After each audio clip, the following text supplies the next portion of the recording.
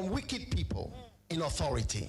Deliver us from evil men who will sit in places of authority and do evil things. Deliver us from vampires who will drink the blood of the nation and leave nothing behind. Bless our nation with good leaders. And for those that are there now, we thank you that you are helping them, that your grace and your wisdom is given to them to lead us forward into a good and a better situation. We give you thanks for your great wisdom that is now released into this nation.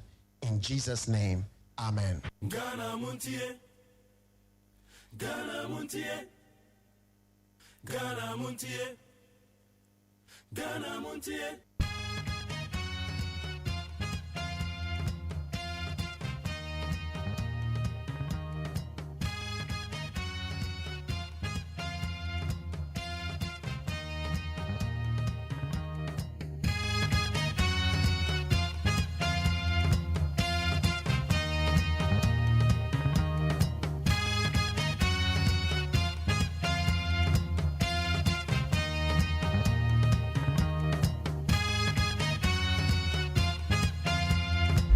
All right, today is the 20th day of May, the year 2025.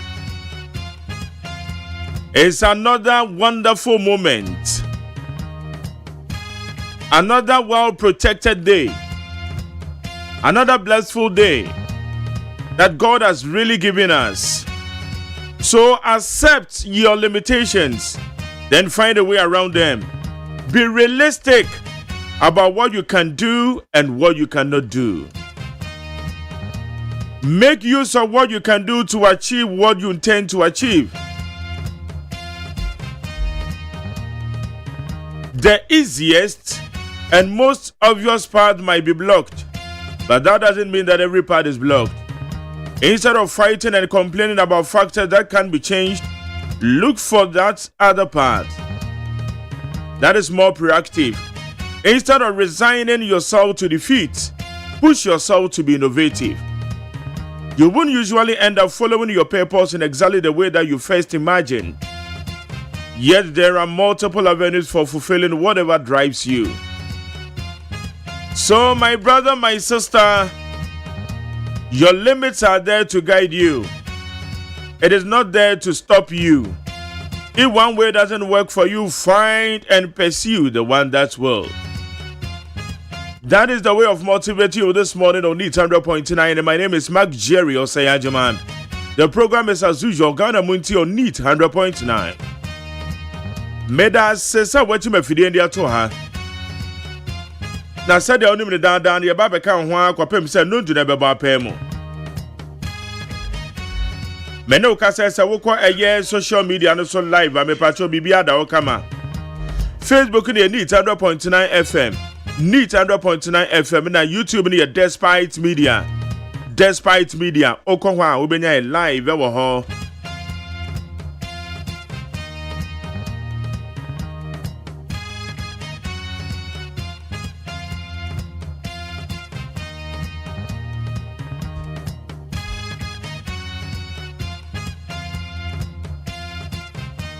And somehow do bebre na ekoso ya my Ghana mo me pacho e ba betena se na de agu apono so eye nyina yet me de won komo ebono si e be copies 104.3 yede kase ebono yedi kan bebre on na ansara kase ebono be ba de wa be fonte town ma so ho ye wo eye de obon krata mun some the major news making headlines on the front pages of the various newspapers. We have them this morning. And no ya dia eye ma me akosia tonam. When you are better alongside a man Sanchia me Quabramafo. I'm now so better say Jack Toronto. Na yet the overcratter Musabra Brown. But then I'm the name producer, Kwasia Boaji, supervisor, Dr. Faradexon na executive producer, fully supported by my general manager Kennedy Santiose. And Kwadani Beko School, Miss Round. Yanitami on Kwadeyo. Enra homework no my idea. School bag no Mr. Watch check ya mame. Books so no be ana books bi o ha say kwada told me so woman beginning a new term. It's a books bi o ha say wo be your to me pa watch check it watch a list na or the free school buy no. Akade or the besua de wo school mu me pa watch check ya mame. the boss or the co school when the news or benom. Mema Banen co school more no binsu. I had a bia ye to 2 year manufo. Ye can't trump say woo quay ye and 1 quack or you be a diane. And it's now 1 many be or day corner. It's a message checking in why. Any media, me girls, here, no, said daddy, Anna, 1 more sausage. Inti yes you berry sausage. It's a one I made Mrs. Sausage in there say almost say 3 cities. So I'm say okay. Muye mi nti be 6 cities. And I made 50 cities say ja wo madam. Inti madam so berry sausage down berry sausage and na 50 cities and what be na dey to am. As simple as that oh. Ana ya simple ya mayo. Omunti an ye bere na ka yanko ade ase na ke ye dey ahia.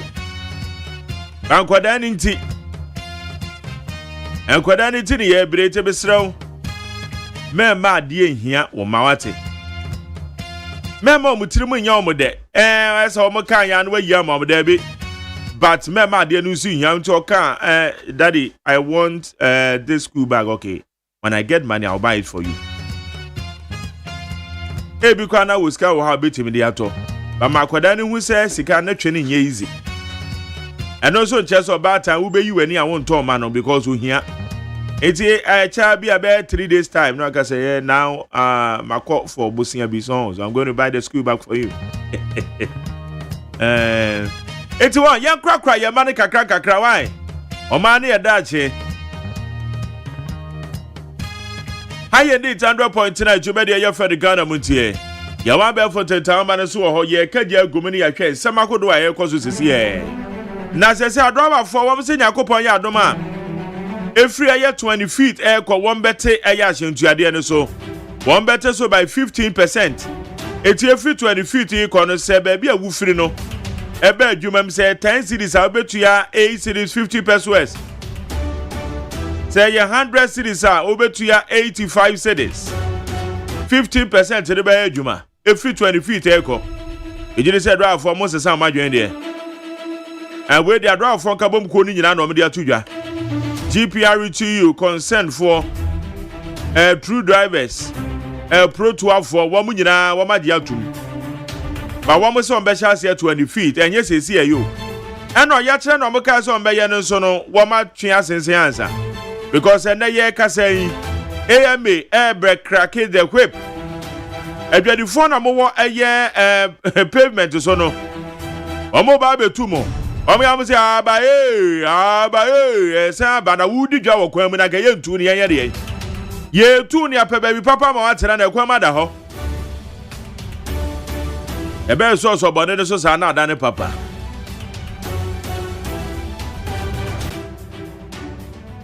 okay ye kwa ni me fa sera fa ma peacefmonline.com citynewsroom.com myjoyonline.com check out ghana.com star fm gh and classfmonline.com.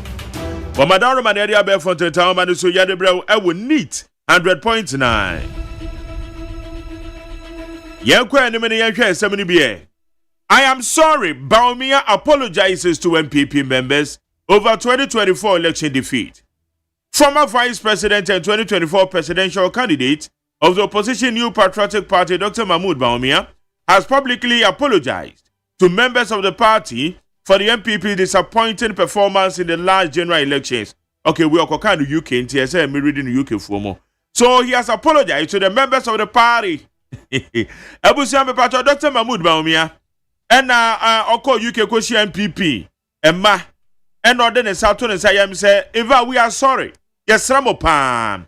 And no man ko ye and I'm so my MPP dim kugo say poto or say idea original party na name pa MPP members chew Monfan channel MPP paying for na enya de BBC BM 2028 they are coming.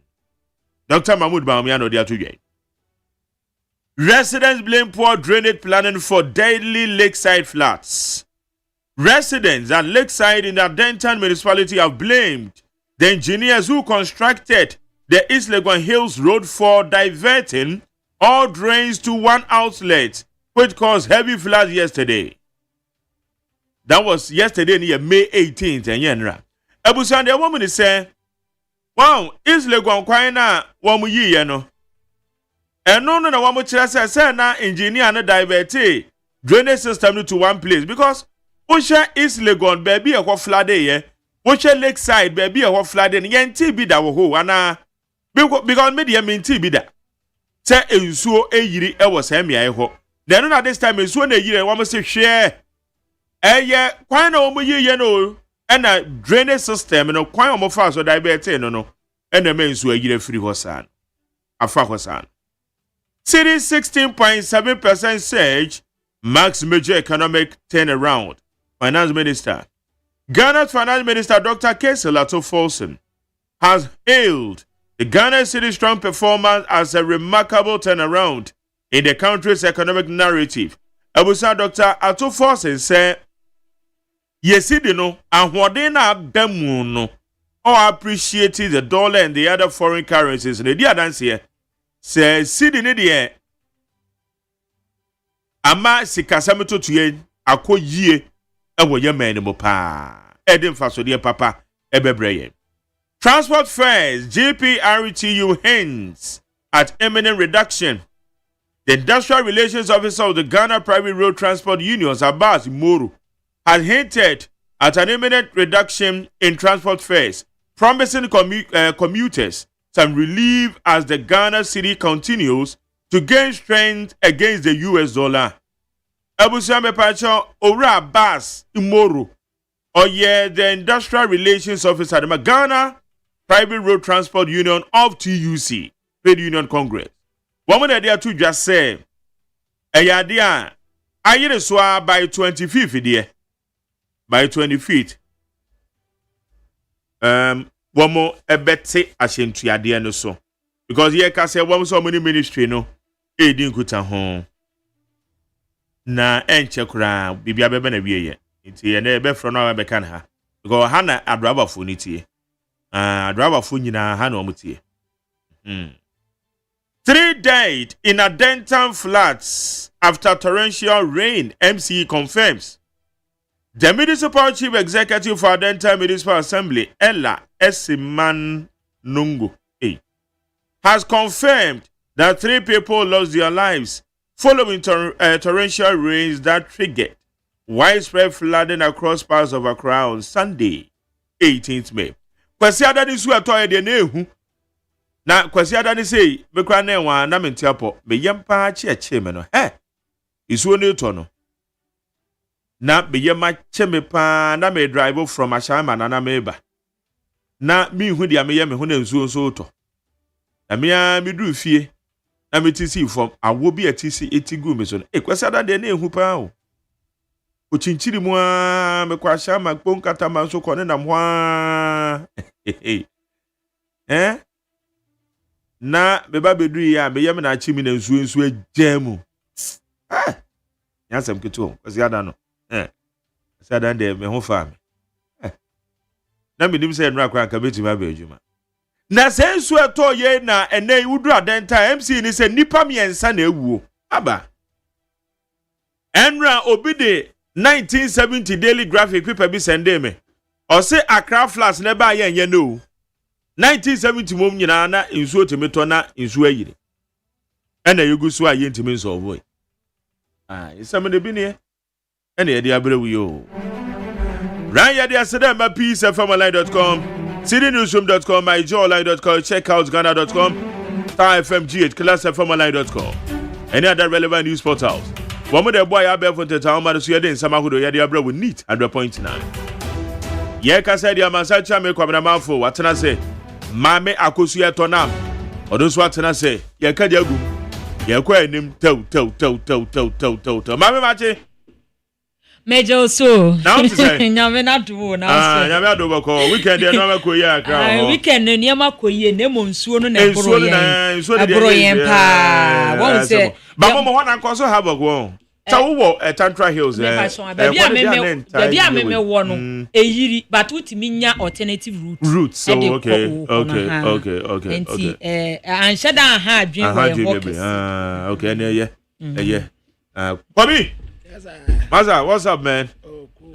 All right, I'm fine. I'm doing well. Hey, Charlie, come you so na dey na what chede audio hey, Branche we pa dey obeguya you. And na dey come be say dey wakọ ni dey. And then na dey use simu. Me say American burger we landing. What the so sound for fraba. And na say dey wa bo inner white ni. Me say. Masa, we ye Jack and Kazawati, we a big man. Okay, you go and never catch on it also. I was for the Baka tire, de mamu akwaba. Aye, telegraphic ya. Tell for na katra by say. Womu here and sabebre, our educational sector ho. Enti personals ya tifia womu near Jumaye. Ya womu ya teacher for. Womu betumi ya tre jumano.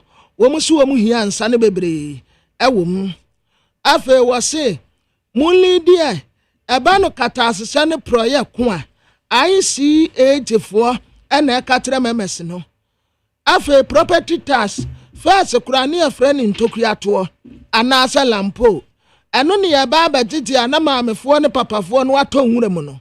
Minister trese womundi centralize no na nsane nkofom pa. Womu trese enact policies yo. Ya ebetumi aboa ama enuane a ye process ye no. Ye betumi abo ho ban. Eye expert bi en wo katira ban tre said ye be ya enuane a ye process ye no ye betumi abo ho ban a daate enkodane awudru. The Ghanaian Times of Okrata and Kwame now Trevi yen soon wato yeno. Neno ena Ghanaian Times of Okrata ebo amania se ube piemu awon kranhasia. Nipa and 9 dear o matwanan awon siedo. Emma nipa beye 3,000 womu efie no. Insuonu ajewa boswa the Ghanaian Times of Okrata ebo ho amania wahase. Na waswa for her si kasam so Dr. Kese ato force ni fonyin edaha. Eno wo bo amania se sisi ane die. Ube wiase afane nyina. Sika me no kase enya hoade page and nine so dia na Ghana cedi no anya wode papa ama me no kase Ghana fo ani agye the Ghanaian Times of Okrata ebo ho amane e wo ha se na wo hye nim ha se ya wode chọchọrọfo ede Matewu Yewura King James mfonyin eda ha na wo bo amane se tewufo se wo mu ehia adwumayefo e wo nwumasua so ya wo mu kirem se anya no personal no bie no bosumi bia no emu beye ohamienu de wo bi mu enya adwuma foforo bi mu so tutu kwa bi mu kwatro na no e won siedo enti wo mo sere se aban no hwe na won fa personals bebre embeka ho a the Ghanaian Times de Bokrata nso bo ho amane ene anopai na the Bokrata me de to amoso aye the Bokrata your friend say the Enquirer na o say the Enquirer enim hwanum say ya wo de aba ni awason takrata wa Enquirer enim ha aye Mahama was $10 billion US big push and I'm kwaso ba His Excellency John Dramani Mahama and was a Ghana for bosse sikabi nam kwaso a eba na eba beboa ma de sie nya adwuma ye se MP boss o na wonifu tanker drivers yakosia and wakate mu se adwuma ndi omba ye no ma ye ni ye enti obi anka na koma nto ne yam contractor for yasiba say 2 weeks ya ewe yanim yi saudo certificate banko ade a unsabeka wakatua contractor bia wa ya adwuma ya wa man ne de woka no wodi afa certificate e di adance ye say wo ya adwuma de am wa man no fabra ye betua woka Africa Pines yo yase after looted Africa cultural property yani ankasa ani ya quarter ne ya say no but wo mu tesa abrofo no ene be wie free yansam ofosu ampofo ya friend Samuel ene wo ye Pentecost ni ntia ta friend no elder ya ta friend no elder Samuel ofosu ampofo ono ena koko board ye yi ni se won kwaya tema ya wo beda wo nu mu ano chief of staff na ka say yo was crime prevention say ye bo abonofo sam ho ban no asase wo ye obi a so die eni kwase eja to ba akofo so esansa ba akofo nsa asosandie mpa entumi nso nyame ne kata the National Enquirer Daily Post the Obokrata ene ekrame na wo hwe ni ho ase ya gold board members yi a wo mo ebeda no board members wo mo eda ha ya ju wo tum fefefe aya amamre ene amane ede ama wo mo na no ena sikasam soafo ebo amane se wo hwe gold board nhihye ya o mapanyi John Dramani Mahama ede egu akwa mu no eno ena me no kase amasidi no agya ne nan so a Daily Post the Obokrata nso bo ho amane Ghana Water Company Limited enso abo amane akire mu kwan a kwabna edubu ahen etimi ma omu dada no omu ema wo mutimi tue sika to ne private account mu no instead of say omu so mo de to national security die ni mu no wo mu akire mu a Daily Post the Bokrata nso ebo ho amane ewo ha say na wo hye anim ha say Minister for Fishery Honorable Emilia Atamfonyin edaha ena fe Chinese ambassador to Ghana so da na omo chia pa ena o sisi a Ghana ene China beka bom se de be yebeboa ema enan ma yeyie anasa aferefo dwumadie no atimi afanto mapa e de efra e wo man mu a Daily Post the Bokrata nso bo ho amane wo ha se na wo hye nim ha se ya ena wo bo amane se CEO a woda NPA Yewura Godwin Tamaklo ena wo se wo mo edi niema ebegu akwa mu tanker drivers no wo masetere mu ene wo mo ha nyina wo mbehwe aka ho asem a Daily Post nso ebo ho amane na a teleguide the Bokrata ananim ha His Excellency the former Vice President Dr. Alhaji Mahmoud Bawumia and wadita pa MPP amanyoko nkurabata omu United Kingdom enyinesi ehwa na ya aburochira nkasa ya kase baby ya aburochira eye UK America nom ne Caribbean ya keka ka ho nyina de ehwa nya aburochire papa ehwa ya aburochire chire na afei waso pa wonum taw 2024 aba wo mutu nkuguo no na enim guase wapa wonum taw 2028 better luck next time minority for na katre tonj na pose kasatintin en toponko en wosori ya wakwan akukọ ni na banko a waso wasre ne se o ma light numro no wonya kasatintin no wonwam kasabregu ato forcing en wo kasa yo on wo yasoafo a waso mayisi kasam so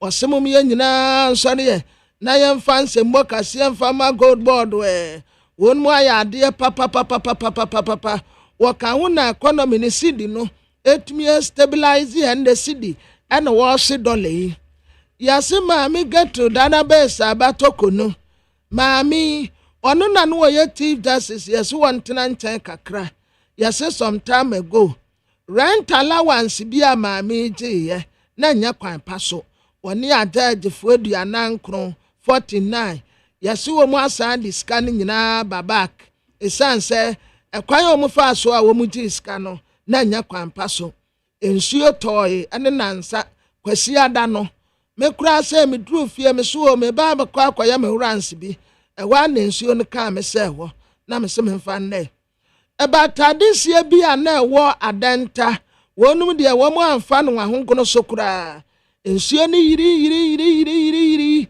ama nipa miensa etoa nananom wanse edo a the Bokrata your friend is a tele guide ebo mu amane the inside the Bokrata and the ekrame na hwe nim hase a what the Deputy Minister for Energy and Green Transition Yewura Richard Jan Mensa for in ababato hase wa hye the suit kama pa na wasi ECG a won pese wo mo ye privatization na wo chemse sa asem no a yese pese ankrankra bi mu ba beboa se de be ECG no ebetimi agya nan so no na no na wo chemse aban no de niam egu akonse de be nya ECG ni nyina na kakra bi at least won betimi abeso asene se de be betimi aboa na ECG no atimi agya nan so a the inside the Bokrata nso ebo ho amane e wa sei na NPA siwo na wode etudwa sa mo de niam egu akwan mu se de be tanker drivers no wo mo dwumadi a wo mu edi o masetena mu no bibia bekoye e de ama wo mu ade inside the Bokrata nso bo ho amane wo ha se Dr. Think Twice nso na wode to mapanyi John Dramani Mahama animu a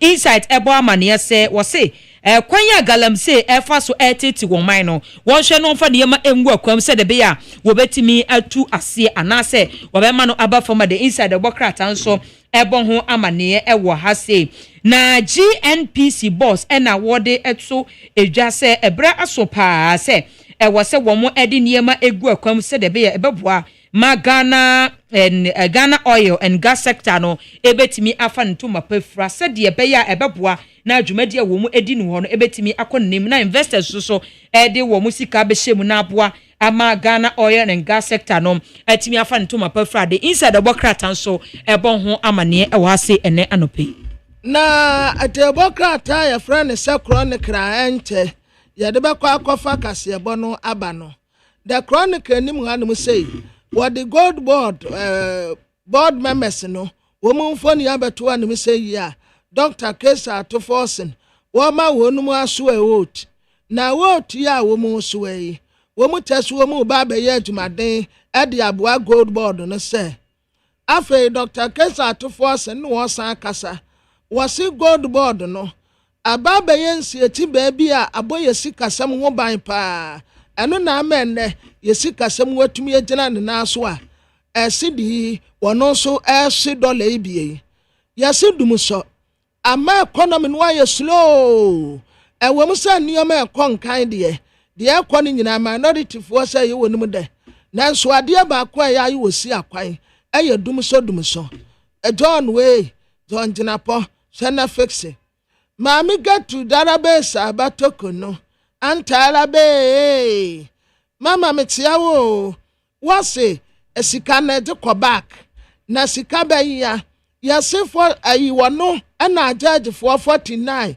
womo je rent allowance ya sa rent allowance na ni kwansi yetua de ma wonum but womo je e ba sa no womo asa refund sika no Pristia Bogoso MCE MP en waka kire buru water gas fo ne se wasre mu ada yesi ankuma nkotua ka wo mra mema ankuma nkafa ka wo ma emu wo nkosresre ska mfiri obi a wo mu nsem no wo mu nyu wo maduma abusia be ko peace 104.3 FM so ene ya dabnada mantere wo sajman atina konye we'll be right back.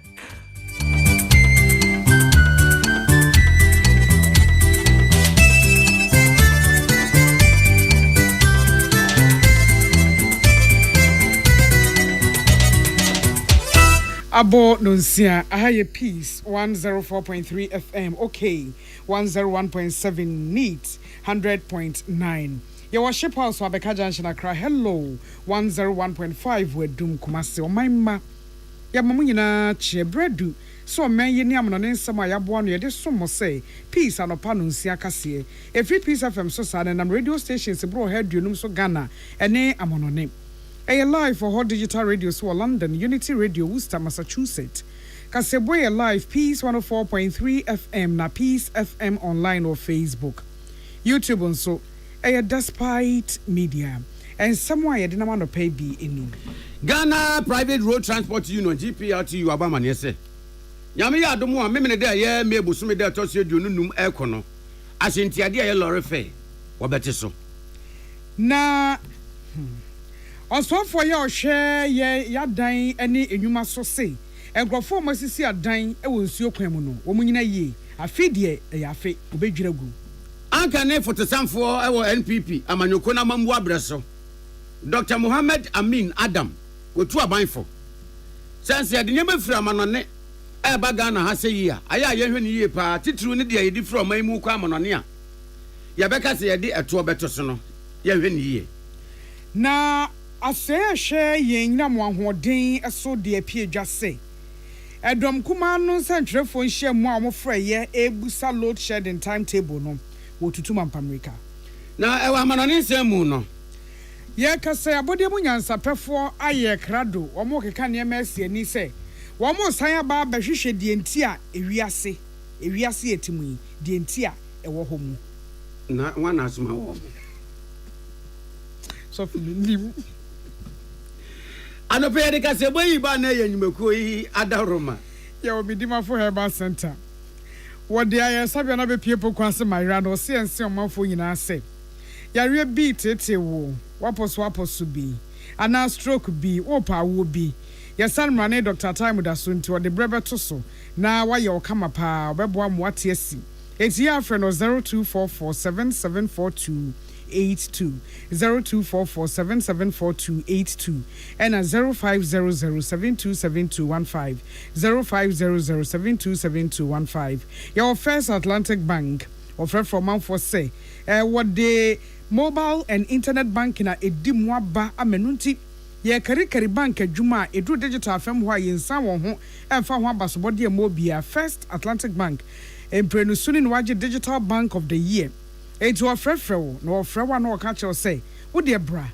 na be sohwe usika abedane daniani basahare so nei yemfa ka anko banking ho ansa ne akwa ko yebi First Atlantic Bank no refreshingly different ene nabodin ya wa this way chocolate drink koko so fa so bebre anope de ohia ka ho am eni sushi enwada romana kasebwe ba wakwemu akenkan fo a mote yenken eye main nana ya kunedu mene ohini nana kwame amo Africa said bom ni mu nsamuni we ya dwumedie bi wo UPSA National Dialogue dwumedie na asem na da so ye eto aya jeje na oman mu ebekwa akọ wiase na eliki aseka na water tank abo na epepe fa ho na eto no sika yenya wo sanke de ye de wo se de ye no na eliki ya bi afirimu a mebekwa akọ wiase na akakakra bi eto no apepe afa ho ama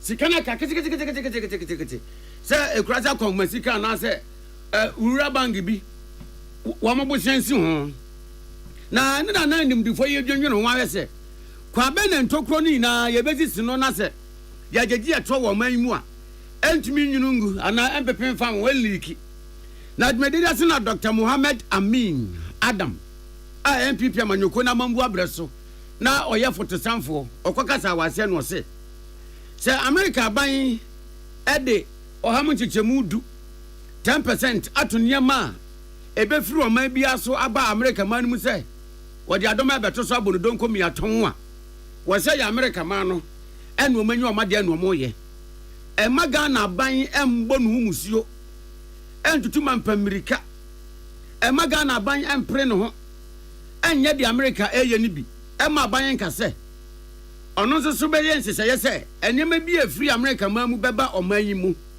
yanso so ye de eto beto so said the America aye bi no o se da bi e ma ba ni ye you do me I do you man no the vex yenyayi na wo kire mu se the America man no aye no se yanso se bo ye hu so ni ye bi a ensunsanso a ebeba so. We are in the era of trade wars because of the new tariffs imposed by the United States of America. Tariffs on imports from Ghana reduces the competitiveness of made-in-Ghana products on U.S. markets. But reducing the profitability of Ghanaian exporters also means reducing tax revenue for our country. I do not encourage Ghana to retaliate, particularly on our international trade position. Also, a reciprocal tariff on imports from the U.S. will increase the cost of U.S. exports to Ghana. Given the obsession in Ghana for imported products, this will reduce the disposable income of Ghanaians, thus leading to lower consumption and lower consumer tax revenues. This is my reasons why I do not encourage Ghana to retaliate. So ya fasa bi once na wanhi ene once na wabufuo na yakoye de America man ye bi ahwe anane ma ye no man Ghana mu a ya se de kwa manane koton no se bi ebode mfasa wo se anya free so no anya de ayensa beka ekoba ne sa no ata ya nto ye ne mayi a bi ebe na nya faso na yenye sika e de aboa ma ye sika sem aye yiye na dina ne naso emi ade aye mpuntunwuma e wo oman mu ne nyina so nkire mu nie na wakata wiye ye na Deputy Commissioner of Ghana Revenue Authority Elsiapau enso kasa ye no se wo ma ye nsese ye se etwa wodo aye gye no oman mu no wo mese mu kina ne kubu na intokro no ededa demu no asekoba se eto ye gyegye a na eliki anasa apepia fa ho na enwunu ko na kakra bi na aka no wo mesisi ni na ebie wo kirem abafa na mo a wo mutuo ama eto gyegye ewie peye. The Ghana Revenue Authority reaffirms its commitment to our mandate in strengthening the tax administration by leveraging technology, data analysis, and risk management. We shall improve public education to ensure citizens and residents active inclusion and participation for a sustainable tax culture. Led by our Commissioner General, we at the GRA envisage a Ghana where tax revenue harness effectively, supporting national development and public services. A Ghana where citizens understand their tax obligations and contribute to the nation's growth. Let us work together to stop revenue leakages, promote tax compliance, and build a Ghana that is prosperous for this generation. Together we can achieve this. Nyayatini Kenya LC Apau, or your Deputy Commissioner of Ghana Revenue Authority. Principal for some one APSFM and same train Yaman before Coach Media Sede, Aman Boy Bye. And Radia, or my man, to say, and then an sincere toye, I won't cry pumpuni mantami mu a din someone name. Then someone no, a many pebia from where Dantan Quampo say, and Beniforman and watches and Nipamiansa, and I should a woman quite a one and answer a suye toye no imum. Now Ghana swap for ye may ye swap for a bar a dine any inuma. Obroni Fresh Outside Works and Housing Ministry. Yes, so for Olura Kenneth J. Abo Pro Ajesha Miamia Hodua is soon a year a din samone any assetnam. I was some potemu ho. Now a call a pro bonum. Who near my who do be a wagina so a dear bind trim poor and some a far bumbo a won so quite emu a two ija. Or say, what call baby or bar prony beat to so wager. Malam, Achemota, of Anko, Hachu, Adenta, any idea. The only say, ensure quinom, yes, see a dying at the SCC ho. Eti, ensure no baby a befa, yes, dying the sin of quine. Baby ensure no quaco go. A horse so, yes, see a dying at the ho. Eti, a man soon any bibi or bear son, one by quine for fro. Eti, quine say I would them, say you fear, a quantum ponso, and once our boquine for fro, now our penny baby a far acro. We say enti, Ora Kenneth J. Sim, and chakra. Wa babe jiri adan ya yesi sidie si akwantem pon ya kwan mu nyina gu na amakwan mu atimi atene na ensuo atimi anya ne kwan eti wo ya ko a wasi dan anaso aye bribidie si ensuo kwan mu na woni tumi bia ya ma utumi krata bia no tu hofo ene ya isa wo sha yen ye betete gata ni na se yetete gata ni mu wie na obi suso enya permit ebesi edan wo baabi a eni se yesi dan a na yekoya na se ye ba na se ye dagina honti time bia na sa problem no will continue happening enti se de ye ni se mo kaya 6 March President Mahama Kasa no wo kan se wo mo mesisi dan e wo nsuom ne bebubu no enti me se kai mo said ne ye ene ye call round si ne ye hu no ye be start omo adan esisisi ensuo kwan mu a eba Ghana for airbress ensuo to ana ama baabi ayiri mankofo ehwere wo mo life no ye ntimi mane nkoso saa enti ye nche ye be start saa exercise no ena ye be hwem so se ebinum wo permit a wo mo ma wo mo saa permit no eno so aban no ni wo mo benya biaka ena wo mo ni permit de wo mo so emra eni wo mo ebedi Wamano anso ha wogina aban anemu e de yakọ kese ema enkrofo a womade hye ewu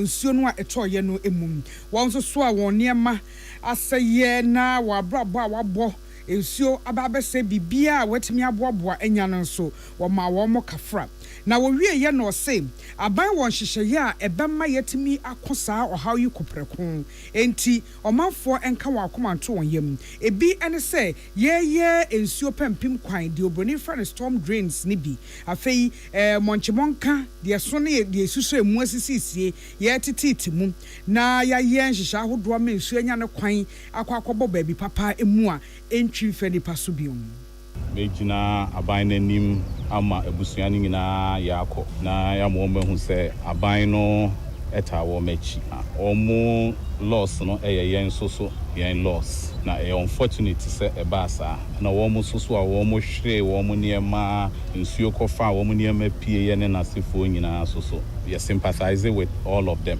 se ekoba anisa na aban no eye ni obetimi aye bia said ye beya sa debia ensuo toto a eniema esisi esu betwa ayade a every year bia yehu bi ewo ye man mo aban ɛyɛ ne deɛ yɛbaa yɛyi yɛyɛ deɛ yɛtete gata mu try sɛ ponds yɛbɛhwɛ na yɛatetim try sɛ yɛbɛyɛ storm drains. Onipa yɛte ne kasa yi ɛyɛ enwuma ɛne adansie soafoɔ Owura Kenneth Ejay Naomi Obnewa ne yɛsentwe ne ɔbo ansɛm ya no ɛbaaye. Na Ghana Private Road Transport Union GPRTU ɛde amane aboyen na amane we kura na anu anwumre ɛwɔ Peace FM yenu nsan kase bom ɛna wɔn de amane yi ba yɛsɛ wɔn mesin kunwa ebu nkunta de afa cash ntiade lorry fare ho ama wɔn yɛ nhyehyɛyɛ a wɔn de beto lorry fare sɛ ehu na nyame yɛ adom a memne da ɛbɛyi a ɛde anim ya ɛkɔ no ɛna lorry asintiade anase lorry fare foforo yi a ɛbɛyi a ɛyɛ ntesoɔ no ɛbɛhyɛ aseɛ Owura Samuel Amua ɛna yɛ Deputy Public Relations Officer ɛde ma Ghana Private Road Transport Union ɔno ahene wa akɛse wahene ɛtwetwe nkɔma no anwummerɛ wɔ Peace FM yɛno nsi akɛse bɔ so no ɛna ɔkyerɛ mu sɛ ɔhamu nkyekyɛmu dunum 15% ɛna wɔn mu yie free lorry fare so ama hyɛ asɛm memne da ɛbɛyi wɔse ne nyinaa gyina frango boa a ɔkɔ adwa so a ɛso ate ɔhamu nkyekyɛmu dun wɔtwe 18% na sɛbi frango a wɔn tɔ de gu kaa mu a sɛ kɔba sɛ ne boa kɔ soro ma wɔn toto asentiadeɛ mu no adan na sɛ frango no boa aba fam a wɔn nte boɔ no so na wɔn de bɛgye deɛ wɔn bɛgye ɛyɛ sɛ na sɛbi ɛyɛ sisie enti sɛ frango boa aba fam a ɛne ehu bɛhia sɛ asentiadeɛ lorry fence so ɛbɛba fam sɛ deɛ sɛ na ɛfata enti wɔkyerɛ mu a unions ni na ne transport minister hyia ɛna wɔn anu akɔ benkrom a wɔn mesi saa gyina yɛ yi enti dodo a ɛfa amansanka ɛyɛ trɔtrɔ taxi ɛne amansanka biara no obi ansa ne so sɛ fiti memene da ɛbɛyi ɛkɔ lorry fare yɛbɛte sɛ ehu na ya fa akɔgye ato na mponi ɛhwɛ bi ne sɛ nka spare parts ne adeɛ koraa no so bɛba fam nanso yɛne ɔmo kyerɛ nyinaa ne sɛ ɔmo no yɛ ɔmo so ɛdi nka wɔ so a nyame yɛ adom ne ne tie adeɛ no so a ɔmo nso bɛhɛ ma ɔmo deɛ no nso atumi aba fam enti yɛn nyinaa yɛ akɔgye ato sɛ da memee dɛ ɛbɛyi yɛhyɛ ase ate ɛyɛ kaa hyɛntuaboɔ so ɛwɔ ɔman mu nyinaa ɛde kaa hyɛnkafoɔ ɛwɔ Ghana nyinaa atumi ɛsɔ saa nkratwe yi na ɔmo de yɛ adwuma ma ne saa yɛde nkrataa kɔ regions nyinaa ɛma yɛama amutifoɔ ɛwɔ regions nyinaa so nsa na yɛayɛ nhyehyɛeɛ ahyɛ atoɔ kane no sɛ wofiri afɔ a da wotua se a saa berɛ ɛsi sɛ wotua se yɛbɛyɛ saa nhyɛeɛ nyinaa ɛde akɔ regions no nyinaa ma region no nso ɛsom akyekyɛ de ama branches no nyinaa na station biara nso ɛnsa akɛm enti na yɛde saa nkaa se yɛma akɔsi yɛda memenda ɛnkɔsi memenda no yɛde ayɛ sɛ adwuma nyinaa wie na nokrakra mu no Owura Samuel Amua ɛkyerɛ mu sɛ wɔyɛ a wɔn aka no nyɛ adeɛ bi asɛ bi ɛyɛ kasa tenten a ɛntɔpɔnko ɛyɛ adeɛ a ɛbɛyɛ hɔ ɛnto ade to passengers nyinaa nim sɛ afiti memene da ɛbɛyi ɛkɔ wofo trɔtrɔ sɛ wo a wonim ebi a wofiri ne bebi a wokɔ ɛbo dadaa no sɛ wofo ne memene da ɛbɛyi na mate bi ɛyere so sɛ ɛbo dadaa no ana wɔgye wo na wante so a ɛne ɛyɛ brɛbrɛbrɛbrɛ muduru bebi na polisifoɔ wɔ a report no na yɛnkye no ɔbɛsrɛ sɛ ametifo ne wɔn drivers madawroma moyɛ na saa ɛbɔ foforɔ no a ɛba memene da ɛbɛyi munim dada momfa nyɛ adwuma ɛsɛ tumamufoɔ nyinaa ne boa yɛn na adeɛ baako ne sɛ a da bia yɛbɔ ho dawuro a yɛpɛ sɛ aban no tu ho anammɔ ɛma yɛn na sɛdeɛ ɛbɛyɛ yɛhyɛ mmara a driverfoɔ nyinaa atumi adi so no sɛ saa airline 2180 a ɛkasa fa yɛakwantempɔn nhyehyɛeɛ ho no saa nhoma yi ɛyɛ mmara no a ɛhwɛ yɛakwantempɔn so ne yɛahyɛ ntadwuma no ɛkyerɛ sɛ ansa obiara bɛyɛ adwuma sɛ transport operator no ɛsɛ sɛ saa nnipa no ɔde ne ho dɔm ɛyɛ kuo na saa bere ahyɛnkafoɔ no bebree naa nenam kurom a ɔmo nnam kuo biara nti no sɛ wokɔfa no koraa na sɛ obi sɛ nyamera nsa bi a wohu station kɔ akɔkɔ report ɛde ama na sɛ ɛyɛ na nka wofa no wɔ station de anka ntɛmpa no no na wode report yɛ akɔ station nanso akɔba ne sei no sɛdeɛ wodi nkankɛ wonya the nearest police station a wotumi report mpanyimfoɔ aba abɔnten sɛ afe ahyɛntuaboɔ so nso driver yi deɛ dada no ano wɔ ɔgye sɛ ɔmahyɛ no mde yie de ato ne ate ne nkan yɛ Owura Samuel Amua ɔyɛ public relations officer ɛde ma GPRTU ɛno anwummerɛ Peace FM yɛka se bom ɛna ɔne ɔhene wa kɛse bo ahene twetwe nkɔmmɔ fa lɔre fɛ foforɔ a ɛbɛ ɔman yi mu asɛyɛ hwɛ yɛnyina mo ahoɔden ne abɛɛfo kwan a yɛfa so ɛpɛ enyina mo ahoɔden Ministry of Energy and Green Transition wɔde krataa pie dwa ma asɔe ne kasamafo a wɔne Richmond Roxon ɛna ne nsa ɛhyɛ asɛm na wɔse wɔn mo ehu enura yi Edom kuma ye wo Ghana mrahye mu nsɛntrɛfo nhye mo frɛye na ɔmo bɔ amane de kyerɛ amansan sɛm wɔn to nkra de Energy Ministry ne sɛm wɔn fa timetable dum so ho timetable mra efiri so ɔmo abɛka kyerɛ yɛn sɛm yɛnyina mo ahoɔden ho nsɛnkaye no ɔhaw ɛbatabata ho na no ho nkyerɛkyerɛmu no ɔmo nso ɛnam asoɛ ne kasamafo so de tu dwa so ɔmanfo ntie nsɛntrɛfo nhye mu no a Edom kuma ne yɛ no ɛyɛ mampamrika dodofiri sɛ yɛ kasa yi ya no dɛm a yɛ kasa yi die betimi ahia na yɛde anya nyina mo ahoɔden na yɛde asom man yi titiriw ɛbra enipa dodo akyerɛ gusu no obia ɛpɛ nyina mo ahoɔden de ayɛ adeɛ yɛfrɛ saa bra no peak hours no wɔn ɛwɔ esan sɛ yɛwɔ enti yanka sɛ yɛbɛdum kania ɛne yɛmɛdum kania nsoso nti yanka sɛ yɛde dum so ɛho timetable ɛba we sɛ nti wɔka de akyerɛ dom kuma no na waka akyerɛ ɔmanfoɔ nyinaa sɛm ɛyɛ no korɛ asoɛ ne nim sɛ ɔhaw wɔ hɔ na ɔhaw no wɔn tutu ho na mon kakra eti enkosi sɛ ne bremu no wɔn betumi awie bribia ne akasa afei deɛ ɔman no yɛ ne nyina mo ahoɔden sɛ yɛ di ho dwuma ɛtwe de aba ama ɔmanfo anya bie ho dwuma no wɔn bɛkɔ so de nimdeɛ ne akade ɛwɔ atototo ne kwan mu adandan ne bre papa mu ne hyehyɛ papa kwan so ya enko hia sɛ yɛ de dum so ɛho timetable ɛba saa bre yi a yɛkasa yi emu we say enti wɔka kyerɛ amansan nyinaa sɛ yɛ mampamirika ɛna Edom kuma no atutuom ɔha wɔ hɔ nanso wɔn kurakura mu ya ɔha no ɛmoro yɛn so dum so ɛma yɛ enti yɛmfa timetable ɛma saa bra yɛkasa yi Richmond Roxon ne nsa ɛna ɛhyɛ krataa yɛase yɛgyina so ɔhome kasebo eso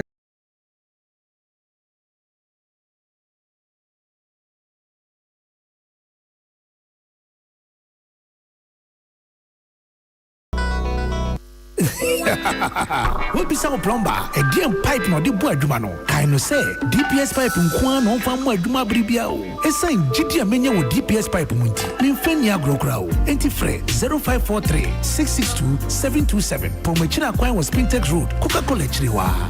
DPS pipe. GD ashenso die. DPS pipe. Pipe nyina hene. Amanfo the amoka kyerɛ Freddy's Corner wo home appliances ho no or the aba Freddy's Corner Home Appliances Center. Home appliances a ɛyɛ papa bia ebi wo ho brands bɛn Media, Samsung, Kaiwell, TCL, TV, air conditioner, freezers, fridges, water dispensers ɛne deɛ keka ho nea wobɛnya good warranty dia ko Freddy's Corner Home Appliances wo kokomemle CCTV a ɛboa monitor of properties any business at anywhere in the world. CCTV ani da ho ɛwɔ detector, clear pictures, Wi-Fi connector. Wotumi connect ma wo phone. Na wa monitor baby a wo wiase bia. Freddy's Corner Home Appliances abeka Freddy's Corner edwosu ahodo a oton phones ene ehun accessories no ho. Fresh 0544 959195 ana 0207937323 ana so brakoko memle satellite nche hwa. Na ye can discounts ene achade a obetia se. Freddy's Corner, home of authentic home appliances, phones, and its accessories. Herbal and Alternative Medical Hospital Bena Black History and War America, China, Africa, and Ghana and Penifua Bonabaso say, or say a real moment for Tiapopa. Amin Scientific Hospital. I had a sabia, or one video was so, Yawudaswa, and video chiro yadi, and one sound so saw yadi. Amin, a expert of one croyaria, one runway nam. Now, what Dr. Fonia Nurse Fonso, or what's ma? Amin Scientific at the herbal, homeopathy, naturopathy, and reflexology, na, as sayadi. So, one I will pay, and I are in the same pa, Yamia Dumunti, Yaria expert. Amen Scientific Ebebwama inshallah uwato. Na wonswe dia dance said the Ghana phone abrochire for be dia dance no. Accra, Amen Scientific ewo dome, Obersnet Flats, and Alashibinso, our Klagon, Eben Shaman Road, Underbridge Ope. Our Krabata P, Frey, non sure dear Benwo, 0245 275254, Anna 020-722-9505. Amen Scientific Herbal and Alternative Medical Hospital. Allow Shafi, Nyamene Yaresafo. So wakoma ho hyehyew ana ebo periperi de broni kan hardware no a ɛdeɛ na sɛ woyɛ na sɛ woyam so atim so Wobepack in a farmer Martin's liver salt tetira kwai and tem ehwie nsu agu glass mo ate Martin's liver salt no back one no na wo dia gum wobɛhu sɛ ehuru wa glass ni mu na wanom Martin's liver salt yɛ won orange flavor ɛna baako so yɛ plain wonumu a ho bɛtɔ nemum edi na anu na ho ntɔ wo a ko hu doctor Papa no no papa no no papa no no papa no no no papa no no Alcasa Polytank is everywhere durable and authentic stronger brand you can trust Polytank we get some more Rambo and get some more super and the Polytank we get Polytank papa no no papa no no no papa no no papa no no no papa no no Alcasa always the best.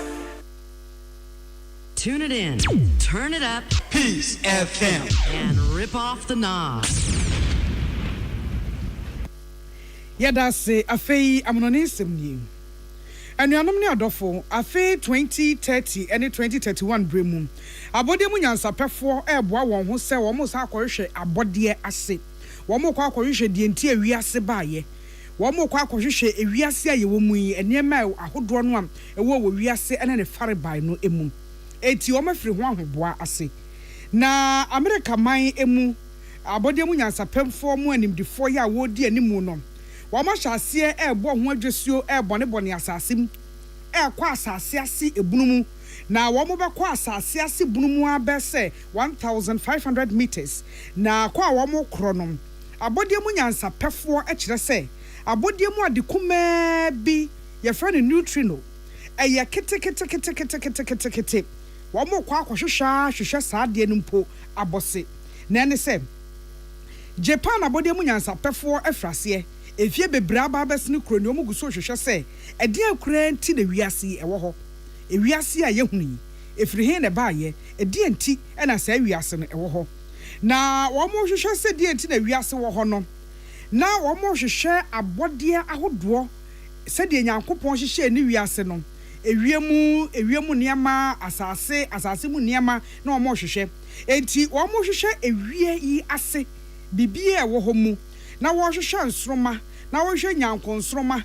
na wo hwehwe abode niama ahodo ni nyina mu no de wo de aba beto so sese ne se wo mo pese wo mo hunu die ntipote ye wiase ewo ho die nti a wiase universe ewo ho eno ene botaye a edi wanim na Dr. Jared Hess ya wo di sa America fo yi anim a kire sem wo mo bone asasim na wo makwa bunumu na bunumu na wo mo ekronom wo mo kra de wo mo friend cathedral to science chese abode mu nyansa pe emu adwesu anase emu asore dan mu ene wo mo bone ntokro na wo makwa hwehwe nti wo mo hwehwe nyame hwehwe abode mu wo mo hwehwa kwa kosi ase na wo mo timemi edi nyina so sem wenti ena ewiase ewo ho ye ka se ye yi echeso omne animdifo ahodo bebre na ahia ama mamai bese duasa enum emu abode mu nyansapefo a wo mododo si bese apem ahanan 1400 eno mu nyina ka bomu a wo mo keka ne emasi ni bese mfie du ya babes ne kronie ena Sanford Underground Research Facility wo mo efri e ho ntoto ya ahodo no ase a wo de bone na wo mo bekwa kosise wo mo behunu nti ye betwen na wo ma ho boyi wo mo ye nei wo mo bo ho dawro ekira mansan se akansi abam abode mu nyansapefo akuaku na akansi abam ya wo mo hwehwe abode ase wo mo hwehwe wiase ne farebai na wo ma sa hwe die nti wiase kura eda so ete ho se de yesi ehunu de wo mbekwa akohunu ahoboa ne ntoto ye se de besi akro ene akire nsem nyina no moda roma ye mfa nkame moda wo mo ka ye so ye de beba ne ya ba bebo mo amane Mama Africa society as one for no omni bi omri a wo mu we se de ya dompe ba wo mu se de ya wo mu dompe wo mu nyini na no susu nyini na we di obi asuma wo mu se Ezekiel hyenko manumpe ho akokwa enkwa ba mu enti wo ka so mo nkwa o mo de o be refer to Ezekiel de nti eno de nya de o mo nje ba bu mu se mu ni o na me kra de na me busa o mo je de yin enti wo no mo ya no manya den o ebi o mo hwehwe nyame na kwa mpesa omo fa so hu nyame no ebi a enu ni hwe ye nti nyame ase nwie da ye ti nyame ase wie osofo no nya nyame bi hu de afraid ye ni ho ma ne baaye headlines na da so hwehwe waso ho de afraid ye ni ho ma ne baaye just all space ansa no wahu say dentina university wo ho ai why asembisa no ye why enye how na mo na se mo tena mu no ma bra wo mo nkwai enye se de wiase wo ho edidi dwumo die nti ena wiase wo ho enti wo mo so wa die nti na mo wo ha eno no mo be hwehwe no ma temo ya enti na wiase ni wan ka mo be wo he o se mprogrove ni ade papa bi adoma daje ye hu hwe da mama Africa me den senti wo mu hu senti wiase wo ho a na ye den no ma boy amane ye se we nti na wiase wo ho na ye de aye den na ye hu se we nti na wiase wo ho obi a complain so be so hu se wiase wo ho ya semo o mo hwehwe so mo ye paade ahunfo enti mentimi condemn science in totality sabode mu nyansa penhwehwe mu ye ni etimi ye hu se ahai ensuo bi wa ha ensuo we say ne pe wo mu bi ni asasi we wo mu we say wo enti science de eye nyame na ma nipa nimde na so mu pe ewiase abose no ene de enti a ewiase da so wo ho no jiso mu busa nyame me de wo busa me a ebi a pe me faith etina me de ka sei ebi a wo so wo nyi me gidie ni nti wo so wo gidie soronko e wo bibi foforo a wo mo ehwehwe eno nti na wo mo kwohwehwe no mabebo ya mane wai nipa tini be bi dwune no ho a no obi akwata masem bia so nimfa so bia ba no oba ba dwunwe no ho ade why our universe exists in the hawa na there be na universe no mo dia Mama Africa wo mo dia enti bi o mo hwehwe ni wura maye aya nyame dia ewurade dia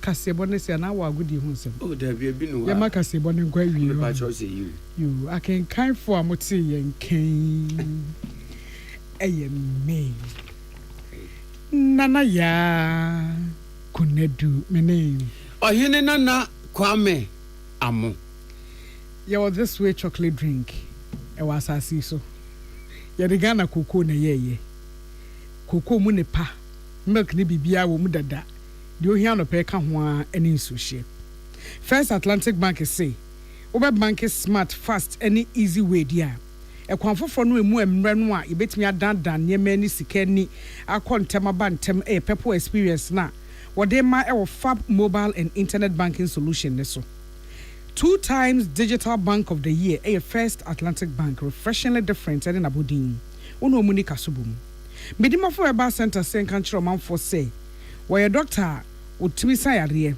eno nti nkrofo friend Dr. Time da so wo mo pa wo sisi ade wo aposo stroke seboboa wo mo eti uhia ne moa ne bia 0244774282 0244774282 ana 0500727215 0500727215 Eyumada Romana no pay je jade dobon edi kasebo peace anopa no nsia kase ebremu yeda mu nyina ase emamomo eniti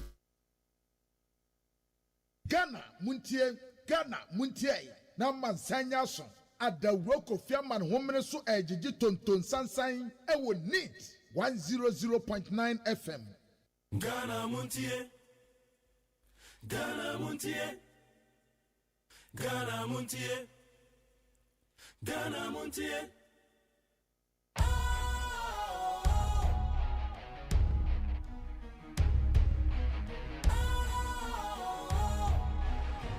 What's cool, fresh and trendy with a new look?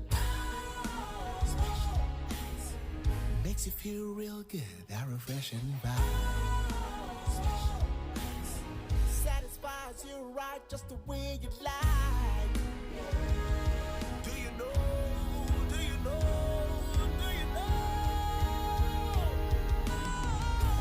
Ain't gotta do it alone. Specialized makes you flow. Anytime, anywhere.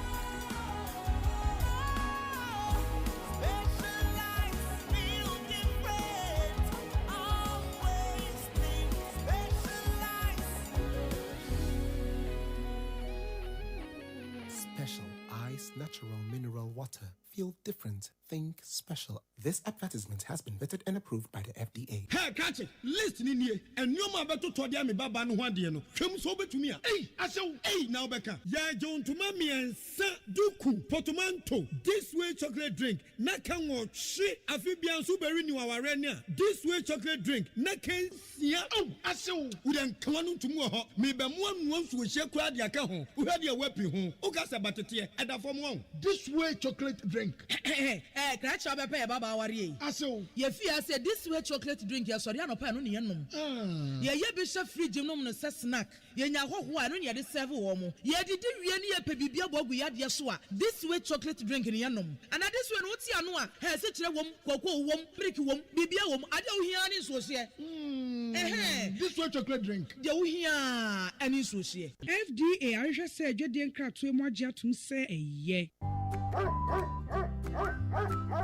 Efie bia beye nika na ejina busue womuo na mom ayonkofa ye da ye ne nyanyemu a ye ne omutifie ntem etimi mafie asetena ye nika sronko ekoba ne saa no baba beka ebusua ne ho prekope enunti ewose ehwem omunyina pomudin mu na sanso beye hode a na eye Drew's Pet Foods, Drew's Biscuits, any canine Greek dog food ewo hoi protein ni nuane no ebetimi aboa ma okraman na nyine kama ahyemu ba sei be edunti abribia na okraman no keka ne ho anigye mu Pakro Ghana Limited and any Drew's Biscuits, any canine Greek dog food abedwaso enunti kope bia kira kwan sesi a manemu a okraman no open the dodo mu atua for Pakro Ghana Limited ewo 0559 274 381 ana 0559 795 432. FDA Agyeman Nkatwe Atum.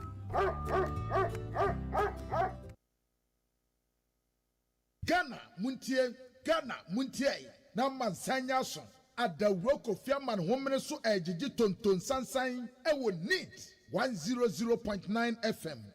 Ghana Muntie Ghana Muntie Ghana Muntie Ghana Muntie.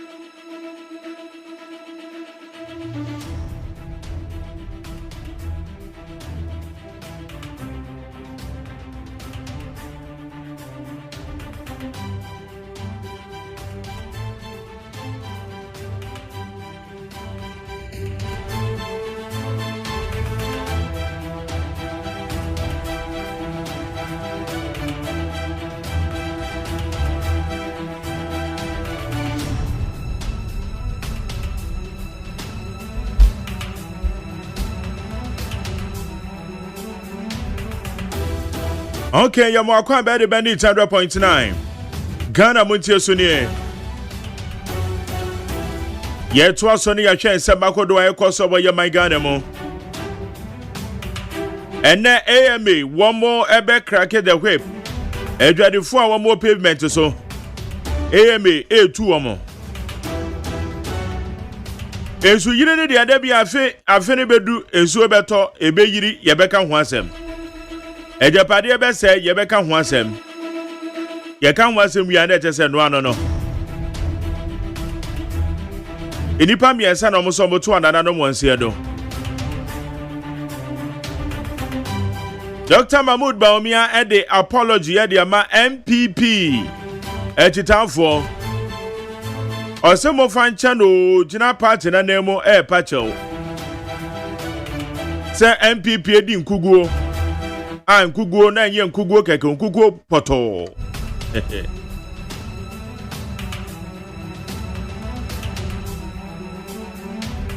Driver force Yakopon ya adoma by 20 feet.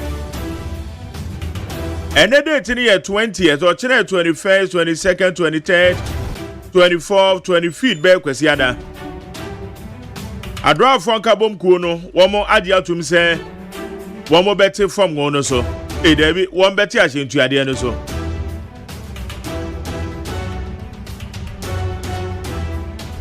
When you know your issues, I could do a war. Na ye ka say abrantie bi a ye friend Adenta Kumi or the Alpha Kumi wa petition president say president ebeya aye committee na wo mu probe aye chief justice no dissolve no and am say wa kon say petitioners and lawyers and the committee members ni bi wo mo te restaurant bi didi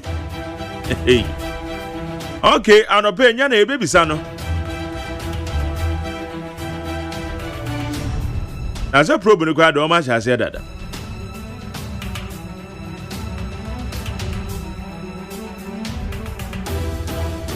na dum so no so atesen wo area mu o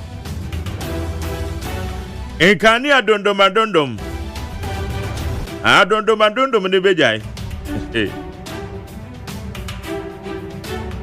me pa cho dum so no tesen wo ho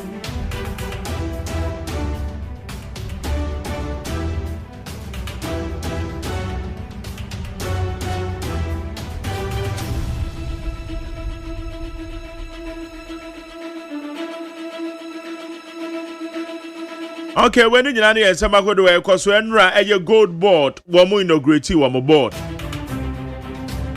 Gold board, one inaugurate one board of directors. And some going to because when you know what you check 0201162746 0201162746. I Ghana Montie Midin de McJerry OSEI AGYEMAN. Mami akosu eto na mewa ha. Amansanchia me kwa benama fonso wa ha. Da obon krata mu nsam de yemu adwuma. The producer Ekwajo Damiado. Abena Freeman na ya osafo wo na ye in charge of the social media no. Them Facebook, them YouTube, them BBI, them Kobi. Aje. Brahma Josu. Mwa baby. Na me adom yeguso ho. Edera de ase. Eto na. Jerry. Yeguso ho. Me opa. Nyame adawuru ma ho obene de. Enkakra. Ye kurekurem. Oh, Ewrade be ye. Jerry, one was say. Kobi. Edra no pa. Eja haya na president tie. Ana onti no baga gotie. Ni station ni. Onti no baga gotie. Haya na otie.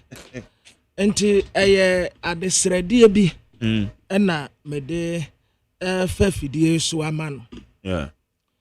My Jerry, one was say last week. Yeah. And we there for once me bo abaso. I was say maybe wahona me ya for sale. Ghanaian panty enye sa publication. Yeah. And quickly na me bisa was say what ya semana se ana. And now so Debbie. Na me so me nya botre. Yeah. Na me mbise mu ansana. Yo bibi ayaka. Ye wo bibi ayaka de afa ho. My Jerry no kura ne say. Yeah. KGL. Yeah, KGL. Yeah. Na National Lottery Authority. Obi anim said ye na wo mu situation tie. Yeah. No wo mu da form team. NLA. Then time wo ba kaya me your time no.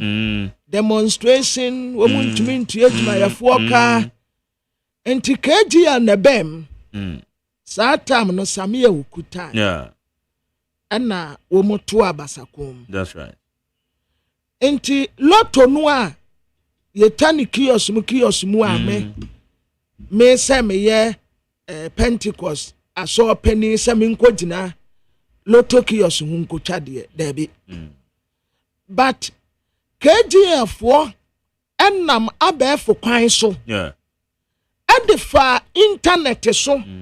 Emma enne sa wote wo dem a utumitwa lotto. We are Pentecost out that crowd betuma. Yes, yeah, we are so for crowd utumitwa. Enti ama enipa na twa lotto no. Increase bebrebe. Because na nipa dodo na ntimi konkogina kiosk ko say. Me kogina kiosk ko na ya te paper na krr. Me fare. Too sure. Me fare. Not too direct. No, what pay more. My journey me fere. Me yanda na me nkwa jina lo Tokyo so wo say. Yes. Ba sisia no, wo sa wo dem a utumi twa. Na wo mu nya profit bi ya o. Then omuni NLA 2021. Yeah. Profit KG adema NLA no. Eye 20 million Ghana cedis. Ejuma no wo mu ntua wakasika o. That's right. KG of 4 operations yes. Buy, you know. One more operations buy, you know. Now 2022, one more page muko 25 million Ghana cedis. Ajuma kuwa na da fomu timu nuo. KGF what to me pejai. Eko 65 million. Eko 90 million. Emma this year. Majani ska KGF. Adibema NLA.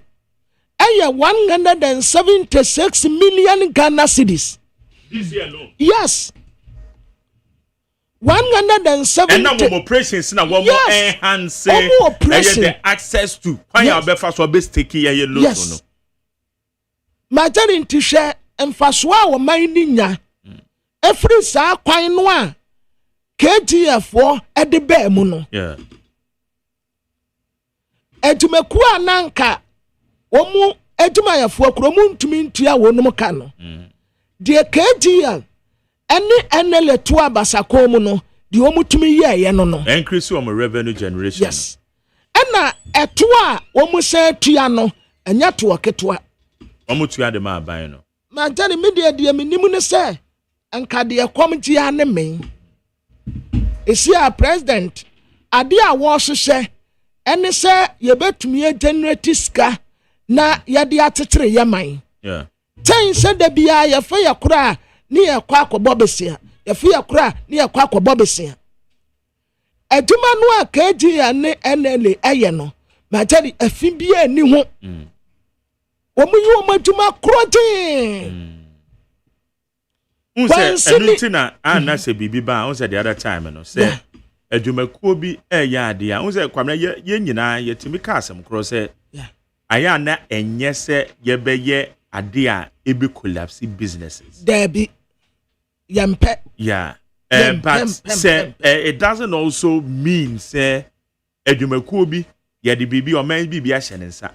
Yes, say onye na onye ni ye doesn't mean say ente say ye. Eno de ye beka. Majari sa wo ye ade na wonye ni ye ya ye beka. That's right. Ena sa wo ye nso na wo ye ni ye ya ye bo wabaso. That's right.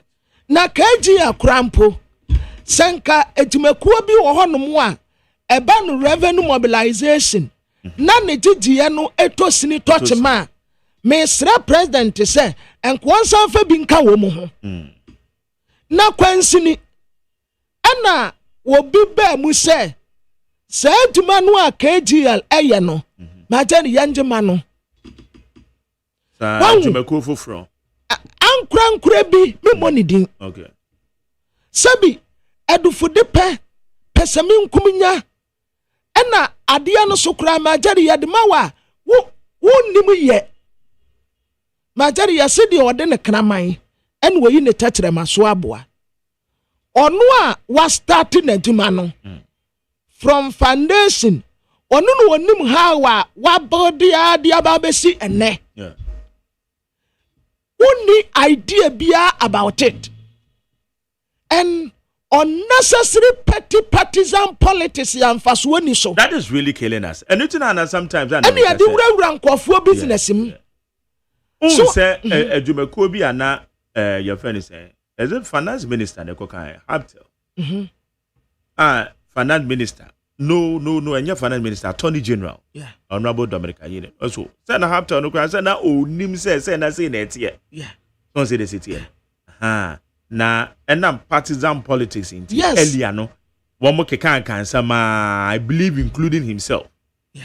But one more buy no and almost so send out to go more operations in the same net. So we always insist to say Edumeko bi boa na o man na ekosoa. Yeah.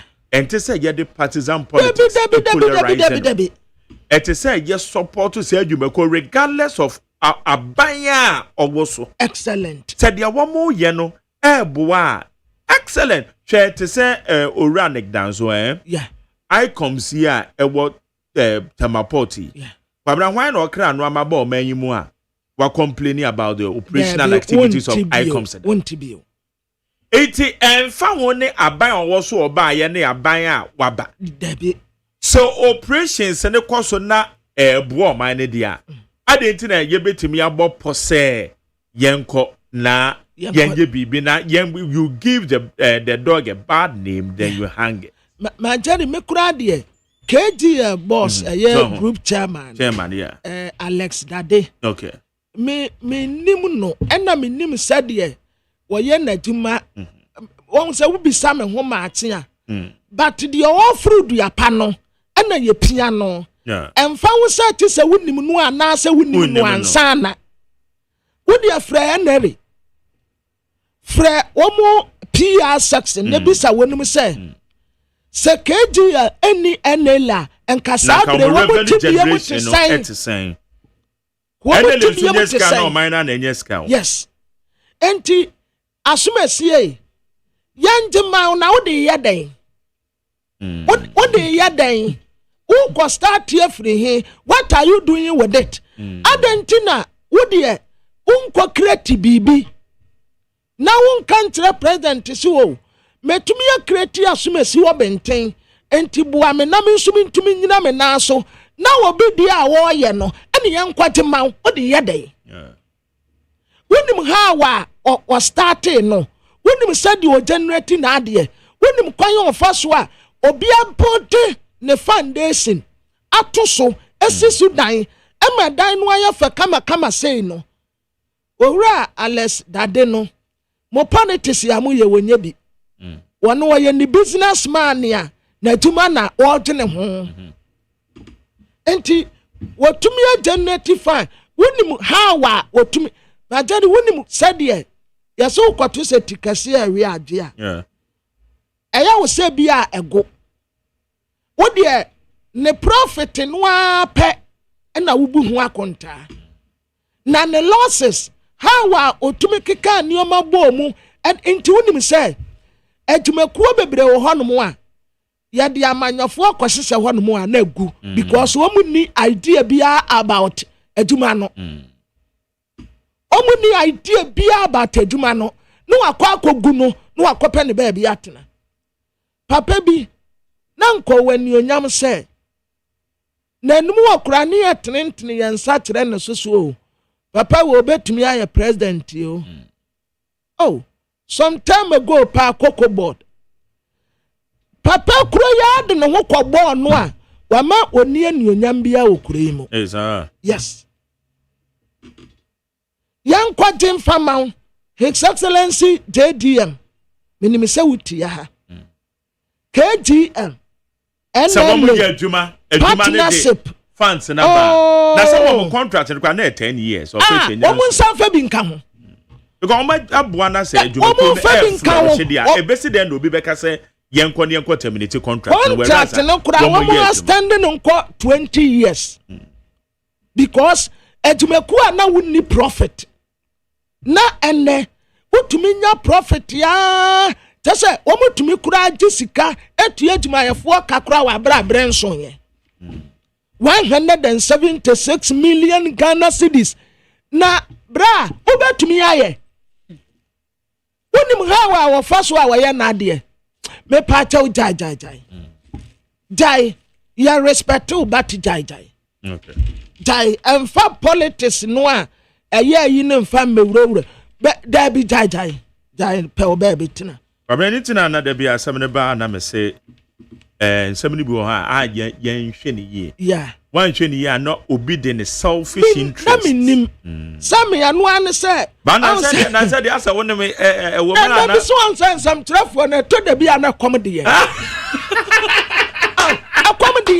asa na se de wo ta fa be futuo pa o ya man tell one say wo se bibia ni amenya abotre me ekọ no ba ye se bro na ye be ye tuma bia ma so masi wo benten na ye pese publication na me say munya abot enko mo san ni wo musika kura ka ho Sa akwam di unti ubeka so send. One so be no akwa na afi wakwa ye. Enti me bisa wa me kato na o se dabi. Wo de nya abotre. Na yen tinyante ase ya wasem ansa. Enti I don't know what can we say ye di akire yi a who follow up no agon so wakwa ko say wakwa ko different story also. Ma tell you bimbo di ade a eni ho. Ade no na it doesn't exist. And will be a building. Adi eduru baby a eduru yi. Ko bisa nwa dansefo. Bisa sabia uku. Bisa NLA fo no ankasa. No mu nka ho asem nkyerɛw. Take KGL on the buy kra. Who say NLA no more outstandings. Wo ma di loto a wo mu ntimi ntu aka. Eka. KGL fo na ebebo mo mo yes. Tua ni nyina. Yes outstandings ni nyina. Eka pa na gu anya kaketo a. But wo mu tumi tua ni nyina adema won. And the NLA upejumekuo baako a akono eye NLA ni nyina ye KGL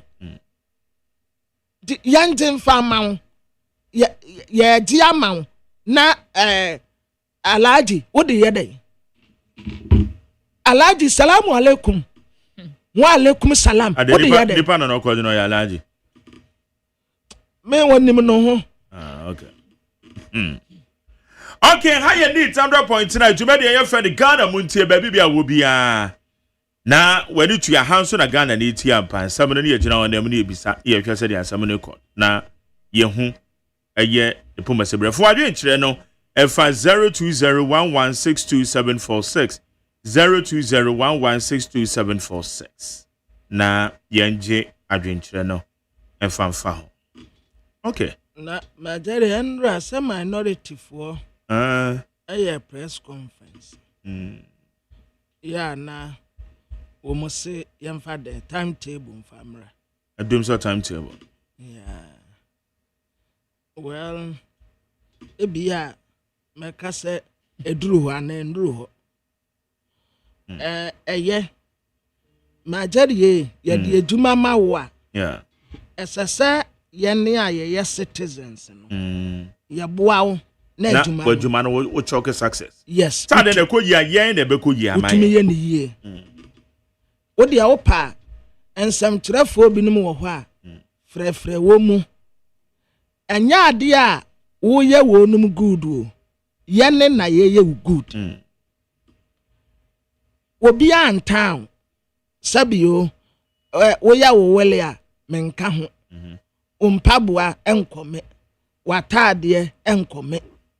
Die ye hia ne se enyinam nkane no ebetumi agina ne na so na ejumayefo businessmen business yes akoso yes dia oton we your friend say wo me den nkane na nkane almost yeah wo mo use co-store en enra course bebre me ntwa sensem monomanane ade na bi coming enti wayan no oye ade a emua wo man no a ne yate wanom so we de wayan no wayan hwan aha wayan hwan bi anim fix it yanim sade na wo kasa honorable John Jinapo yanim sade na wo kasa and I will repeat say juma no wontumi nya Mr. President ye different in some na family pafofro na wanya juma no ma because what tete anya hwe na wo mpra ba tete wo che ma say kwabena template bi wo ho ebra na na do cheso na ade bi koso a na Ghana fo dodo na eka ekoye se na nanado oye se dia onte hwe no and I'm so many MPs eba bonten ebe kasa but still okasa no still president no or the diplomatic answers and the demand na wano kwa say dia yeken enyinam kane ensama yeken won say NDC MPs ni bi ashas ye kasa say yes president no take swift action yes it is a bibi cause wa memuom na se Ghana for no shas ye ka na wakasa won krofo MPs because you're not template in be paying. Yeah. One more chance here kasape, then who your president you have to be very careful. Yeah. Because MPs in a one more kasa no one more kasa ma omo one more kasa the more constituents. And omo pass man fear 9 term no. One bit me akọ ka kire omo. Na so one bebe ko bi no beto aba ma omo no mo dia ma omo. Yeah. It is a baby say bape then who nipa no wa wada so ye na no because wo hwe yura kenofurata di MP sorry ti aye we the MPs no mokasa no wo mu enyanru the numbers. Yeah. But ba kukura 3 nipa miensa ba kukura pa wa ono so kura gina wo ma constituency enti anya MPs ne 3 ne yahwehwe but wo mo constituents wo mo kasa no wo se wo mo manfo ne se nkania dundum no ha wo mo 3 NDC MPs to da bia na wo mo ajai abawuo no wo mo kwa akodi kurasem instead the same problem na wo no a wo mo be sha fix here no because of wo mo selfish interest ene niam bia bebuabua won ma jani da no ma menka just say me any diplomatic Ghana gas for thermal plant baako omo kwa akoto spare part plant baako spare part my daddy me wan krata no I have it spare part no bo na me tira o price ya obenten ede ka ho asomasi ede ka ho ansan ya de kwa akoto saa de na tira wa my daddy uyem be hyew spare part yo spare part ya ne bo said ya ne bo te no ho di omudi gu so no se ne bo ne ye wane a di omudi gu so anko ano ekeka ko 10 yes aden okay who say na yes abanwuma na na sika ni delay ntie bia so obi no mo ma no akoprekyo aba di ya friend say wo inflate prices yes spare part ne bo me money di wono a wonim no ho wono a wonim no ho samede kira wo se enie we ni ai thief way see about na bekas o na we ya asomasi no ye obenten fix dum so no die ye hia ne si nya nkane a ye de ye aduma some minority for na eka someone na eka fix it what the answer with you need FM na baby a transmitter ni sene die what the answer baby o radio na need FM aba ma tell you say me hu say enipa wo mo kasa bebre no ho wo mo yaketua bi talkatives no wo mo yaketua because ahwene pankasa yankura hunu na ye dede ta na do danko kufado is energy minister why do so no wan say when you so town when you see the team we yanshe see atia okay for your Jennifer 0201162746 yede interviews hold on so e ba beto also the interviews no ho ye be hwe AMA ene date 20th and then so ne otakosa na deadline no me aduadefo no enti ye twa say aduadefo no mo aduadefo no say wo mo pata ye ma wo mo bre no mo fa ye den Omo say ma ombre so wo mo say ye ma wo mo bre na me nim say eniama na wotam free a odi akosi pavement so no na se pavement so de ebrebe na ewum yansa ma ombre na fire dey wo fa bi mu niama na wo pavement no so na edoso edoso pa ba mo kofi a wo mo ja ne ho dudu na ja wo mo de wo okay mo niama ne bebre no a edura nwumre a ye mo ene number bi aye yi no be ko no maka mo de rubber head akata so minim say na obi hwe ho de mo de a dodo na agya mo de no wo ho anajo be fa pavement ni bi so ni titular pass be ko no na eno man is okay no mo de rubber rubber akata kata okay ti omo hia mre na mo de and omo hia mre o na dada de omo hia mre na mo de afa won say sometimes kwa nya ne sesa no kra pese ma jerry won say ebi wo ho a wo mo fa plans baby o mmekọ na wo mo akoton mo ne ma se de be edwadie ni be kọ yie dia mo eno so wo say o mo fa plans na o mo calculate you ti eno so ka ho bi enti o mo sra aban ne mo mbre kakra but me ni wo mo anka me de metu ansa na abayefo na ba na se e wo se wutimi tu edu ba bi a yen na ye fa kwan mu no pese no ne ha yen kese pa so no waji pavement na fa wote wo enti wo na wo twam wo ka kwan ni mu wo so akofa ba bi aka ne nam ti nyame ampata wa wunim enkran se de esi twi ka se de esi twi no sifa na mi ankasa no ma jade ye problem assembly se ne kan ana wo mon kan na kan hemfo enti assembly ma me ba ko ade apampa besi wo abra kwa o kasa wo mo kan wo kra na je se assembly se na wa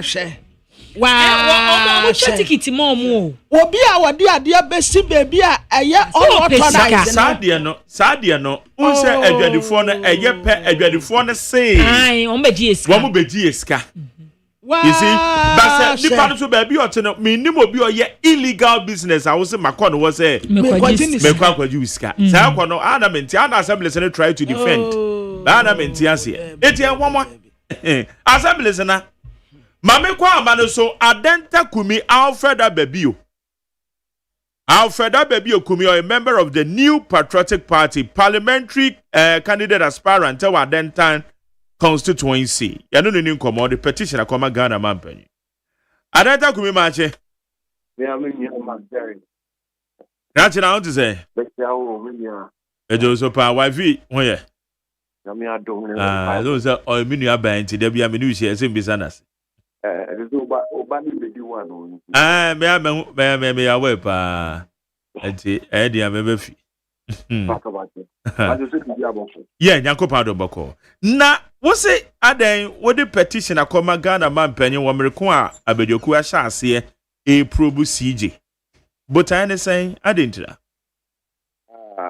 we dey anya ne bonen so na wa hu se bebi a yedru wo ye apoyaman no niema bebre enkoso in fact waja ma menchia wetifo na men koma asem so wo bebi a yedru ye wo man ye hu se niema bebre enkoso nsem bebre enkoso wo man ni ma afa judiciary hu sensem court ni chief justice ni one, and these are one of the organs of government that in any way in any way, Marjorie, we are very great and important matters. So if a process be about to say the chief justice should be removed, I believe the most important thing about the process should be fairness. The process should not be used as a weapon. My process no say you to mean you say will be even to the slightest of it. And yes, sir, what we are doing is we are creating a path that would destroy what we call our great democracy. If you are catching politicians will go, politicians will come, but our democracy will still go on. And our democracy must still continue to go on no matter what. So if there's a process to remove a member, in fact, a very important member of one of the organs of the government, in the person of the Chief Justice, then that particular process should be without fear or favor, but should not be a sham. Later, na ya ba abeka se adie yo mu ye no enye nukwe trudo enkofu bi ne bopo ehye baabi intermediate enye ne boni mu for the protection of our own democracy yet the asem no with the petition any masema a hame efa process no any means some nyina wo petition so ana me dia koma president for the respect I have for the presidency. I don't want to go deep into it. Till say president ebeba obema mi muaye no me train na metimi. Okay. The evidence no mu here na me adum ni nyina wo ho. Video evidence, audio evidence, dia mu pe bia. Baby asem ni si yesu nyina wo. Weni.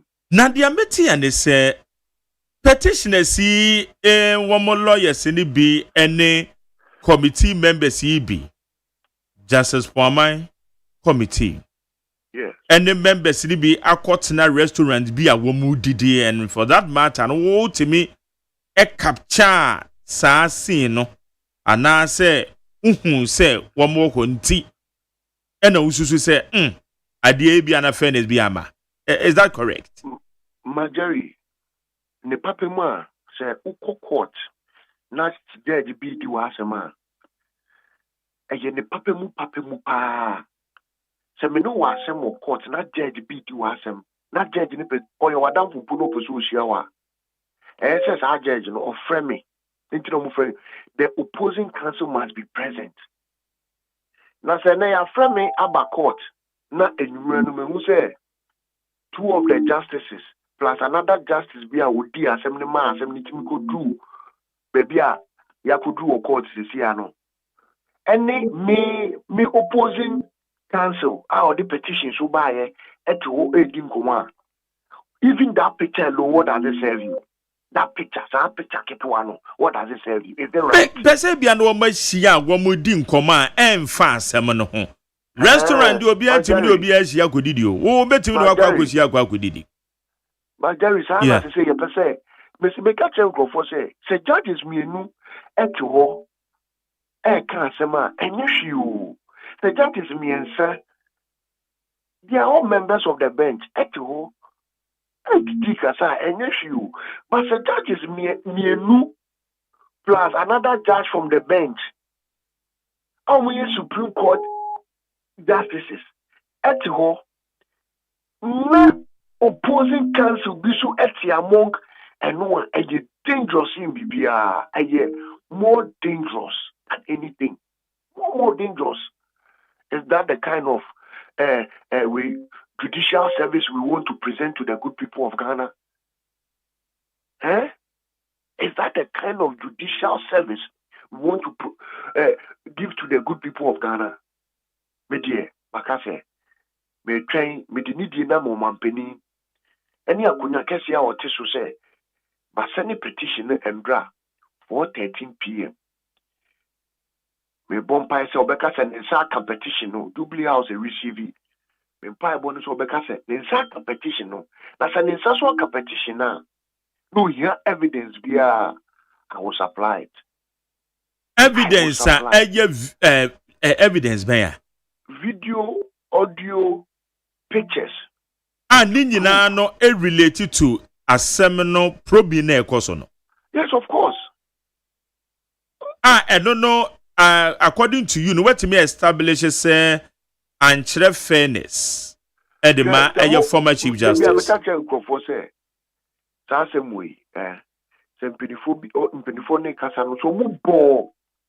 The person in question didn't cry. You breached the whole legal process. So when you didn't cry the cry, you breach the process. So when you didn't put the you breach the process. You know, make us say, me person master me tinting. Me person master me tinting. Media na moya very fast. Then you are too effective. And I'm wow, I'm going to make a petition be. But your bumpire say President Bear responding or respond this one. The details of the matter. Yeah, preliminary keke. I'm sure say you better casebium because in some day But Alfred, what they said the minimum way. I don't know when. I mean, him say law na we are approach your person correct, but I don't know when you became an investigative journalist or an investigator.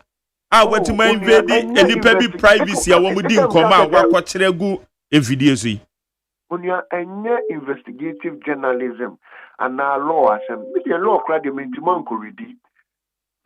Yenya kwenya na nko ready na sa.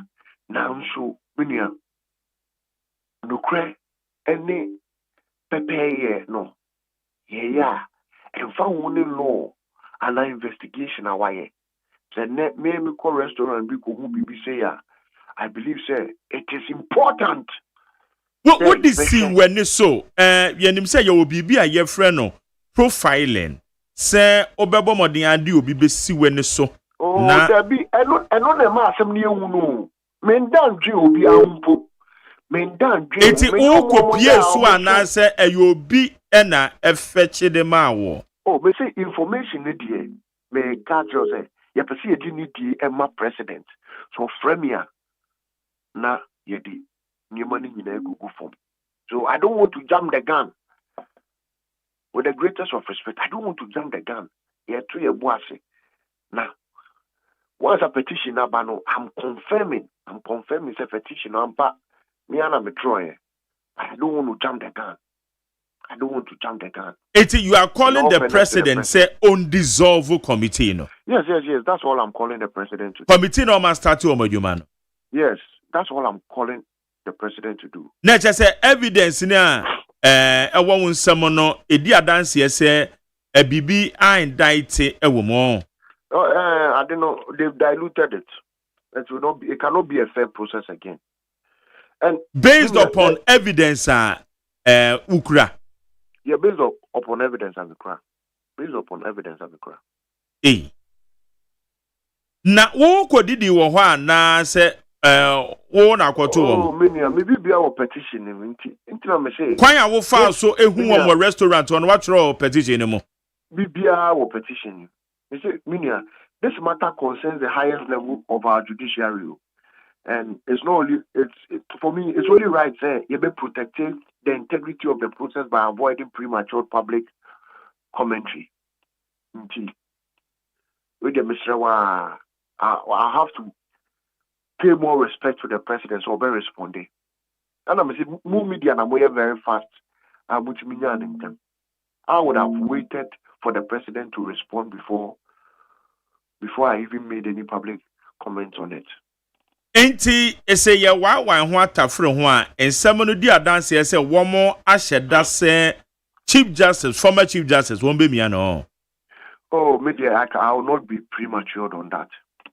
Because me, for instance, I'm biased against the sacking of any Chief Justice, whether it is MPP in power, NDC in power, CPP, QPP. I'm biased against it, so I don't even want to delve into it. Will be unfair to some people. And then one for video and voice audio, so no, and come home, bet him the top pen drive, so I can't the shame. Now, where name on exhibit K or C or exhibit Kumi. Now, I president Tiana one cancer. Evidence then come once and what court I have thrown you busa one once a month. There will be an honor or the idea or the account. I want to follow due process. That's all. That's all about it. So you want the president to call you, president, in front one sana. I'll go with my lawyers. Yes, I'll go with my lawyers. We are ready. We are ready to prove whatever we have to. A dance any authentic. Bibia minia. Beneful kukudamo. And that's all person may can't be keke.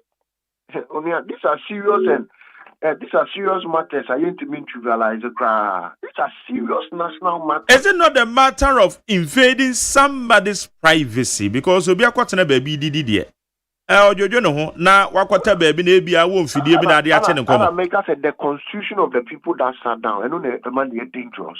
And you know it. When you're a rock at I wish you know him. You know it.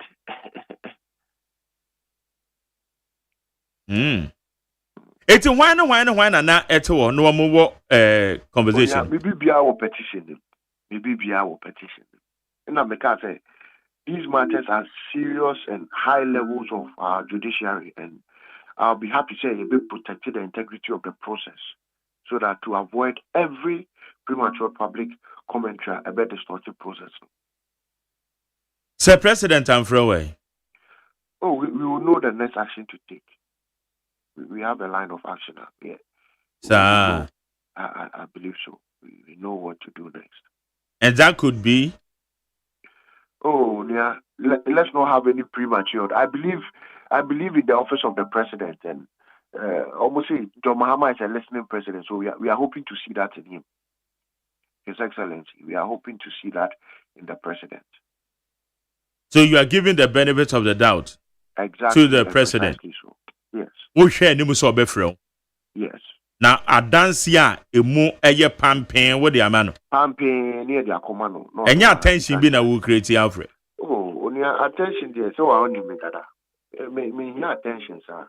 Me pay attention, sir. These are serious matters, sir. We have to pay attention. These are serious national democratic matters. You have to pay attention. Okay. What's your code, man? Enra. 4:30.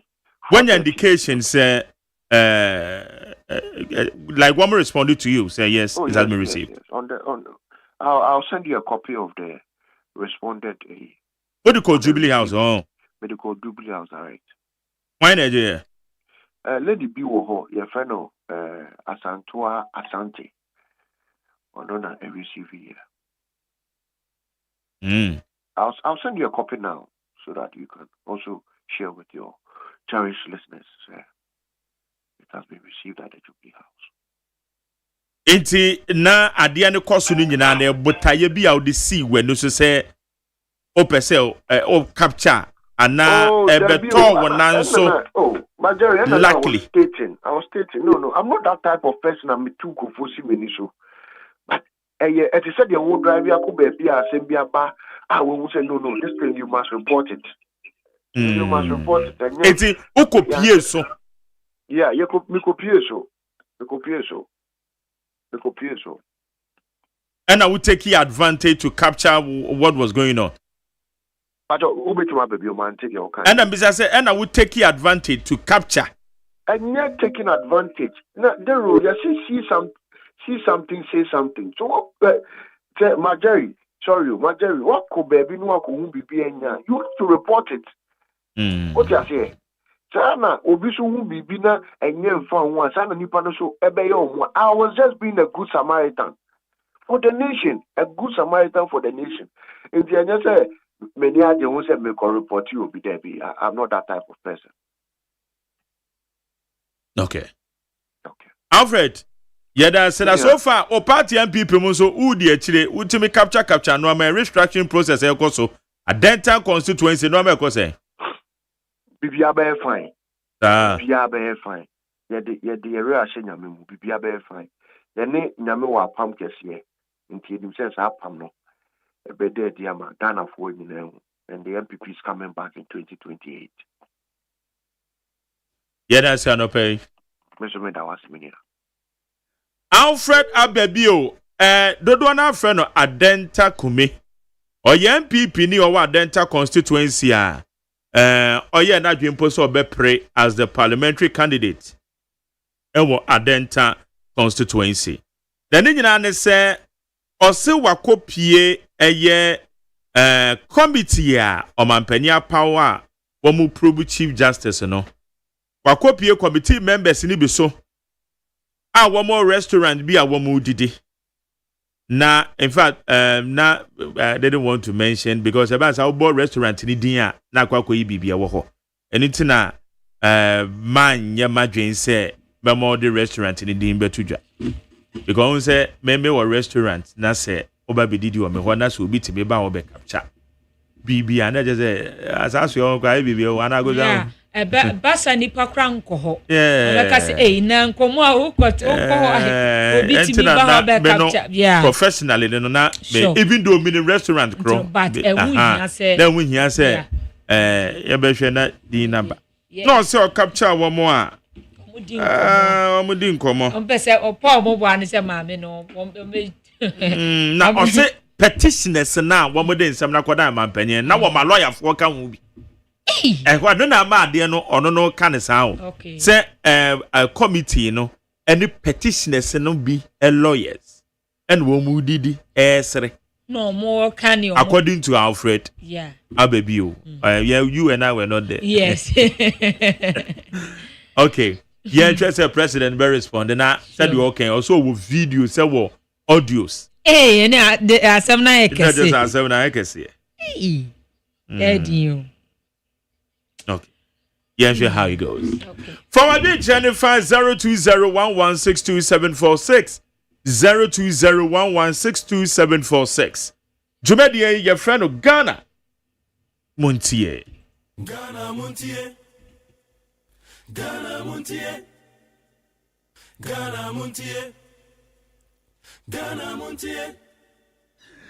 Ghana Montie is in here when it's 100.9. Agos, so why? Mark Jerry. It was. Me say. O me say beg you. Enya asem keto akra. Na my Jerry. Ma me mfa akonya we so na ene me yonkofo dodo na adi omo birthday. And why is that me so encrofo? And now mo message. And date no go say 20th. Hey. Me say me now so dey kra na e chance e buy omo do so pa. Na de edi kan me fa happy birthday ma Gabriel Agyeman ene ya na woda nya me hira no na wontu ne nkwa na mo ma na ni so adi hunu nyina mra mu me amakuma me bra yere Benedict ene so Benedicta ono nso so odi na woda na won say wo ye Togo ni won say Togo for the ya Benedicta no mo no Benedict ha enti no ene nso ya fa happy birthday so confirm ma no ena afa me colleague ba kwa me ni wie Valley View University ono so di ni birthday Prince ohene from Pon ono so ma wishing a happy birthday enti no my Jerry ene dem ma wish you omo a assemble me one more bad tackle yenye easy cry enti me wish you omo happy birthday amen okay Yentu aso agos. Okay. Na yetu aso dia na mayemfa Ghanaian Times the obokrata no enhyase me kire the obokrata no ebadwa so na fa etoso mienu. Na ma me enhyase free the Ghanaian Times na otwa wie ne nya bete won kran ha. Esa ne se nkrofo bia o madwen se wo mo no se de ya ka kire wo mo se wo mo nye no wo mo nye kwabra ni timi bua pa no asesa anwura no de kogu gata mu. Eti na atwa wie ye nsuo toye ne memeda ne kwasi ada ne nya bete ne kwasi ada no kwa de kankan na eno ana Ghanaian Times the wokrata ebo amane se enipa enan ato ananom ewo ensie do yewe nkranso ya etoye eyiri ye ena afa nipa 3000 ensu efie ena nsuo abawura mu a tese afa omo efie kura aboso a enya asem keto akas nsoso nsuo no ede wo mokọ ne de ne ebubuduja ya tese the Ghanaian Times the obokrata nso ebo ho amane ewo ha sei na the Ghanaian Times the obokrata ena obo amane na manebo a wo bo no hwe nim ha sei a what is what for her sika samso mfonyi ababeto a Dr. Ato Forsen ena wo sisi ade wo ba wiase afa na nyina de a wo pesika ejira ne naso pampen ye ebo adwuma no e Ghana cedi no ha wo se Ghana cedi no anya hoden ya me no ka se Ghana economy no e ba fam kakra ya se the Ghanaian Times the wokrata so ebo ho amane e wo ha sei na Ghanaian Times the wokrata amane bo a wo bo no e na wo hwe ani kwasi a wo de brother King James mfonyi ababeto a eye tewu omo twotwofo e na wo sisi ane de omo sra ban ne se education sector no omo hia support baba esa ne se wo se bosumi bia no adwumayefo be 200 ena wo mo eja adwuma wo mo omutukwan etukwan wo mo omto anano e won sie de to anano e won sie do wo mo a tese wo mo ebia bibi nti wo manya adwuma fofra ye no so ekọ enti ne ebra so sen wo se aban no recruit personals bebre se de be ya wo metimi a support education sector no se de be betimi aboa no mudwumadi e wumudie no eno so aftimi afantuma pafra the Ghanaian Times the wokrata so de ho amanebo e de aba ene anope na Ghanaians obokrata and obo amade no say yemo Agnes Owusu ya to say ebetimi aboa no ma yesi wanya brain tumor na ne surgery no said be ya wo metimi akwakoye ede amano ya to say the Ghanaian Times the obokrata so ebo ho amane ewo ha say na mame mbonramu ewo Daily Post the obokrata na Daily Post ena wo ba amane ena osisi ane je yera atofosen ede atudwa ese Zia no kase gold board no aboa papa ama me no kase Ghana cedi no etimi ejane na so pampe ya chese wosisi anu de wo hwe sisi ase de Ghana cedi no esi nya hoode no a ese bi kura mata ya ese Daily Post da wakrata nso bo ho amane e wo ha seye na wo hwe nim ha seye so de a na wo mo e de gold board wo mo board members no ya enura wo mo ye amamre ene amane eji wo mu etum ya kama mu gyan fe no ena yesikasam so afo yera atofo sen kopie mu ho a wose gold bond hyehyɛ no ana magana city no etimi afa ntoma pafra Daily Post de obokrata nso bon ho amane e wa ase na Ghana Water Limited ena wachire mu kwan a kwabena edubu ahe etimi dada wo mu ema wo mu timi tue sika to on a private account instead of say was somebody to national security die ni mu no eno nsem wa ha se a GWL na che say Ghana Water Limited so edin chiremu aba Daily Post obokrata nso ebo ho amane wa se na Daily Post anim ha se ena ode Minister for Fishery Honorable Emilia Atamfo nyini ababato ana fe Chinese ambassador to Ghana so fo nyini da na omo chia na omo seresere pa ana o se isi Ghana ene China ebeka bom se de be ebetimi aboa na enam ayeyi anasa afarefo dwumadi a wo mu edie no ebetimi afa ntuma pafranti na ene Ghana ekoje emoa afri China enchen se de be ebetimi aboa ma odwumadi a wo mu tie no atimi afa ntuma pafra Daily Post da obokrata nso ebo ho amane e wo ha sei na Daily Post anim ha sei no ena wode CEO awoda NPA Godwin Tamakuro mfonyini ababeto ha sei ena afesu so wo chem se tanker drivers nso ebi gina ha fe eno ena wode tudwa echiremu se NPA edi niema ebu akwam se de be ebetimi aboa amafu tankers drivers wo mo asetena mu no ebetimi akoye de ama wo mo chem se mo conditions edu ba bia ya na wo mo ta aka se de wo mo asetena mu sitie no ana conditions kasam ne allowances ni yema be ya na nkoye no this time around no behwe ne watoto se de bia wo mo so niema ebekoye Daily Post da bokrata ebo ho amane ene anope Medan say agoso amame kwa amano so ne ne Chris Bellamy head of corporate communications at the National Lotteries Authority. En command na me kwa be di KGL and National Lotteries Authority. One man no great to am board so far National Lotteries. Baby and one more edi free and one more the call. Chris Marche. At the same yete un kanche. Oh, nyamiado. Yaminti ya hoye na won pa. Ye de nyankopon ase. Na oba ha no aba be hwe na de ye no wa. Marche miya. Ejuane na do so back. As far as President Mama is resetting the country and we are supporting him to reset, my partner na Mama Adiko. Okay. Na National Lotteries that to say.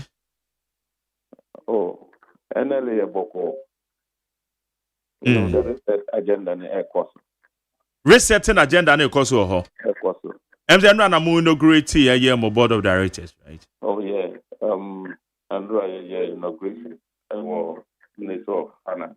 Yeah, around 11 a.m. I need to meet board members, and the board chairman.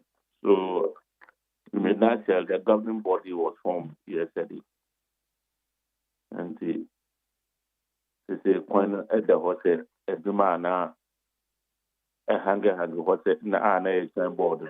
They say, why be a KGL and NLA. Oh, okay. Na oka se resetting agenda ewo NLA. Ede na mo beto ye na ede na mo reset. Oh, also NLA one of authorities the revenue and it does the Papa one of the major contributing authorities of our taxes, the revenue to government. The authority bia na agency bia wokwa we there wokwa kwatukna na wokwa kwatu nsisi bi wokwa papa bi so wokwa na wotu review so Rebecca see the review and the I idea I did that why kwatu and most of these things when it comes to contract no meaning in say you need to have a governing board that you will always consult with. If you are a managing director or director general and other directors, you cannot do certain things on our own without the governing board.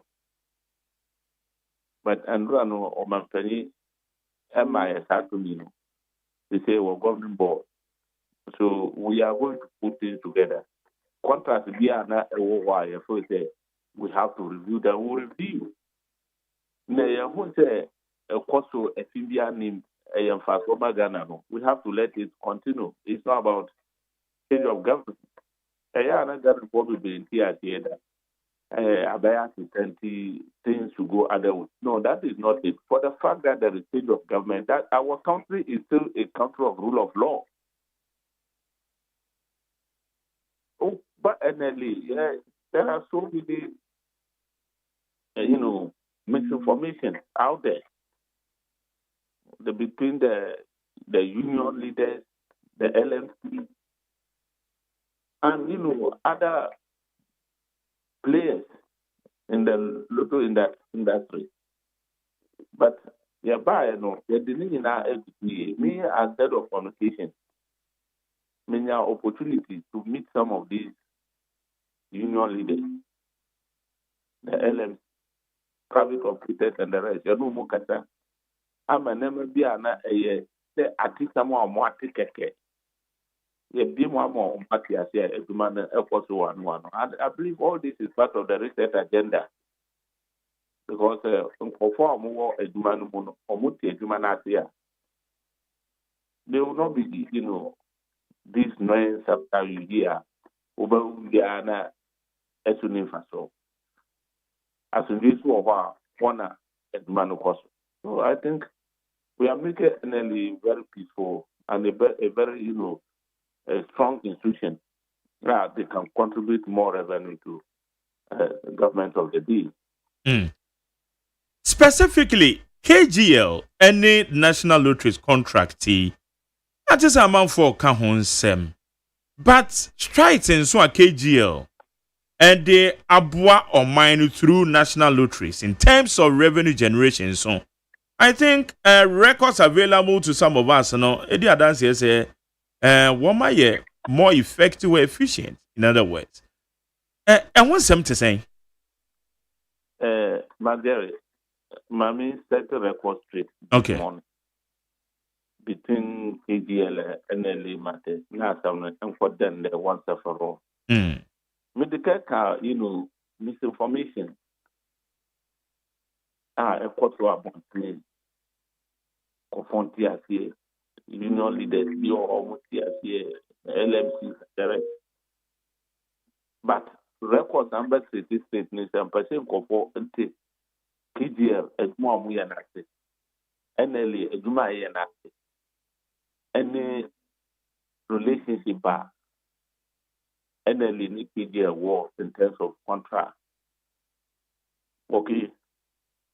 In order not to, I'm not a lawyer and I don't pretend to be one. So in order not to even go into the nitty-gritty of the contract signed between NLA and KGL, say NLA their strength, strength in sign. Before NLA and KGL signed contract, what was the strength of NLA? Workers in assessment is saying revenue, their contribution, revenue 10 and normal contribute to Yes, no. And that KGL so bad. And then when you compare these two, you see the difference. This is an authority under the leadership of Otamia and the MPP, Nanado America, was wobbling. It was a struggling authority at a point.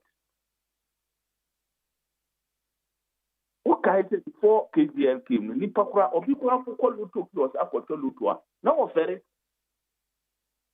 You know, when a person over Aquadina Luto kios, now Aquato Luto. They were these illegal operators. I'm even at a point, from I have the Loto court, under Donna Wood as her lordship, or Chief Justice. Meaning I am constituent. Reverend Mark, LMCC, so Omuduma, Omuduma, Omuduma, no better writers, but what not are writing in Pasomonia, no Monia. And the state institution keeps thinking, you cannot pay your workers. And then they have to even go and borrow money sometimes to pay its workers. And no one KGL buy. Or tell me, I was there, or publish $5 million from KGL. And they are your workers. And KGL started to meaning, this is how we mawa. We share revenue a year. The amount of money I will pay on. It's difficult for you to recoup the money back. We have what it is to create an app. And conform patronize. The people will sit in their offices, their homes. I think the more I conform patronize, the more I will raise revenue. Now, 1 year to come, we are sure workers car. Now, 1 year, I was a year, a woman, and a way. We have what it is. We have that app.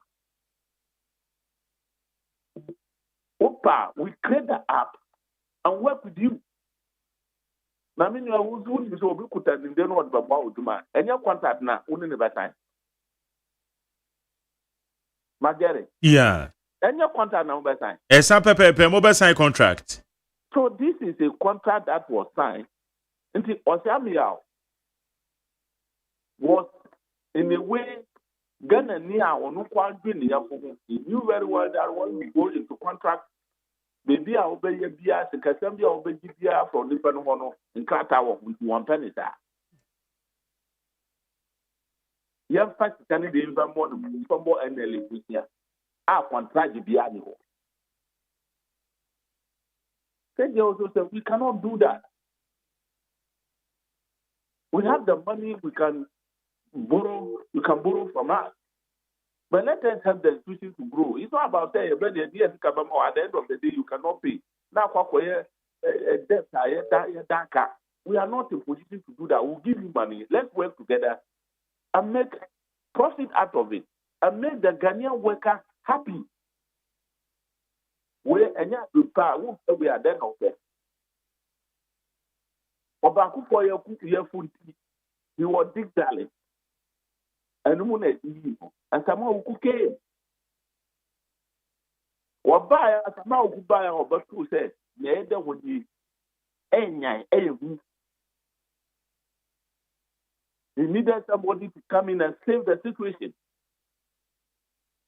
Abraham KGL so KGL said, look, we are there, we are ready to help, we are ready to work with you. Oh, no, in the Mumbo boy, from 1.24.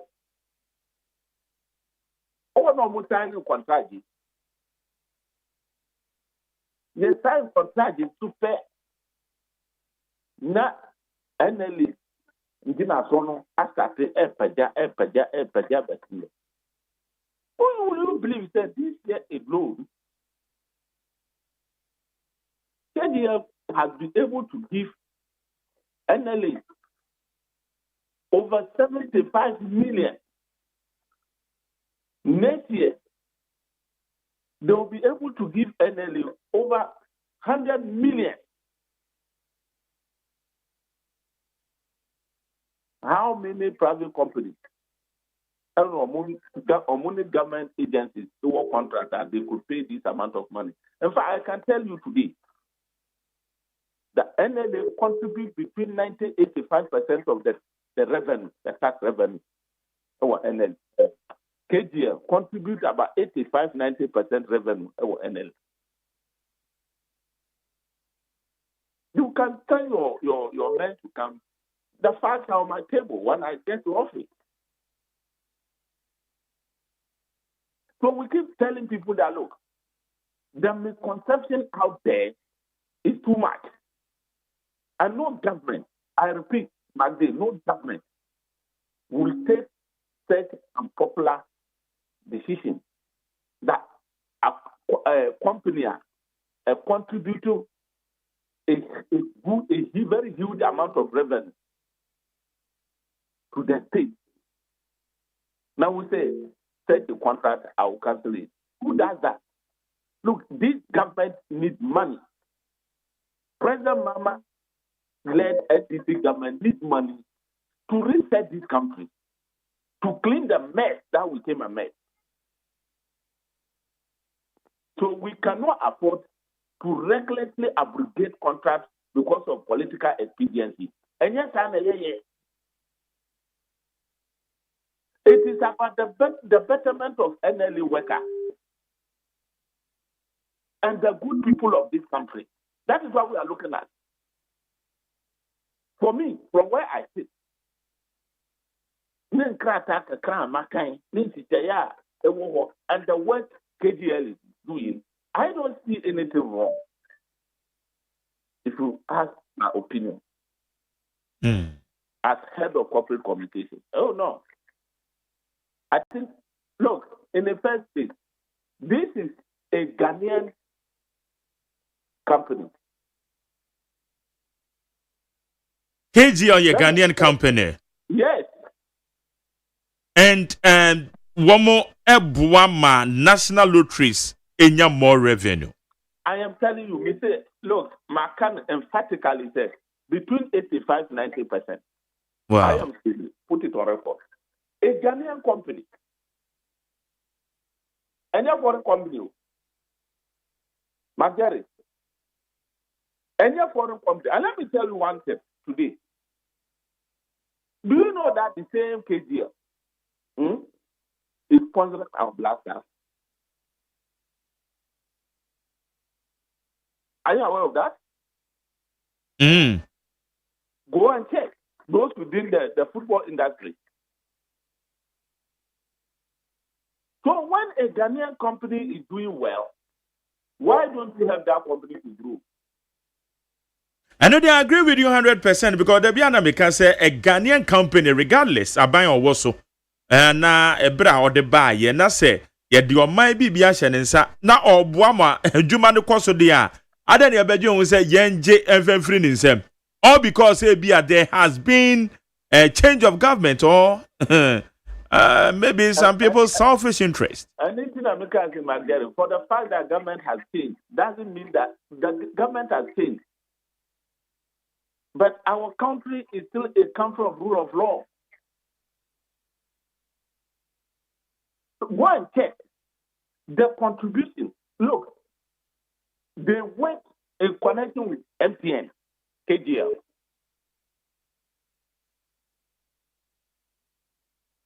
The winning bonuses are we are able to pay. What is so busy when winning loan to now? They are there in Janitor.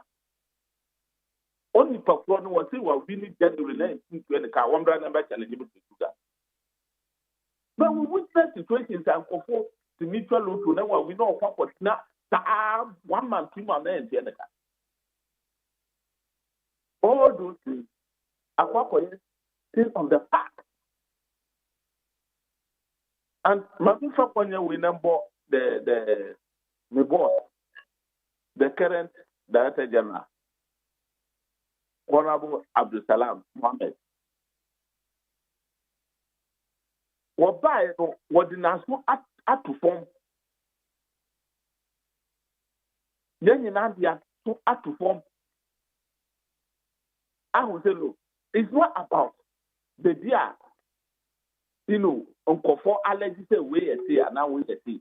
It is about what you are doing for this country called Ghana. What is it? Between Yasua and NLA West B. I can say John Kada. A battle 25th before 30th, not Obia, we are more NLA Yoka. This is the level at which, in support of KGL, we have reached NLA. Magari, when I say we are not before 30th, what you pay.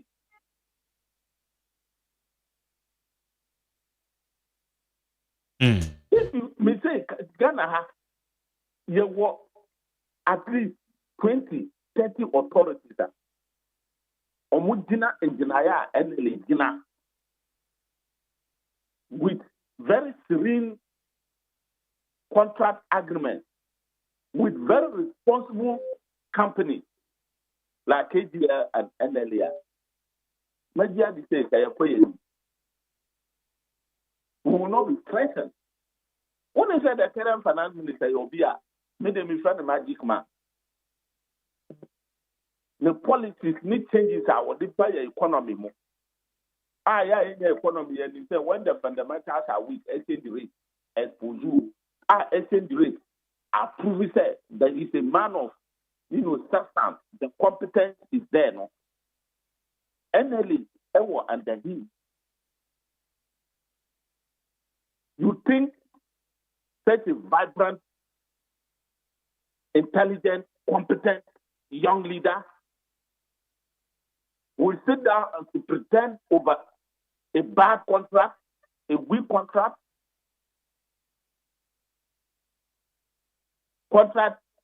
that is full of corruption? Hell no. The very day Dr. Foster Yedini was sworn in as finance minister, so. But he has come to realize that look, the KGL is doing well, is supporting NLA. Especially with the current leadership, is also doing well.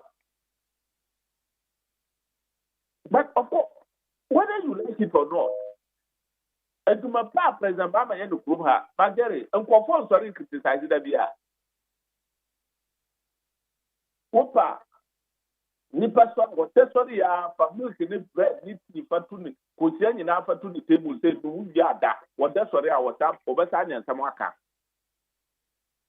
So when you hear some people, a section of people, some few, minute ones, will be complaining, say, on the NLA, name you why you see and say contract where you say, what need it is fact. In the first place, what we are about criticizing such a contract as has any law been broken? The contract terms between NLA and KGL has any law been broken? Someone should just come and tell me this law has been broken, and for that matter, it needs to be cancelled or reviewed. And it's actually because for me, I believe in rule of law. A rule of law means law must operate.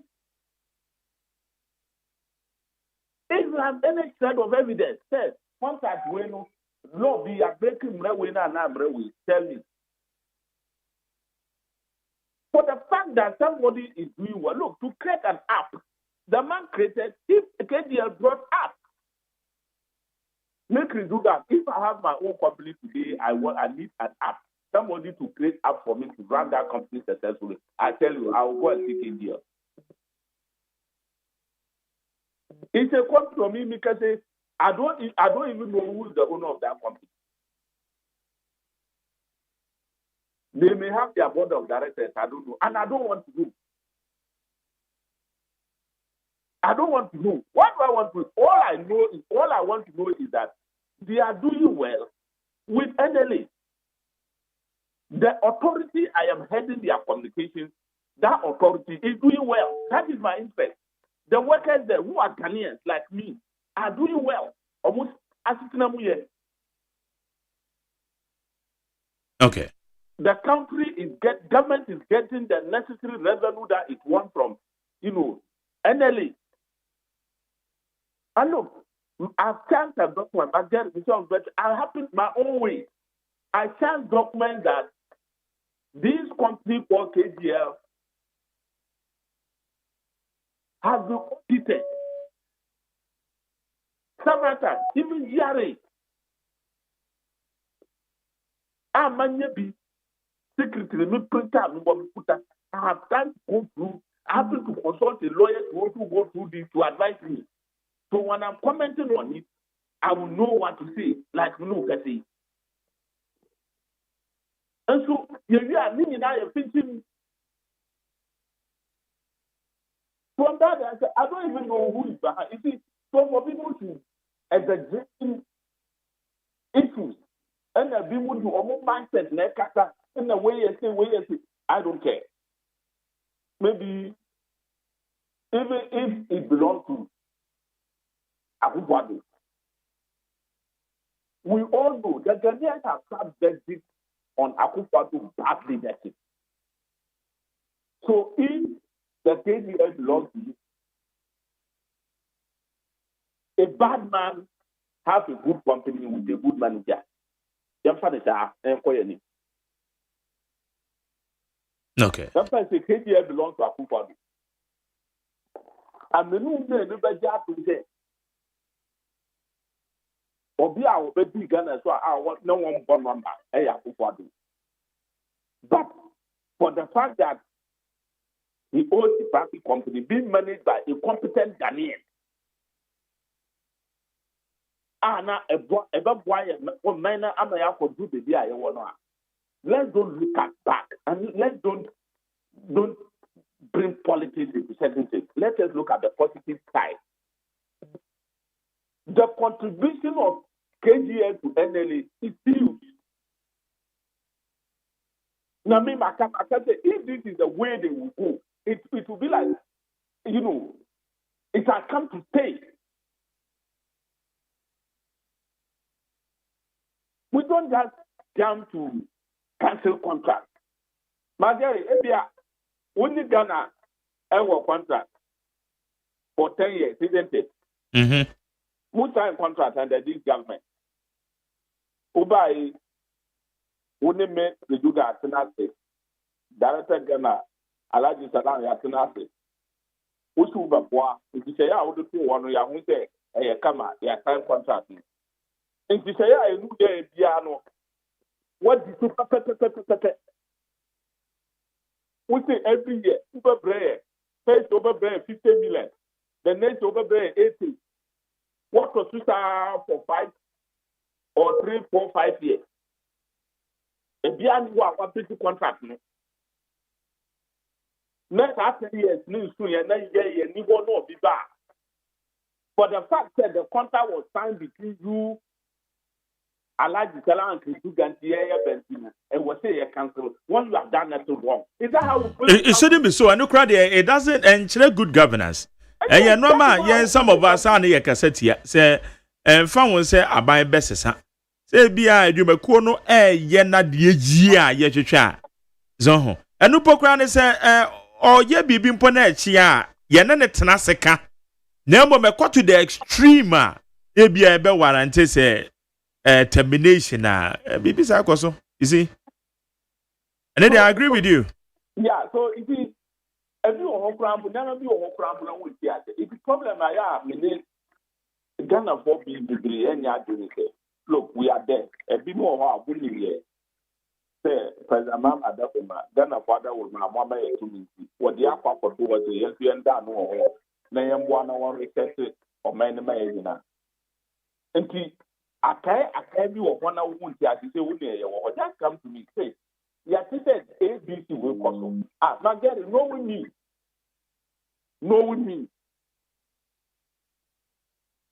Who will be strong on top of this thing, especially when it is coming from other side. And I mean, we say, I dare to do your home. Who will be more aggressive than me?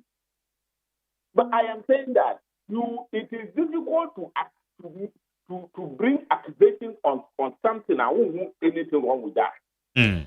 I cannot force to criticize something that I find it difficult to criticize. No. Okay. Now, I'm a politician, and credibility and consistency is my hallmark. For me, KGL and NLA, I don't see anything wrong with that. Okay. Now, Chris, apart from KGL, NLA were other contracts with companies for Frana. Then also, how are you reviewing those contracts? Oh, yeah, those EBS. Any company, even private operators, we have these private operators, private local operators. Okay. All those other contracts, we are going through, and I've said, look, this is a media contract. When you say your media house, it's only our contract. Some of all these media contracts, I'm in a view that, look, we will review most of them. It is only in the MPP world when you say review, they mean cancellation. So those who believe that review means cancel, that is the only to them and say we are cancelling it. But if review is not cancellation, we can answer. If UTV is doing wrong, let me today I'm there. I'm in charge of communication. And to have interest about me, these are media contracts. You understand? That measure what I said. That contract is we are creating a cinema. Why should I be advocating that we should cancel it? Okay.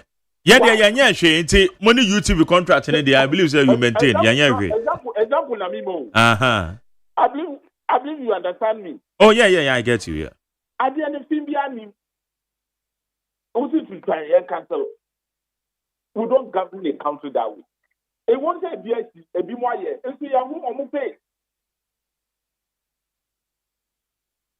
A very bad precedent somebody has said has been really paid with a huge embarrassment and rejection. Should I do the same? Okay. Should I do the same? Does it make sense? Ave Chris, when their analysis here where you say na my dear me pese who flow the narrative well to the proper understanding of the ordinary Ghanaian. Ayana sometimes normally ba say ya obetwe na se ebia wo position a me fa the instance of Dr. Dominic Ayini who say no ka have tell asem.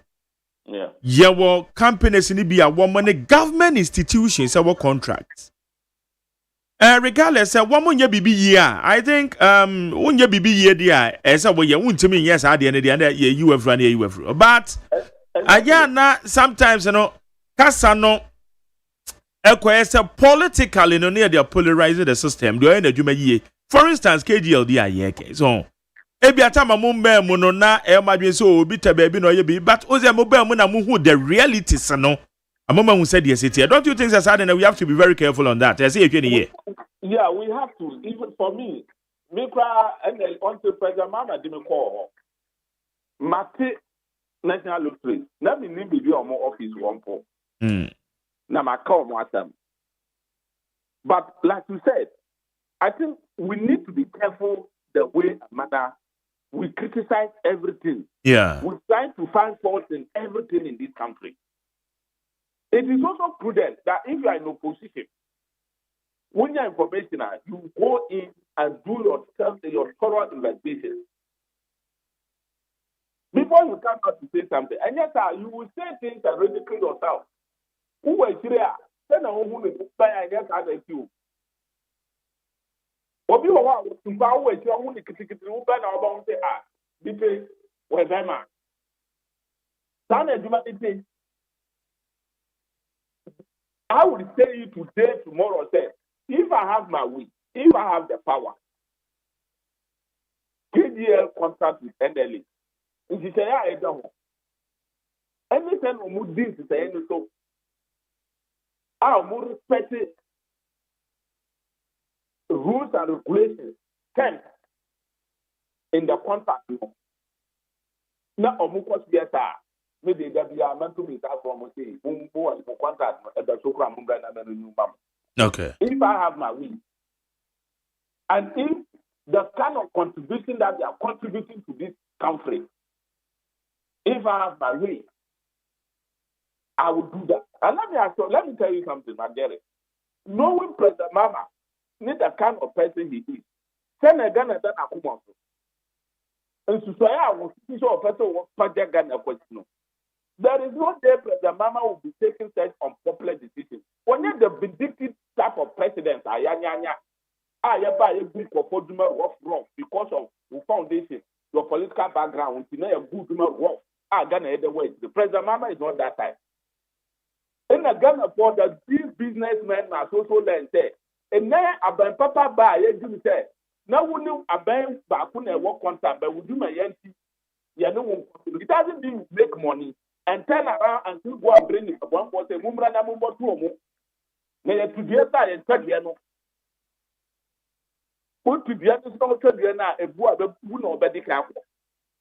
I'm not only saying this for KGL and NLA, all other authorities. Okay. Among the private companies, a war, a contract, among video, among Rabia, among this is also. Now, what's on we be on I advise that this kind of weak hunting, and what, Nipano, by what of Mumrano, Yama, and ending with you. Then we move on as a country. And our project in MPP, look, I'm in the view for the fact that MPP is not coming through. It does not also mean that NDC will be in government forever. I, Chris Dugan, is saying it today. NDC will not be in power forever. It is also a fact that 8 years terrorism that the MPP has terrorized the Ghanaian people. It is not something Ghanaian will forget soon and welcome them soon. Yeah, you will put that generations after generations, they may come.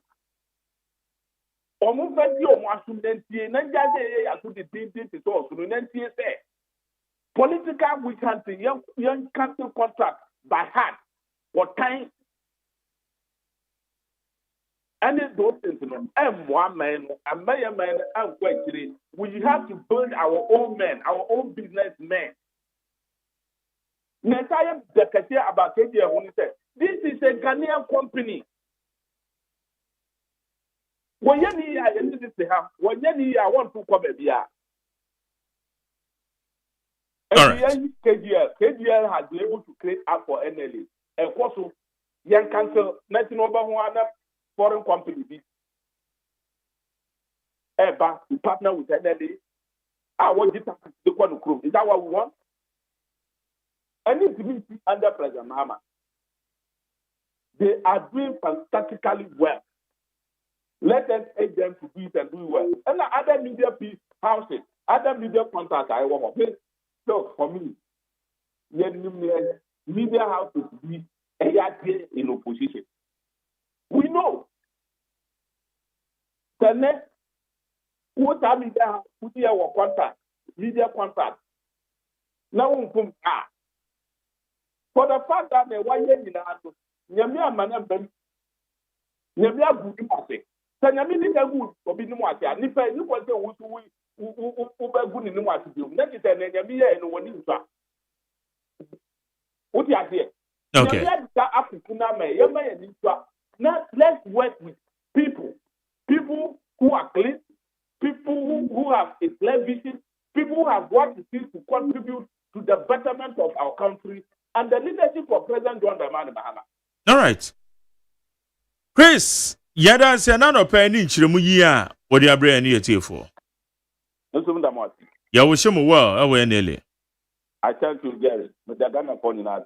Ghana for Jose. Yane Chris Bilami. Chris Bilami, head of corporate communications, said the man National Lotteries Authority. Oni ni yane no edin komoyi. Efa National Lottery said the anoma ekoso ewo ho. Especially with the KGL and the National Lottery contractor. na akwakọ ehun sem na akwakọ ebibie wo ho but Chris says in the pain say KGL adwuma a wo mo ye wo national lotteries no adwuma soronko ehun hia se aban bi beba se mi betwam fa wo se ye MPP apenso no mo san ye nipa na adwuma a wo mo ye no and very important and watch you the Ghana Montie so ni for our channel 0201162746 0201162746 Ghana Montie Ghana Montie Ghana Montie Ghana Montie Ghana Montie so ni we need 100.9 akosua mame akosua etonam Jerry aha media debia me kase ebraso se Ghana ni anabibini nso betimi aye amana yi enye debia na brofo betimi aye o yesu ye betimi aye adenti na Ghana ha no se bibini ye adwuma na onyamfaso a eye nyoku bibini ya ase mimi ntiasi o but se broni na ye dia and you need problem so ye ni ye se faso no ode ko ne kuro mu anya no wo no so de bibeche ne wo faase ne na bi mu ebia na so abi adwuma no de abeto ade wo nti me de Ghana ni adwuma ye agi afri ne nsam ye no protect your own na de ye kan yes and yes ye kwa na kan say all men bia all yes US country be protecting their own every country omo protect omo de when you say oko Guinea bauxite or pa okay so oko Guinea say wo kwa kotu from agudi o mo bauxite na wo from embe so found say Africa say ye he na ko so oko kotu a adwuma ye fo a obefa no 80% e so mo ye Guineans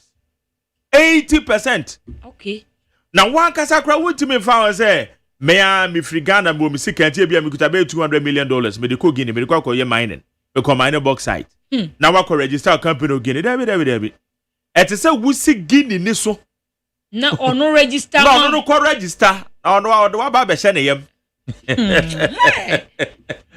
obi abone de ho ban o ye ha de eduru ha de ato na game drivers keka wo be fa drivers wo be fa wo be drive vehicles emu 80% so far drivers 100 emu 80 years o mu free Guinea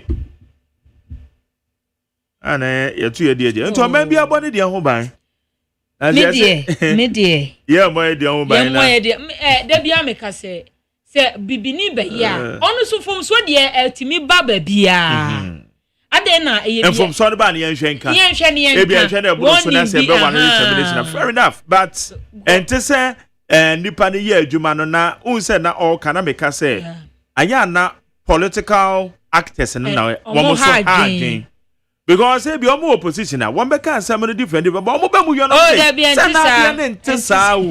anything I made the war, Chris, and say, Chris, we are NDC communicator. You see, Sadia, no, your bed was on the crowd, may say, yes, Sadia, and say, yeah, actually, sure. So, opposition put on your information, be a bomber days, some information, no, kind of what I'm fan to her. But obey to me a domestic, no one who has some of the promise. So kind of num ho bia beto just a waso bauxite Ghana ni bia o he ho nsem bebre broni dia hey be ye Ghana ni dia ye hwehwe mu sen oh but edu baby ya na me dia ha me because onyonko ye yia onyonko da wo so da anya o ye Ghana ni me hu de ntia a Ghanaian business na womo flourish wo man mo na beba say for some political reasons yeah said that you good did there be an America say one of the biggest thing MPP are buying here I'm no man ya dream that and nothing can convince me so we collapse say financial institutions sure. Banks and micro finances normally are the omo egugu no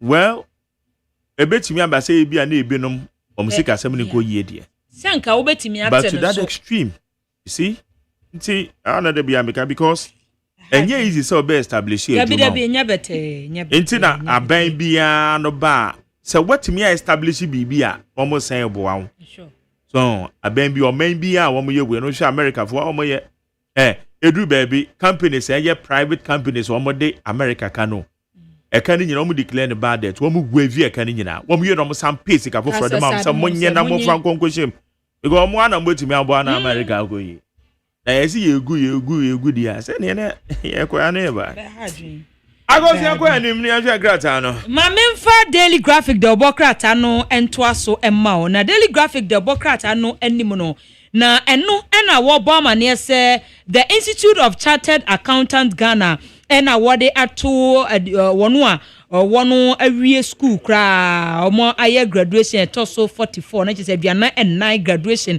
na omo de to omo anim se omo ekwa abonten akoye adwuma no omo enhwe se kata asese dwirim ne proye ne kankan no wo mo de besi wo mani so pa so mbeko wo mo nso emmo se de be ya wo mo kwa bonte no wo mo dwumadi a wo mo edie no peperio enso betimi abamu a the Daily Graphic de obokrata nso ebo ho amane e wo ha se na Daily Graphic de obokrata anim ha ya na wo bo amane na amane bo a wo bo no eno na wo se oswafo a wo hwe yempotempotemu na fe ahensem na osom amamu ansamsam so eno na wode etu dwase sisi ane de to agigye no mechire property tax no omo bagigye pa sisi ano MMDCs no wo bia eba behwe enti obi ye de performance local assemblies ni nyina ebese property tax tutuo mu gigye to no mu gigye se de be ebetimi aboa na wo motimi enya sika wa assembly no mu de di dwumadi a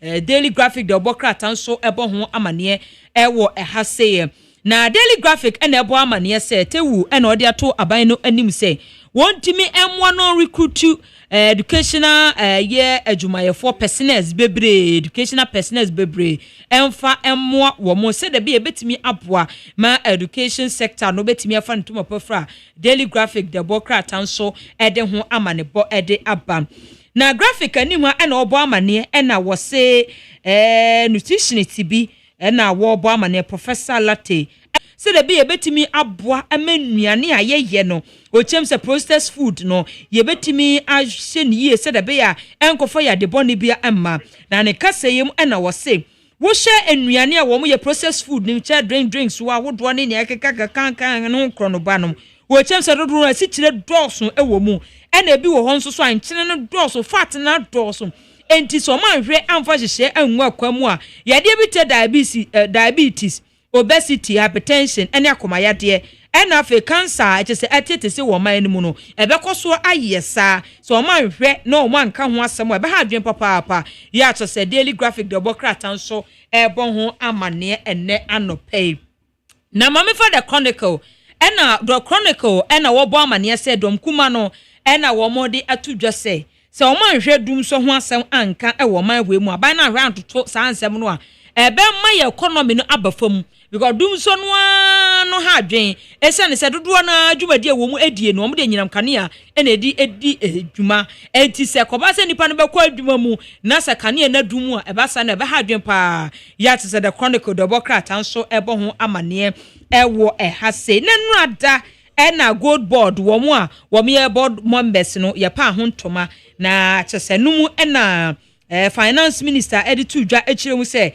wo hwe se the gold board nhyehyeye omototo omoniema ya wo mo ehwe na gold hu nsensem o makora ne yie ai se Ghana ha wontimi mfa kwani ase bi aso nton gold wontimi smuggle gold emfiri o ma we mu ko my foforo so anya sade a emara ne so mu a wo beti ujejireje na no ena o se san hyehyeye no aban ni die gu akwa mu no eno atimi aboa pa ama Ghana cedi no atimi agya so pampi ya to say the Chronicle de obokrata nso ebo ho amane e wa se na the Chronicle de obokrata ena ebo amane se Chief Justice Gadutoko no any judges aduana enkron wo mu chem se allowances bi wo mu gye ye fa rent allowances na se baby a wo beda wo dan han allowances bi wo mu gye ye no wo mu chem se na enwo so omugye enti o ma san so di sesika no asa akobak bi mu a the Chronicle de obokrata nso ebo ho amane e wa se na the Chronicle de obokrata na ebo amane se wase Prisia Bogoso MC NMP ena omede kokobo ede ama water guard for ne se wo ma bay blue water guard for so ma bay wo mo he se obeye adwuma nya se bia ya ka che se beye water guard ntino wokwa ya be etu fom agudi akwa ya no akogigi sika firi omo ho na wagya omo so omunya adwuma na say instead of say obefre aposifo ni sojafo na ba bi omo hye no yakotu omo so sa no wo so akoni omo akoya kana na wo bua ma efom agudi ya ye pese ye tu ase ye omo tu no kwanbone so no wo kura ni wo mo kwakoka bom se de be ya mu betu eche se he omo nya steady pa wo de kokobodi ama omo se omo nhwe so omo gi sika bia emfiri obia eho a the chronicle the bokrata nso ede ho amanebo ede aba na daily guide the bokrata ene kura me no na wo hwe anim ho se ya ena dom kuma no ede to osoafo hwe anyina mahode ensem so yewura aginapo anim se onya kasa kura say no our friends and trofo stakeholders mu meti o disia ba bi edru ne yehia sika sei ene yade anya saade a na fango no besa ne yade be po ya plant no yesre eje BS was e wonti ye wuni anim so beti antini abodi nsebra na be hwa nyina ho de nsem so eti wa ba ne kasa ya adwuma no makane no nyina na so makane no jese mmona ni kura brani ya adwuma no ne ja kasa tenten no ya daily guide obokrata nso ede ho amanebo ede aba na wo ni ho asi awade George Kwame Boachemfo nyina beto a wo ye ranking member of energy committee ene ni colleagues a wo mo centralfo enhie mu no ene wo de to soafo hwa nyina mahode nsem so se won hwe na wo makane no enyina so no nya kasa daily guide obokrata nso de ho amanebo ede aba na wo de kanema panyi abedi akire Alhaji Dr. Mudbo Umia enfonyi ababato no na otu franka edema MPP amanyu 2024 ebra mo kwakwa no ene wakopa achew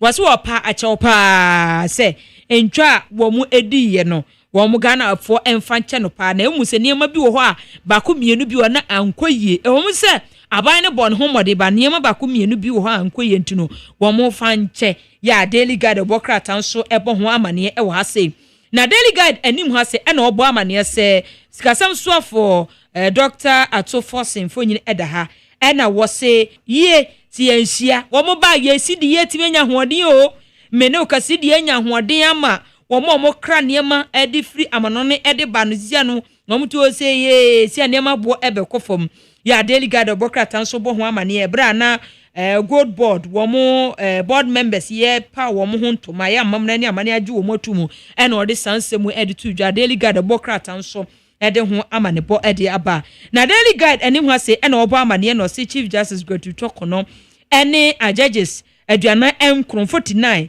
ede wo se rent allowances bi aja wo mo agiye na enye ne kwan so ado no eti wo mo chem se wo mo sanso ade akọ ya tse daily guide obokrata nso ebo ho amane se fa wo mo allowances bi wo mo gigigige no wo mo sanso ade akọ bi mu a daily guide obokrata nso ebo ho amane wo ha sei na otwa wie ensu etoye ekrabupuni mantemu apo ni behwanya asam kotoa ensu opanie obesi na kane ne yewo akirikiri no ne yakaze enkran ha se ensu yiri a majeri ya na yewo sehwi ya ne yewo ho na mka se ensu ni ya ntiase o esida na nkran esida na eyire na wa wo bedura na hu na we say I saw na wo hu a majere nya bete enya sam ketu o mi yankra hyehye na wo say wo kofa baabi te say obi kan na hade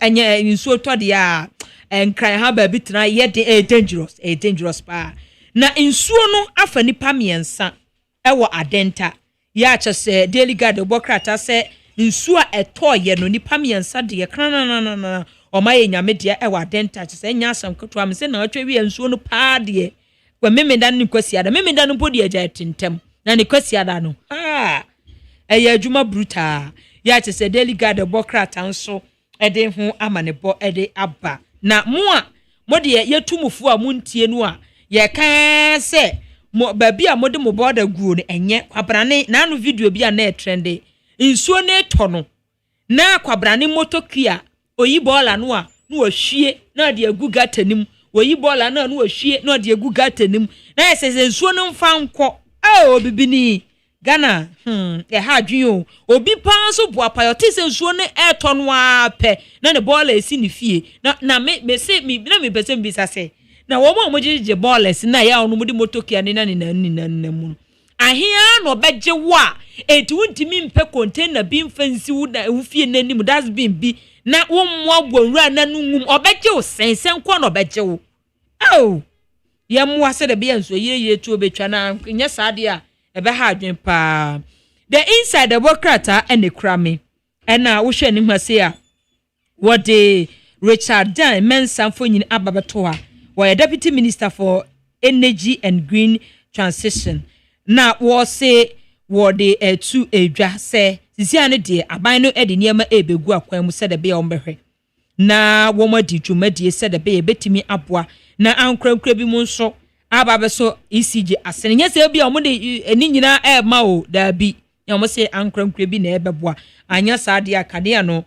Timi nyina na so sa ya the inside the bokrata so ebo ho amane ewo ha sei na the inside the bokrata anim ha sei na wo bo amana ne bo wo bo no wo hwe anim ha sei a wo de tanker drivers mfonyini ababeto a wutimi so mani abre pa na face so acting CEO oda MPA Godwin Tamaklu na wo sei sisi ande o de niam ebegu akwan mu na fu tanker drivers no omu asetena mu services se nka ne no mutimi kase o masetre mu nya kora de bedu bebi bonso na o ma park wo mu nko ba sanso anafu wo ho asa ansa ababe ye den pa na sisi ande o so abai obehwefu wo tankers drivers mu asetre mu papa sa de be ya wo ho nso betimi ahen no wo mu de inside the bokrata nso de ho amane bo de aba na the inside the bokrata ni mu ase no de Dr. Think Twice mfonyin ababato na de to o mapanyi John Dramani Mahama enim se one share pass what in your mabegu come said a be a galam say kono wo betimi akonti mageri sombra mame kwa amado so ani ene eye Dennis Miracle Abuaje enra ye ne din komo fa eye ne boss Adamontu a otu ewa amanone ebi okokasa anomani ade na enumu ena ye Dr. Mahmoud Baumia ekohia eye MPP fo ewo UK no dey same be two omani including apology na odema party ma Dennis memwache Mark Joseph abomo bakode aruna dingen so ye den yakopans na Dr. Mahmoud Baumia apology to MPP Emma and no as a channel saying does it mean say bibi anko yie no wahu ntina Emma no render sa apology to party members. Oh, Mark said, when your first time, Dr. Mahmoud Baumia, and the party for Kasa, all this apology about, in fact, and the county and this about close to the 14th or not the 15th time. The Dr. Mahmoud Baumia said, and he said, you are baby, no. Did he say, near me be brainy to me, asaban enso no dodo na ana ebia na party for expect senka omo aban ne beye na Ghana for enso expect senka ban ne beye a yentumi aye ebi ka hunti ema abato ayekọ ye ne yentumi endi enkunim no nti in spite of a model ball, did this party for boy across the country, and even those of them in the diaspora, effort to be a put in couldn't be into me and back. This and say clearly no. Niamba be wa ye in the abuse wa yin to me and ye ama Ghana for any answer. Party for expectation say your kwa batwa ye be to me day ye ama yokuno edim kunim. Na etumi amba na sanity ogina party mpenifo ne aba mpenifo nyina anim anamu na ye de chopa kese pa ma party for say and that's one nke nyina ye wo no ye ntumi amanye sanka ayenuti nkunimdie entumi amba na mum gidie ne se sele ye na nano no aye kan hu bu mo ye bobo ya no ano a yetumi edi nkunimdie eba ma MPP amayoku no se kan ho bom sa akwan no so assembly ya ogidi se 2028 no nkunimdie betumi ayeye dia na nyame adom na se nkunimdie ye dia and your ma you to be a no near Semukina, near memoir, near Yibiakamo. They are a kaya into me, and yano. She who in your free mono, you to me as a shame, as I no man so you to me any year. Think no. Okay. Ayana ya manfo bi adwen say Dr. Baumia thank you to our this year party mano or prepare grounds in the year for the re-election. Hence, bini apologies here ebi onama or party for chewe. Is that the case? We and yet we are okay and yet new when it comes to Ghana politics and especially when it comes to thank you to. We are where say thank you to Ababe. I say I'm ready away politics imo anambwa. Na be don kweku fado. Olusu 2008 elections or thank you to 2012 or thank you to His Excellency John Dramani Mahama. Olusu 2016 elections or thank you to 2017.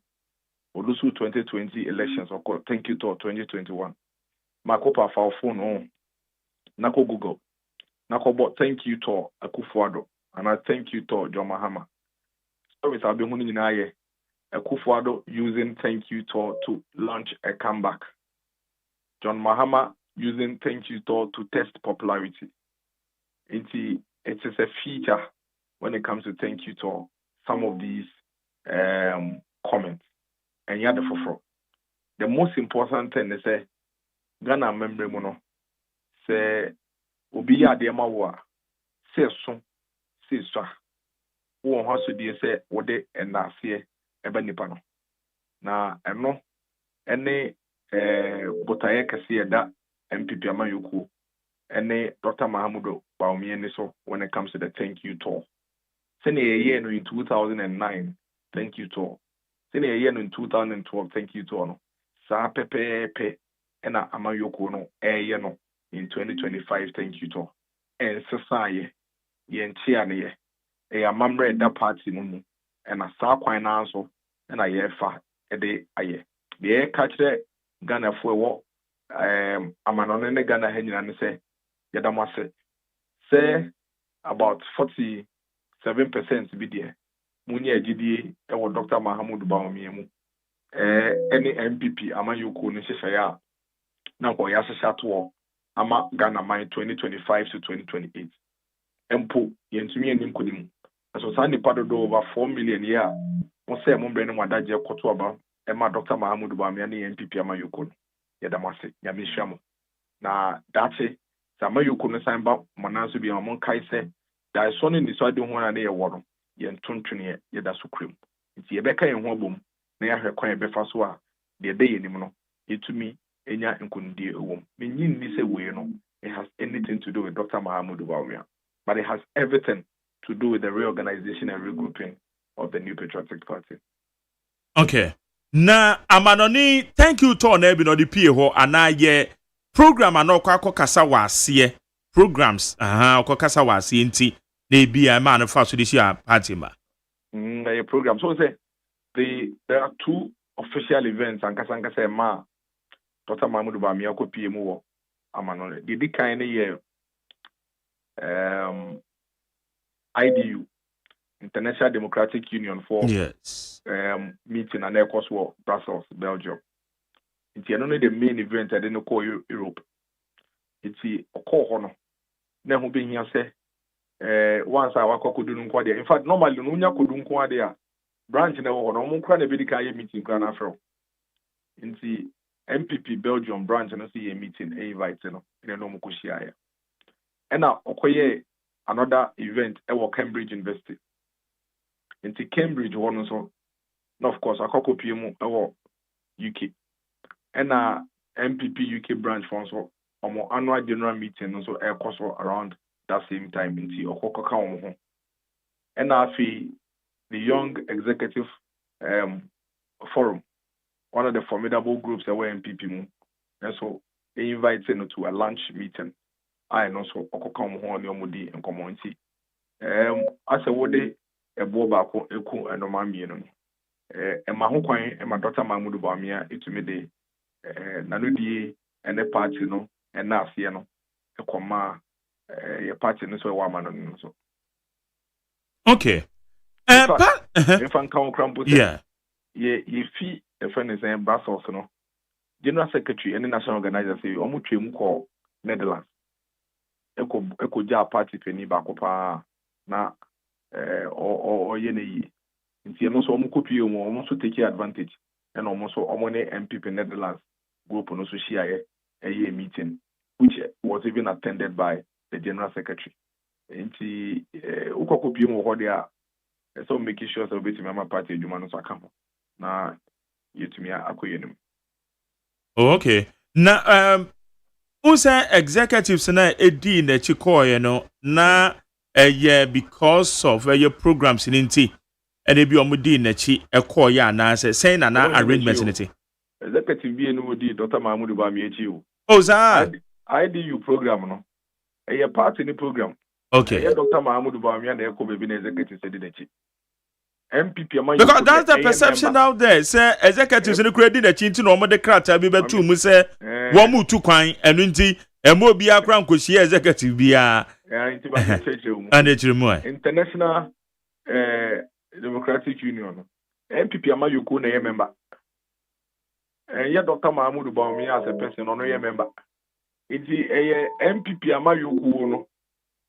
Na the meeting. Now, MPP Amayoko no the meeting with IDU. And here executive square na echo and Dr. Mahmoud Bawumia ka ho.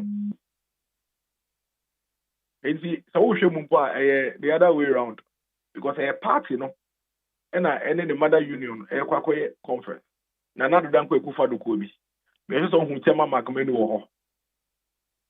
And Dr. Mahmoud Bawumia so eka ho. And party executives any party mpenifo bebre so ewo ho. Nti and yet Dr. Mahmoud Bawumia na eko baby and a party for the next day. Party for na eko mu program. It is all person we the sample the and party for na eko the program. And Dr. Mahmoud Bawumia ko bi. But Dr. Mahmoud Bawumia was invited by the IDU as a body to come and speak at the event. Oh, okay. And I'm sure coincidental. David, he was invited. Okay. Onono was invited as a speaker at the event. Okay. On one of the panel discussions. And I'm sure the one who saw video, no? When he was speaking about the global trade wars. Yes, trade wars and Enra Crame boy. Enra boy. He was a panelist. He was a panelist on one of the subject matters that IDU discussed here. So echo as members of the IDU also kwakoye omukwajo mother union from a meeting. And see Dr. Mahmoud Bawumia na eko baby na party for the nechi.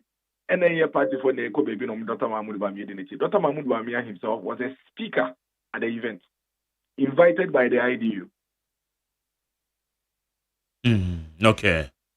Na na ye bisa said Dr. Mahmoud Bawumia say we share a potential flag bearer aspirancy among for kasa ne Davis Opoku MP Mpraiso Davis also Honorable Brian Champon Oba Honorable Kennedy Japan Nuamu Nangwatu na mutuo or kama party for to say Oba yenim say Brandon Swain Dr. Mahmoud Bawumia ono so Oba ana so time no so obekasa sisi ya me no ka say ye to ye kone ye thank you I any party for ye Dr. Mahmoud Bawumia nka prime minister once bia o baby a na amafo asase atutu gumi enye he I can see the SSR net mark enye he onso men so enye he ba ku ye call 2023 na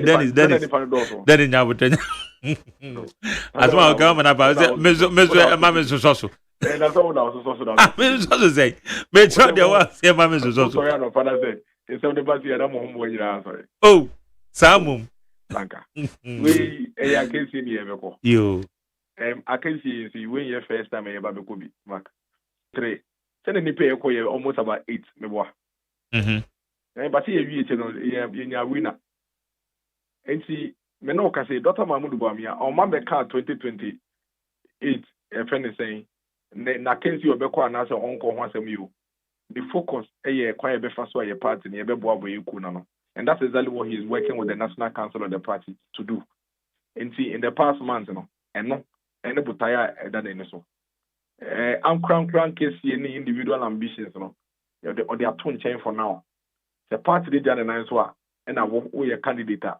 obetumi di edin kunim so wo be candidate kwa na the party ni jana nan so a fa so bi en so ma for now no that is preoccupation but in the process no your party for bi so clearly no almost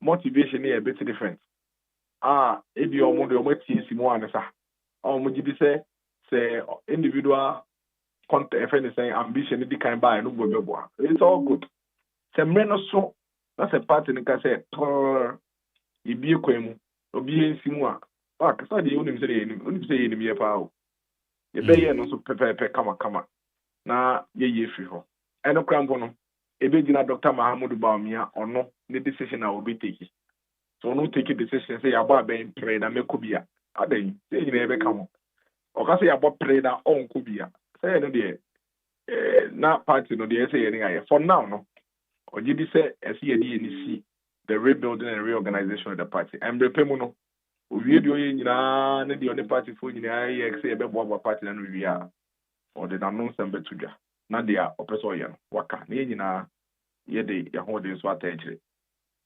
waba be dura na me pacho okay na Ghana thank you to no mawie debi aka central region eastern region and greater Accra region in the next few days here the best so okay na me kai say Asante Bantem moko ho no oje ne bisi ema emrantie bi ekowo bi sekan mode mani ade akire ma finding out a branch said you oh yes you're finding out and who you pa say Dr. Mahamudu Bawumia okay cry kokra kohwe no kohwe no hospital near the NT we are in touch with the family near the NT no you say or you one of the or you one of us you say a branch hunu bi akeke or a member of our party member of the MPP and it kra na me so e mami bisa no a very vibrant young member of the party has such an unfortunate incident omo pepper sika ho a ko fasa dey we buy no nti ye dey need it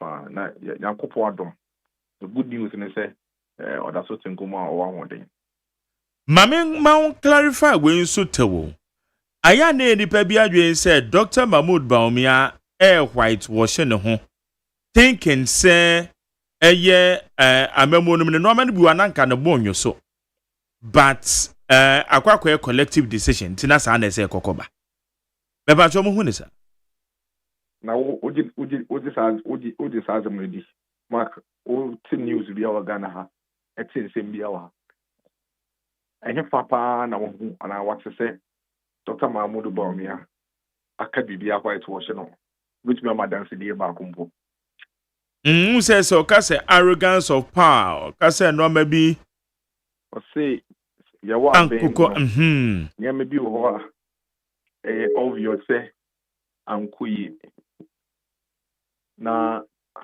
ba kopa ewo mu ne say do baby no na ya ban no ya so ayedin dodo ya so ayedin o kasa no ko so na so mu o say na ya so ayedin dodo ne me bi wo a omanfo kan ye party fo ni bi kra kan ya anka tie ya anka ene nke bebo an ba ye ntie mo ba kaya ye wa be mu ye members ni bi kan si ye 11 free ho ba ye free ho be kaya DDP ba ye members bi ene Ghana fo be kan wasem ba ye ntie na ya so eye tin dodo ni nyina eka ho ba ye sie bibi efri mu edu baby no na arrogance of power to me na ba be didi yetimu do ke ni na eka ho na sane ma wo nyina ebaaye but me kasa ne me nyina ma yate ase se ye hu esue bibi efri mu enti da me adom na se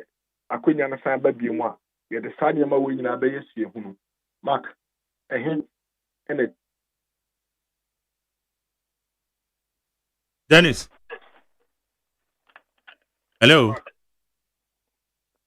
Asama me kache o ye ne fahin ene tese Dr. Mahamudu Bawumia whitewash no. Itina ye beti ase yi a eyade a no de ne ho ahye mu bi na moment konkoye se ade ne koso no okan na ebi a ababuom na no ne ye kasa se ebi okan na nso mpanifo antie ye ka panyin no so de na o mampanyin no because on na bibia se ne nan so ya okay wan kasa o baby a wan kasa na enu ti na me de share ko se ebia no obu ye be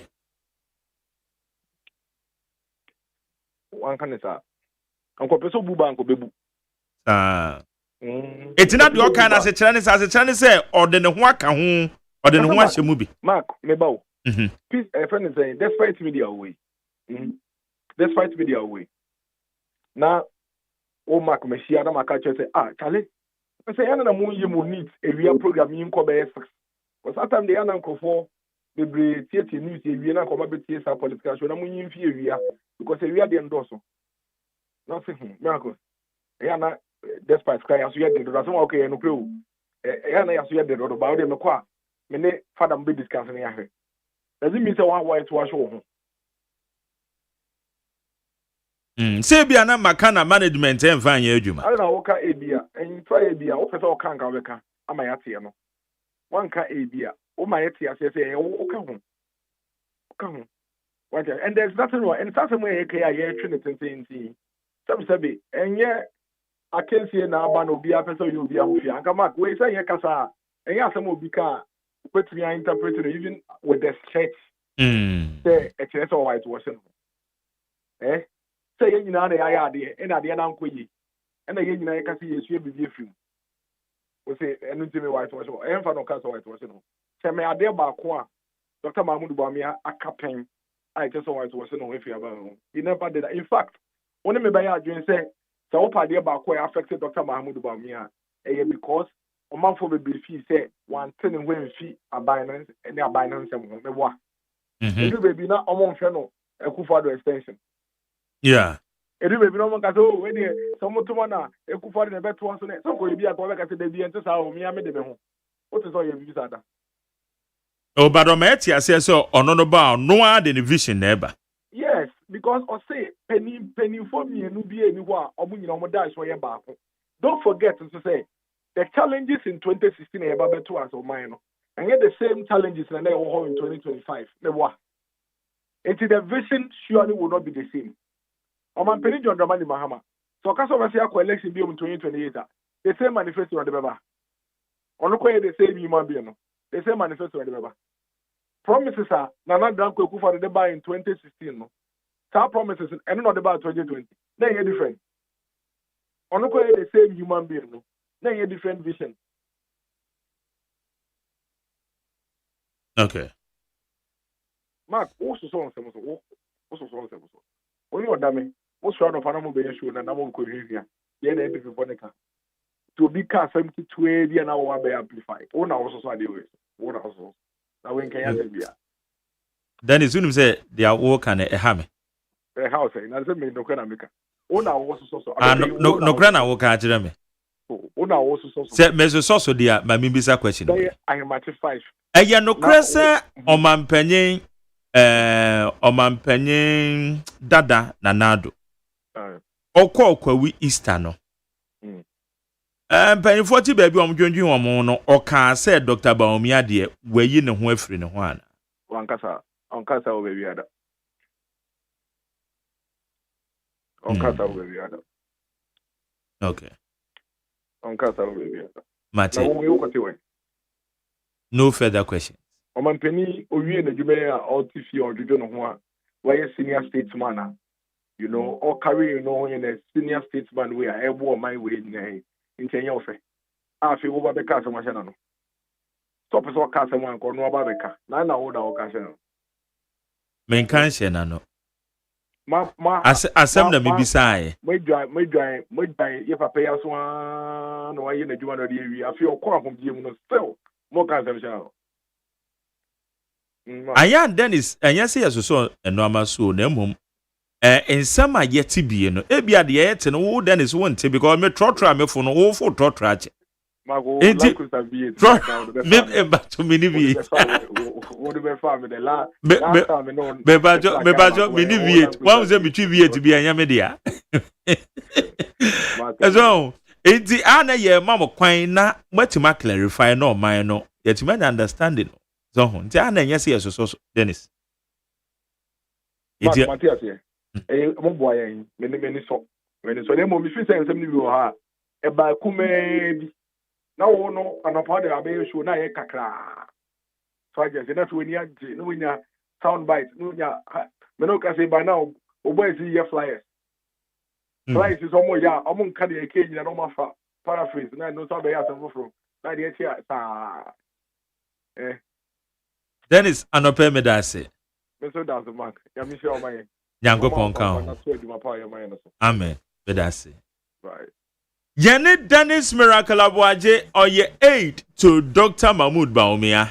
Ono ne yene no edin komo no nti pachirem de nti a Dr. Mahmoud Baumia o hia MPP fo a ode chopa ema omo. Ha ye need 100.9. E bokata mu sam no yegu so. Menu aba ma me akosua etonam enso ewa ha. Etona wonim se wo pe ye hwe calendar no so ne ye check holiday e wo ho. Holiday de sisi de oh David baako for de ne saka baako aka baako ampa o say ye di de fete aka idrada se o ampa aka baako akasi akakasi no etende say ye hu date e beba o na no memo aye adwuma bi ntina make asa no sabe na memo aye prepare we na ba wuni problem anu tina ma me kasa okay need 100.9 beba etona me ntwa see agramra okay all right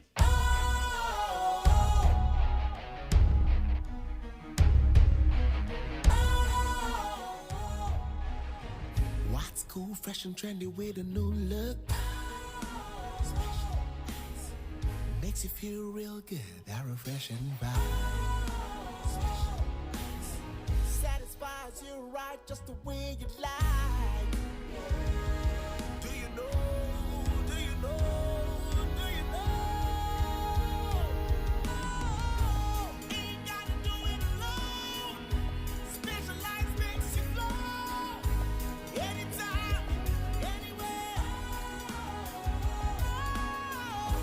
Specialized feel different. Always think specialized. Special Ice Natural Mineral Water. Feel different. Think special. This advertisement has been vetted and approved by the FDA. Hey, catch it. Listen in here. And you ma beto to dia me baba no hwade no. Hwem so betumi a. Hey, asew. Hey, now beka. Ya John to mami ensa duku potomanto. This way chocolate drink. Na kan wo hwe afibia so beri ni waware ni a. This way chocolate drink. Na kan sia. Oh, asew. We dan kan no tumu ho. Me be mo anu nso we hye kura dia ka ho. Wo hwade a wapi ho. O ka se batete. Eda fom wo. This way chocolate drink.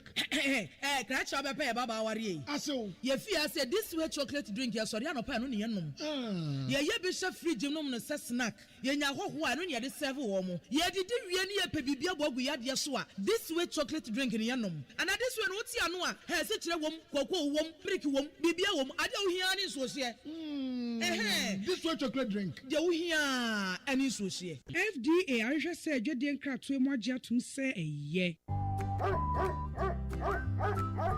Efie bia beye nika na ejina busue womuo na mom ayonkofa ye da ye ne nyanyem a ye ne omutifie ntem etimi mafie asetena ye nika sronko ekoba ne saa no baba beka ebusua ne ho prekope enunti ewose ehwem omunyina pomudin mu na sanso beye hode a na eye Drill's Pet Foods, Drill's Biscuits, any canine Greek dog food ewo hoi protein ni nuane no ebetimi aboa ma okraman na nyine kama ahyemu ba sei be edunti abribia na wo kraman no keka ne ho anigye mu Pacro Ghana Limited and the Drill's Biscuits any canine Greek dog food abedwaso enunti kope bia kira kwan sesi a manemu a wo kraman no open the dodo mu atua for Pacro Ghana Limited ewo 0559 274 381 ana 0559 795 432 FDA Agyeman nkatwe atum. Ghana Montie, Ghana Montie, Ghana Montie, Ghana Montie, Ghana Montie, Ghana Montie. Na mansanya so adawro kofiaman homene so ejiji tonton sansan ewo neat 100.9 FM. Ghana Montie so ne ewo neat 100.9 egu so a yede Bro, said I wouldn't know, Mammy, I could see it on a mewa how or one crata near Mojuma. Messages in a so, huh? I goes, Mammy, for messages in a crane to myself a job coin. Why? Mammy found Richard or the free Massaman, also McJerry. Do you still stand by your conviction that no political party has a hand in the fall and rise of fuel prices? According to you, the fall or rise is determined by the windows of world prices of the crude oil. I believe you have changed your stand by now. If brilliant minds like Honorable Otto Folson, the finance minister, lawyer Sami Jemfi, the gold board CEO, the governor of Bank of Ghana, Dr. Panda the Siama Johnson, put in proper measure to suffocate the dollar, automatically the fuel price will drop drastically. Yeah, Richard, my analysis. Mumu no more closer to us. Mo kasa mo closer. Mo ye now for ye nemo. Na yet na radio no so ye analysis na. Tie ni ye. Analysis na me ye kra me some free economist. Ama dia me kan ye no. The same thing economist ni ba be kan ye. Me ka say no ma mienu.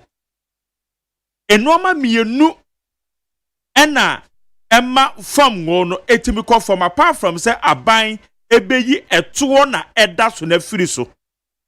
Say enoma mienu no. Bako aye automatic adjustment formula determined by the world price crude oil. Number 2, aye the exchange rate. Exchange rate and I'm say the dollar and the kokoto from go into no. Exchange rate in nya it affects aye your from going to make a say later be on the board no. Aye na usually be 99% any a dollar exchange rate no and a pay. I check it. Any a 2 because board no so be a 2 will be a 13. You see, I never said it. Say me say a buy from gono eba for ma. Your friend is saying Madrian says because be a buy the BB go from. I still stand by my words. Say from go bo prices of from go bo. Say obeko so na de be ya manyo say you can continue doing it. Obetumi de aye me mfa ho say mo masem Ghana fonso e wo ho e hwemo. The American say from go prices yemfa anya amanyo say because you were automatic adjustment formula. Aka say say we nya na so ba we can we say maduan say ho de be. I still stand by it because ebia dia minim no gunim enu ti na ma bie mu akire mu de akire won Richard. It's your explanation now. You listen and you listen well. Now the American opa men fa ho. Eh mo na mo ye mama nyosem. Ye de say ye be educate. Who educate you be na say dipa be tio, ontio. Enu ntimi force no. Ye de education. Automatic adjustment formula. Enu ne ye fa the price deregulation. Sadi and the buy and from go bo obi ade be ya amanyosem bia na wunnim mo. The only thing about the ben so beboa na your dollar exchange rate no etime stabilize. So they say that is the only thing. And now say taxes are either from no so na buy ne de sa besi de bo say to we de ma ye firi so.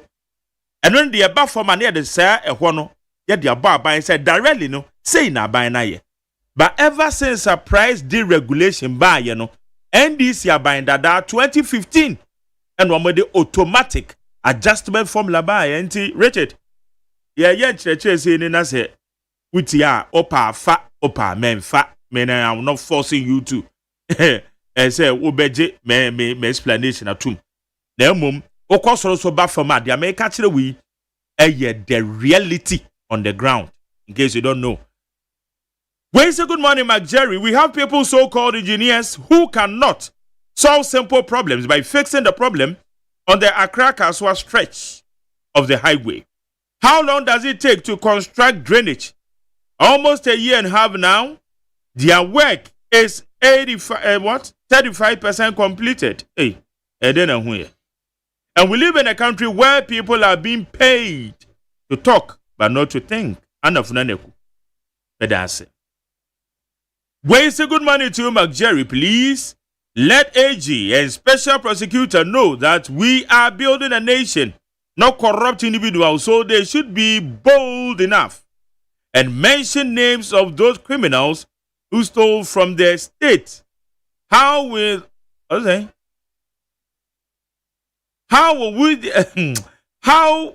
the citizens know those criminals when they walk to their officers and make undercover payments? We PSC free UK and Odiaba. Where say my name is King David from Kaswa Ottomans.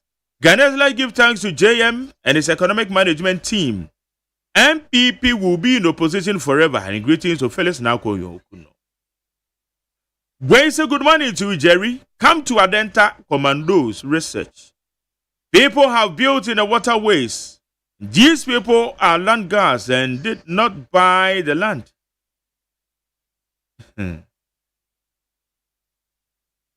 There is a group of people from same religion speaking same language.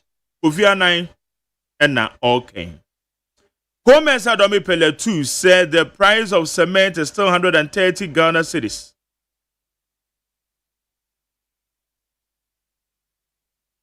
Okay. Osi baby Socha Hadia Safia Mohammed. When say good morning to McJerry, we thank God for another wonderful day. McJerry, why the MPP gurus now becoming the mouthpiece for the Chief Justice? Akpalu, Edifi, East Legon. When Alasan says Edifi Zenu said, another prayer and his micro minority should be telling us how much debt have they created and how much they have paid and how much is left. The current government is not paying.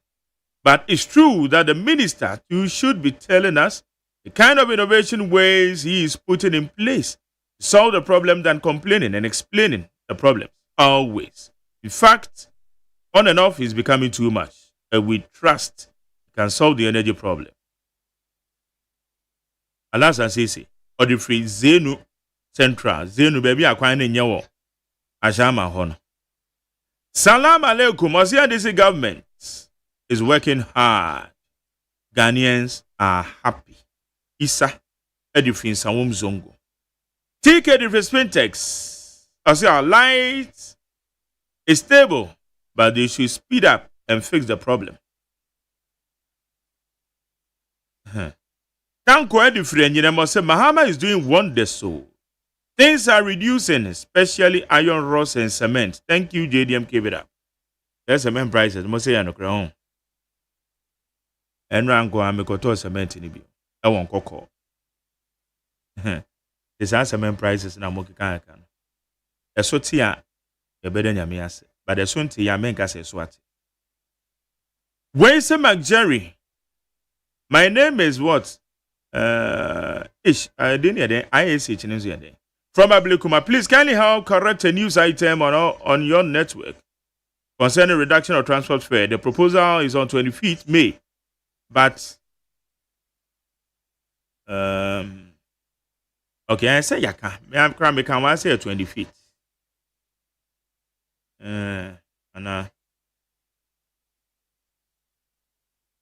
We do not love our nation. He wants to collect the work from KGL and I reach a difference on homework. Where's the McJerry? Good morning to you and your guys. I'll say you people are doing a good work this morning, and this is Uncle Fifi. I says then scan airport. Keep the good work. Uncle Fifi. And that's it. Eric Kwakubu, the patriotic voice, said it is true that the city has gained strength, but still food and goods prices have gone up. NDC used food and goods prices to campaign against the MPP, and now what is happening? Eric Kwakubu and will be saying. Masawudu Kumasi also in opposition, they criticize the MPP government for not solving the power crisis. Now, NDC is in government. the minister is explaining the problems instead of solving it. Plenty talk. As much I do about nothing. When Jerry, this flood problem will continue to create trouble. Disturb the country if nothing is done about it. Secondly, those who have built on the riverways, specifically, what certain areas, those buildings must be demolished immediately. When your Theophilus Abe Kunyansa, Tema Community 4. When you say good morning to McJerry, yesterday all the social media platforms reported that Dr. Baumia has apologized to the good people of Ghana. Yes, we have accepted his apology, but what I don't understand is, has he accepted that MPP under their leadership are corrupt, diluted?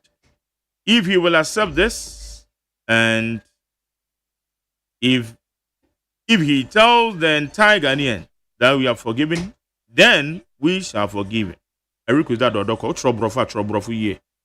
Ultimately, I can be actually my old try. I want to on my challenge. When the KGL owner is a Ghanaian, please give NLA what?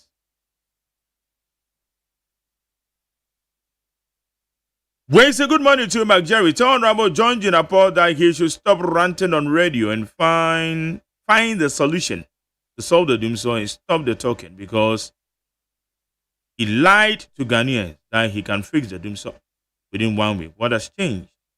Ghanaians are losing their jobs. So he should stop being with the truth, because when you lie yourself to power, doom will expose. Emmanuel Kwekuyamoa Medas. When say McJerry, please educate me. Is it true that the Kufuor used less than 400,000 cedis in the presidency for his so-called first government? And what are you saying? 400,000. Asika, what is 400,000? 400,000 the presidency at the end of it, my. But 400,000 they are not correct. Frank Nero, I was so kind. About 400,000 they are so hey. It's check his scanner send the year, bro. When say good morning to McJerry, the way the guy you spoke means he doesn't know anything about the day-to-day affairs of the NLA. Just got employed, and he should wait and read the Act 722 well before he start making sad arguments.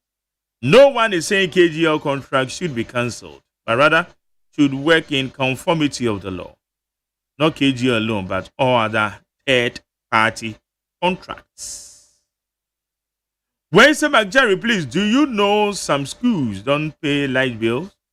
Tell UCG to talk Pung Katamansi New Bridge and its surroundings. We are here to help build a better Ghana. When Nipa, I'll send you a DM, I'll say, don't mention my name. Okay. Yo, Martin. Agos! McJerry. And you know me down, na ube jam kwan no ma me fa asem bi wo chronicle na eminya na ekuo bi a wono ye from as I grow e no ma tro bibi e de aba na o ma tro bibi e de afantete ye pa ho na as I grow see wo na fe wono no e ya aban ya ensha aban ase a chese wo chemu se mu ye ku ensha aban ase Mr. Isaac Debra Bequin say nansen e mabunu titru pa titia papa de eni wo mumu enti mabunu no dodo na nam ho a woni nam ho biala bia je ne ye ne kasa ne suban bia je se titia pa woni ena obisa se ya nhwe amfa titia pa ama ye mofra yi a da chi akwama ye mfa sopo no mo hwan te McJerry mi bisa wo se sisi emprempe ye timu wo se Ghana mabunu dodo na eni titia pa enti emna edi ye nimu no enti sentiti pa ni wo a ye mfa so bo ne mo hwan ya eni asem ya ribebo empanyufo etete ye enti me ba de bebo me me so me de bebo o papa o ma me no papa o na no enti hai se wo twi Ghana fo adwen asibi so se enti pa eyira enkane na ka yakofo kaya penyimu timu a enne Agorano. Obebo wani sukra, obebo chose. Ye nyina ye ntwia. But I'm say we are say one akwa koduru. Oh. Because ye time na nyesa na etie. But I'm say we are say na Asane akwakwa kudu. Okay. Mame akosia etonam. My Jerry. Ame me daso. Okay. Yeah. Me kweja. Wo kweja me ampa. There be say na utatira me chikakra. And na dey okonta. Betran kakra. Okay, as you for about you where doubt, as Chairman Bennett also said, that we didn't get everything right. MPP did a lot of work, there's no doubt about it, but we did not get everything right. We got quite a few things wrong. And I think that on my own behalf, on behalf of the party and the government, I apologize to all of you for us not getting the things right that we should have gotten. We didn't get anything right. I believe that if by the grace of God we have another opportunity, I believe that we will get many things right because we've learned the lessons of where we are going. Okay. Dr. Mahmoud Baumia ena Okasano.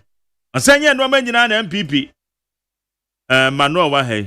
Monye ni yie. Kama munye ni yie no so amanfo ka na monte. Nti nsem no ena oguso ekan. Manuel Dako.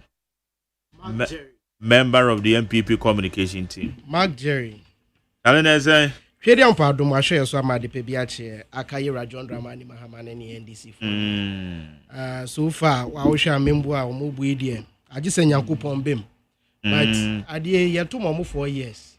It we just need to tighten our belt for the next 4 years.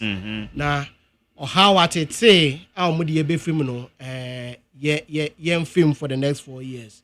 Nyankopon ya adwa me sure say 2028 the opportunity will be given to us to liberate ourselves from the hands of this wicked government. At that time, no so be the real second independence. Because independence or moka ya or modema ye idea. Am I? Now, Mark Jerry, say we are now was na me catch you. We a typical in Kwasu. Exchange rate here ko ye no say. Modern in Kwasu. Exchange rate reflect here ye ni ye. Na ba se men so koso. Exchange rate omoka ho asemi Mark Jerry. NDC for ankasa say oh ato forcing is forcing. Babu Sande say a dear ben porting on my they can't even point to a single thing away. And a majority will be beer, unim so my dear and Kaibabwa, yet ye fu nyina. Aban se sakeka kura to me my fury necessary. Enti ato forcing the anyom force. Me say aban se sanumpo keke. About what? It me ma the trust in the economy. It me ma trust in the economy. I understand that part. But Moka say ato forcing. And ya. Mibusa no say e dey be na buy no aye. That's what I want to know.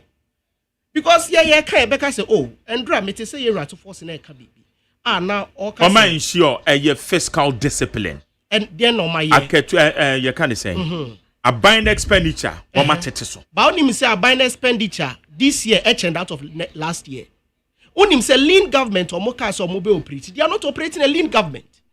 Free SHS Secretariat, Yera John Dramani Mahama, Ejina Simpie so criticize ye. Yera Felix of Osukwachi, Ekwatsina TV so Ekache said that particular secretariat any useful no. And then Omo appointed a national coordinator as are the regional coordinators at the account. So Ukachem say you are operating a lean government and when I ensure fiscal discipline, there be the fact on the ground, so no Mbaki will claim. And for that part they are falling down flat. I'm gonna bring in a new defense. Obi I send a message. Also, hooray! The transport fares are going to be reduced by 15% on this coming Saturday. Saturday 25th. 25th is Sunday. I think so. This coming Saturday, so the date is 25th. According to the GPRTU, due to constant reduction of fuel prices. In fact, President Mahama has justified to the whole world why Ghanaians rejected MPP and voted massively for him. The things MPP couldn't do in 8 years, NDC government has done it. So simple in just 5 months. It is so unfortunate and sad that one of my neighbors who campaigned and voted for NDC couldn't stay longer under President Mahama's government to witness his good governance. It is so painful. Rest in peace, Mr. Amos, Japan. popularly known as the Seodun Ketia. And kudos to Mr. President. Mesha Kasantin was sending weight from Amasama. Ground for better to one more fair so. What my hint here? It is all case and co year or send the same. Mark Jerry, very good news. Say drivers for about better to one more fair so. At the idea here, say Ghana and Ibia and who be here in this current dispensation. But any part or send a text, or making some statement, be say, Adia yen timianya no. Yeah. NDC yeah. That's right. The show clearly say one nanga one yen in 50 months I send a text and I'm not surprised because that's the characteristics of the NDC. Omo hwehwe nyomi man so makasa, they come out, they speak and they are exposed. Mark Jerry, me fa nkwechi. Enu nie, we kra omo TV station and report here 3 news. I say transport fares reduced by 15.3% from Monday. We December 19, 2022. So December 19, 2022, reported by 3FM NDC4 TV station. Omakasa say you reduce transport fare by 15.3%. John Dramani Mahama and ono you reduce it by 15%. Enti yempo ya performing better than them. Enti Mr. No, on coming NDC there is no point. I bet me aya diasin MPP for there be. We share omo we can say GDP growth omo projected for this year 4%. Meboa. Yeah, the last year 5%. So if your projection said that you are come to develop less than your predecessor, it makes you so incompetent. Yeah, more than what you are planning to do. And this the omo ye good. Essen ye entro and a chrono. And yama mienu wepe. Corruption and lies. And the omo ye adi on pa. Edi no mo twa entro. Mr. Na o man penny 120 days and Rama one so one ma ye. Amen issue we abaye I the spokesperson of the government be try entry. And make a choice say John Dramani Mahama ejina simpie so. But information the buy. Say embed na free hand call her but the fact on the ground so doesn't support his claim. China because honorable John in team for Jokra or they say my menya the TSA wakoshi INI before. So investigation enya no ni issue no the issue ne say o see free kro bi the call kro bi na ba Ghana but the fact of the matter is say kro no see free so call ye no anko ho the atosu mienu plain or they try as evidence no say eno na asay no na nya sa plain na enho asem na ye ka enti intro de we twa ye John Dramani Mahama in opposition ka try say covid de twem ba ye guso je covid sika meboa and COVID-19 levy eguso ho baller tax they spoke against baller tax and omu guso je baller tax omu ka try say secretariat bi ho say close because a new science and they've appointed leaders. Oma appointed national coordinator. As appointed the regional coordinators. Na ebi ni ho. Make the issue of free senior high school secretariat. And to showing some can you be a NDC for kind in opposition. And Rakra the latest lies. Sam George. Obeka cheye. Say obi obet me with tax. Edi free ho. The finance minister. Which is a lie. Ukai article 108 clause A. And my ATS say obia parliament let me pass a law to reduce tax. And it so to be catch as a member of parliament. Ebe catch be because odin se sebi obia ni nimdie okrom ha. It's very sad. Omu sempempen so ayedri. We are in a technological era. The fourth industrial revolution. Oka bibi and you can be exposed. So they should know this and they like move away from lies. Move away from deception and focus on the work. Grounds work na ye kan wasem. That I'm saying, asembe no manka. Omo ka che so mo di AI ebe fight it. Ombe chicken pings for dia be no manka. Ene won hu asem omo kan are they implementing even one? Omo nyaye. Dum so. Asembe no manka about blue water gas. One man inaugurate you. Aye dey. A blue water gas. Sa AI no mo so ombe fight omo dey fight it. The blue water gas. Na blue water gas say water gas yes ye bi. The same thing na wo ye. O ka che say obe arrest kingpins. Asema ka che no. O ka say obe repeal LIA permit say come mining in our forest reserves. Asema o ka che no. O ka che say wo the AI ebe fight galamsey. Eno na Ghana for hwehwe say wo be ye. But if you are doing the same thing na now da kwakufa do ye dia. Yes, John Dramani Mahama. Deception or adoso. Intro and dada mo de ba bemu no adoso. Face the reality. Sam George ya ne catch says the president no any beneficiary of the scheme there within 1 week. I was see yetimi end galamsey. Eboa. So what is stopping them? What is stopping the president? Do you believe say galamsey 1 week you betimi there? Anya me na mesi o man o mo see. So you believed? And yes, I now when I got a food so the two abamom. Oh, okay. I dear some are gonna food digina so the two abama and they expect us obey. Me believe you, me believe you. It is but sometimes when me when say you human being, we have to be reasonable. Obi cast man because me cast them my dear desire. You see, it's me because you making reference to it. But Ghana for because me feasible. You need say feasible. But no na Ghana for digina so the two abama. It's within one or say on the commander-in-chief of the Ghana Armed Forces. Meboa. It's we a commander-in-chief of the Ghana Office, yes, Sam George Ek. Once you're commander-in-chief of the Ghana Armed Forces, within 1 week you have to end galamsey. But Egusu Koso. End this in 4 and ajimu and the Nancy. But one guy said, and Yamina Messi, and maybe I make a reference point. I know that. Erastus Asari don't call. Follow no. So follow me. And can say, oh, NDC chairman. Na NDC chairman. One instance. NDC recently, Krawasa reported a new one. There's one of the Wasa constituencies. A kwan pa eno mutu galamsey. NDC nimpon ena oye galamsey we no air site no eye ne dia. And now MP, omufra MP, utie MP ninsi sem keke mu a enye safe. I win MP. Ni issue no by no so want. So we shouldn't kid ourselves. We shouldn't deceive ourselves. Already NDC for no me deceive ya dada. Ah maji to me. And some more can you modiji to me no. And I expect to say ombe implement it. Na no down Akufo Addo Nyankopon e na etu omka. Entro mu twaye e de gu papa yi hu fi. In some more kan wo memu ha. Aso mu ba mu pe. All problems ya kwaso wa Ghana ebe ende. Ene ye na ye te Ghana memu ha ena. Bibia essay. But yeah, train maybe in the future no nyoma besesa.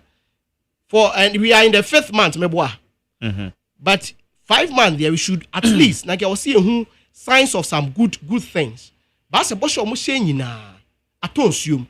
But me de bia meka omelas meka say no bi catch them say you are not wishing the government or me say me wishing government ni well me and wishing well enye na be more we succeed. Wa bon bury akolo nim there o catch say good luck robbery.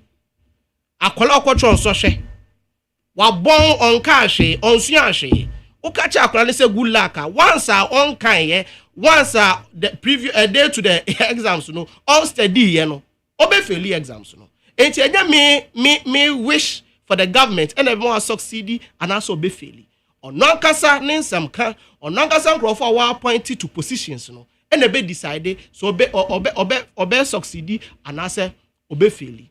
The latest one Magjari woni maybe unim say nansenya na abenye lanchi bibi e friend no code of conduct. Yeah. Unim say on one kasa na appointees they don't respect that particular code of conduct. I don't know my okay, we can say the code of Oka section 1.3. The topic is civility, courtesy, and restraint. I think when you read see or say use decorous language even in the face of provocation. That's one of that's one of we code of conduct. I say use decorous language even in the face of provocation.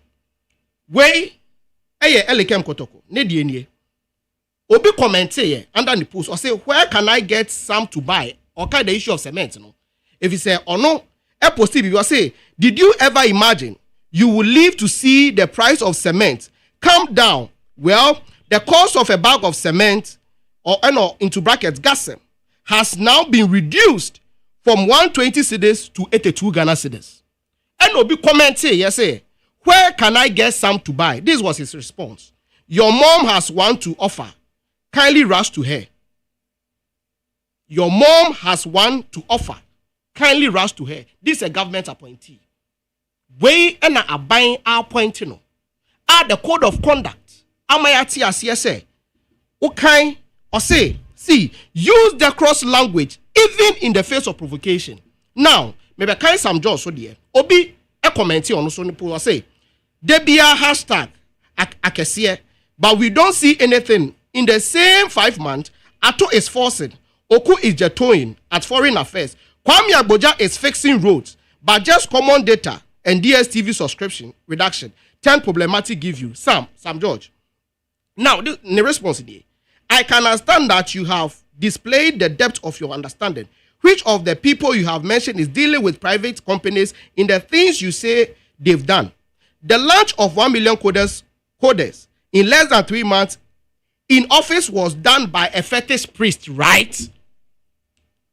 Way a response if we are buying appointee. Once one code of conduct.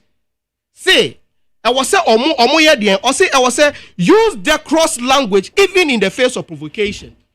This should clearly tell you say even Omanga code of conduct they don't even respect it.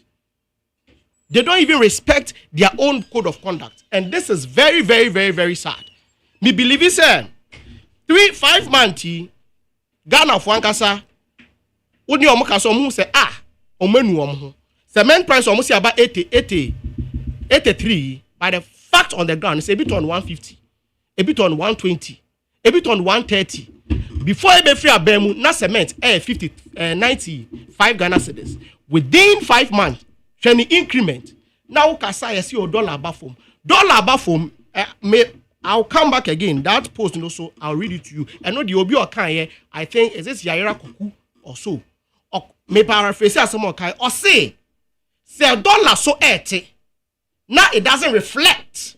Your dada jumedie mo a ehun faso ne say. $1 so 80. I see and now 12 cedis. Now reflect it. Ewo your dada jumedie mo a aduane ayeto any services are yeko peno relevance no dean and odika it me expect say obet me the same thing e dey ache na aban say yes $1 about 12 cedis but in our daily lives still a normal boy was true and I make canon GPRT so on bet you more first no so and I'm can say it's a very good news but they shouldn't tout themselves with the 15% because we did better with 15.3%. But that's it. Higher needs 100.9. Abraham Wavo say, hey. Raji. Oh. Mendi Abraham and Joe Cairo. Mendi Abraham and Joe Cairo. What I mean, they didn't me review. Harrison good job. Abraham, you mean your opinion? Ebi no see the bia me ba honorable mark wa friend Abraham sa me from Abraham say no pen about Abraham last me buy so friend you where is you and now what I did in the Juba I was say ayo bra okay Rampini bibi akoye yeah go pass good Yeguso edika yeguso ehwe enuamam driver for ahente yen enu ache no so no ye hwe eye said the exchange rate ne ko ye stability ne here and no sustainability yeah sustainability is most important stabilization because so we share eye ye Ghana's history ayana ban bia eba fofra aban sesaba they enjoy the goodwill of the previous government. Sadie no wo. In 2017, Sadie we make a same already is wa. Say MPP Mususu entaute say mobile na no masesa because aban dada no eye bibi na mobile beto aso na e de sense so aso ne ba. Sa say make no nipa ni bi na ma anya adwen. But truly obi na ebekse o se ebre na ebekire ebre ne kire e me yehu eno kwa na covid mai because there be me make me reference point say as at the time I can ufurata a formal FX committee Say woman share your exchange rate. The exchange rate in the go so was single digit. But one say the rate at which an cost it was for more FX committee. It was the year 2019. I've been with grammar. You pursue the realities on the ground. And then NDC Maba. Osha and Nwama Ekoso. The exchange rate, for instance, from go, and then I am a text about the mameno. Say, Madrian Sessa. Say, make Debia make a say. From go, Sadia Etienne from go boo. And to say, Yadia manual, so mena me ba me from go walk of form. And now, me ba and a from go boo akofom. Because of formula edaho. Into an dream, but me say a time will tell. A bath from well la. Yet the abasobody can see the bema by no. Because looking at the realities, the normally buan walk can as a ye and son our best political lens crown at the account. What the account? So Abraham the Akoso mobile sorry, Harrison. I said that the Abraham now too much. But I will try to I'm saying that the Abraham now train and Abraham is. When you had Abraham said and crab every dinner was said that we will be in the one. But someone you have to fruit rigid. Yes, I am very good friends. Okay, Harrison. The exchange rate and the prices of goods and services. Mark, my engineer, when you're not mentioning when you were here for. Na mencha ya mebra as ya shia check akra ma kan na me den chasronko ma me nadmu director ya mencha no nyuma pa woye nano I don't know Sunday na ensuo kese bi toye mark wa beti ensuo toye pa ko ma enyoma anko yi ma ebinumu. People didn't expect it. Now won't expect it. Say disaster there. Ebetoa enkraw. Even though ubetimi geological service betimi more information since you beto. And the idea was say go apps or phones so it be more weather forecast. Etra osio impresse and as time bebo 8 o'clock 7 o'clock unso beto. Ba pa say ebeto ama na flade and as say ebe ma twanrenchi bi ato. No en the en kan kyerɛw. And eba no mpofrim before be hwe na na yede ato nti nie self ayi ato mu nyina se bi nsu afa omo dan omo properties. Even here getting some information say some even have lost their lives now the idea no yema obia yakọ sebi it is not intentional say obi beye bibi and human activity bi be ma sebi sanwoma wenyi na yede wenyi na asisi obia yema obia hyeden say ni obia hwere bia nyame na nkasa be den ebe ma abesi anan moho na nadmufo so eyo omode omoboa ahwede we a omeyi sa nkromfo yi afrisati bia no mu enti me bo mo nso abaso ne nnwuma pa eye the retired Major General Kuyon eye say nadmu anase omo a omo ho atochima wo sansem we hu no omo ho be den ebe henhan omo enti yeda nase ne nnwuma pa wo ye e de aboa Ghana Mark eye sa exchange rate in same year equally. I don't know why this should even be a topic because Mark, there was one thing during the campaign that I will never forget. I'm giving you your colleagues journalists. I don't know whether Wankasa you have engaged in those enterprises. Wankasa will never for journalists for be brave. Maybe no have been to their shows or Makan. In summer or can say aban bia and me mametia bibi so da.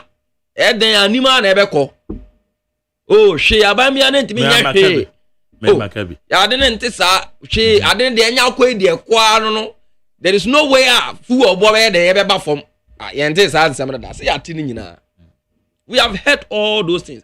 People didn't even think about it. See maybe some factors can even what bibi betimi asi ama sebe sa nyoma na ede enoma bo aba fom.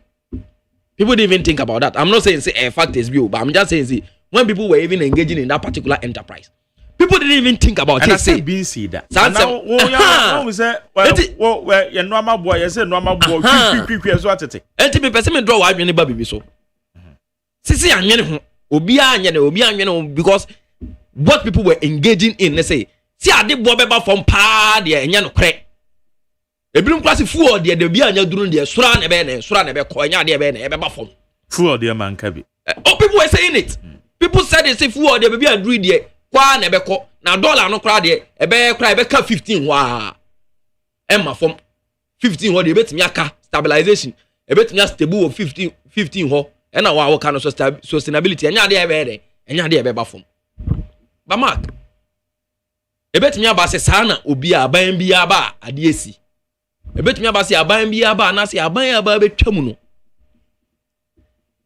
enwoma esisi aban betwam ne se oba na enwoma ye kwa de ekosoro ebi at the beginning e be se kwa na afi de den asaba be de abepia koso.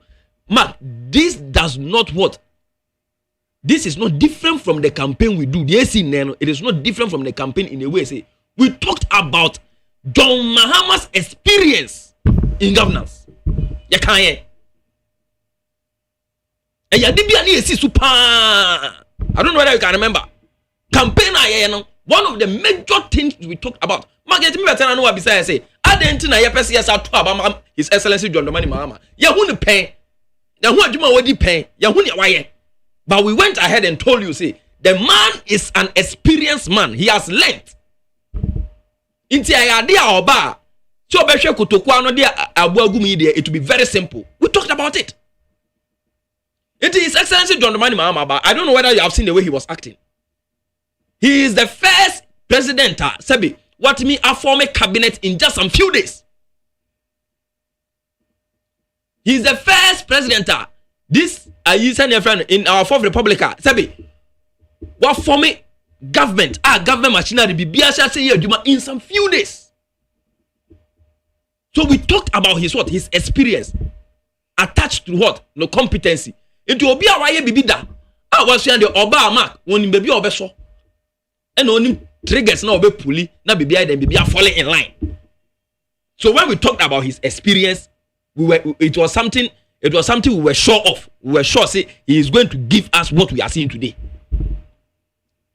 And Mark, send them and we are enjoying something from the previous government. And because of what the previous government have done, fine. It could be true. Governance is a continuous process. Mark, it could be true. Because when I heard something like, I heard someone saying, almost gold reserves, no, my part was somebody good for oil. You said someone? I've heard so many people saying it. Governor of Bank of Ghana. Put it right. No problem. And I make say said someone that's ordinary person. And I make say no, but they want to capitalize on that. Say and into your there. Okay, Mark, I'm just drawing your attention. So let me give you an example. Let me give you an example. Let me give you an example. Mark, me my pay sika. My pay over. I send your friend. Me fan say 2 million Ghana cedis agu. Na me bra me de bo me de boko hwibra. Ele mayi ma kwa chele wa ha. Ade beti ma kwa chele wa ha. Ma pay sika na ma pay o. Ma pay sika na go. Na Mark, who ba betu sasika na wa de sasika no kro na me ma pa agu ho no e de akwa ye investment na e bring a profit e the dividends e ba e de ahonto e ba fia. Mark, why na yadi? Mark, why na yadi? Yeah, we will give credit to you see what gold reserve at all. Fine. But question is gold reserve na e da ho na de na wo de ye. Ada wo de na dollar ba for my 3.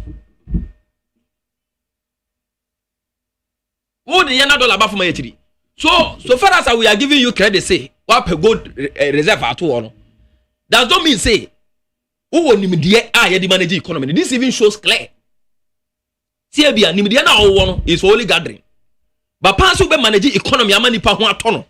Ama investors ho atomo, ama importers ho atomo, ama exporters ho atomo no. Wonim ye. It is clear. So at least that credit should be given to His Excellency John Dramani Mahama, bringing his experience on board. Because Oba na omunim ni omaye. Because number one, and na me tie ato forcing. Time all launching good board speech na omaye no. Okay, I was see that one of the fantasy in that we are talking success with the dollar. A financial discipline. financial discipline.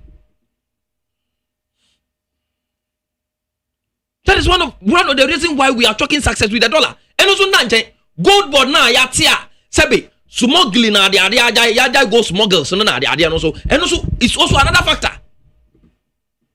In apart from the gold reserve na ya beto. Sebe ye didi nyuma pa and we know where to channel it to make sure say a stabilize your dollar dollar na e ba for no.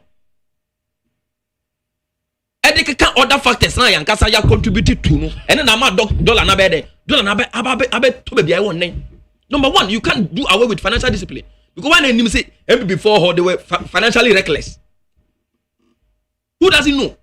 Masa sabada hona sa kama ka kola na so wan fa ba na mba kola na minutes we penny body. What shall I say about kama nya den kama ka kola? So the fact is that maybe you know how to gather good reserve. Maybe I won't win me the way I gather. And what gather want me and find Nima. Want me and for to anyam kwai. Now obi all expert in managing the economy abano. Awe ni ye no. Wo se yamfanya den yensam fanto ndwom mfraw. So Mark, what I want to tell you is say there is one thing we must know. We shouldn't be wishing say oh den yan fitiase penie na ekwa anima. Mark ekwa anima. Dollar no bet me abesa because imbre bi obi abana eya de sa na eduru bebi na ebesa. Mark, I'm telling you say this time around we are wishing the government well and making sure say the forcing experience awarded to on board no will continue and make sure say the dollars keep coming down. Now ebeduru bebi a ebe stable and sustainability no ebeduru ho asebe ensam masuru biom ne empa ebo ayebo nyina ebeboa ama omo ye nnwuma aboso kaifo asebe omo change Ghana cedis akoto spare parts ewo dollars mu omo ye den omo export goods e de ba Ghana sika be den esika insesa beka Magdala, you may not know the effect. I'm telling you obi se nyoma abo amba from fine, but I'm telling you omo kra ade e de ba kurum ha they are making savings. Mark, they are making savings. God dollar no Ghana sika unya de ko dollar no that is it. Ebi ba be ah Ghana sika na unya de ko esobeti madam fu bi na no kra man diesel sa head ibi Magali dey say dey bia mo dey motor cars. You understand what I'm trying to say? Madam fu bi kra man diesel and na me no kra na call port first five na o clear no and then your clear say no eswati say who duty no bo kra so den ate. And it is having an effect one way or the other. So you can't just say dollar number from and your massa. People who are importing are enjoying it. People who are importing are making huge savings. So Magdalene, at least for that one, we must give credit to what His Excellency John Dramani Mahama and they are two forcing led government. I said, "Omobwa, amadeben dollar boy then dollar baba for maybe a young rich or ember direct." But as time goes on, economy na niye manage ebano. You have even said it is too early to celebrate. Likewise, I will also say it is too early to criticize. See dollar na bafom na nyoma bo amba fom. So you relax. Say abai ni yebu kono no. Eduru hon so ayedu ayebe den yebeka. That is what you must know. And they say, "Ena Ghana for regret in 5 months for voting for Charlie MPP for Monya Botre kakra mo losing chair." Yenim say eden amo pesam sort of ayi mo fantene tene mo ho sanya relevant to Ghana for ni so kakra. But not now. At least in the next 16 years mo beba. Mark mo beba. They were mo Ghana through can say Ghana mamu dabe. Mo Ghana through can say when you were managing Ghana with Prof. Kwam's textbooks economy. When you were managing Ghana with the Flamingo textbooks economy. Now the idea practically you were not able to manage Ghana by making sure say Ghana be fan into my pay the Afra. Be me see dollar bo aba form. If you want a political party that campaigns well with the economy, Majari, is the MPP. Who doesn't know this? The MPP campaigns so much on the economy more than any political party in Ghana. But so nobody zero. We saw one of the worst governments in the history of Ghana. See that under His Excellency Nana Addo Dankwa Akufo-Addo and Bawumia as the economic team leader. We saw it.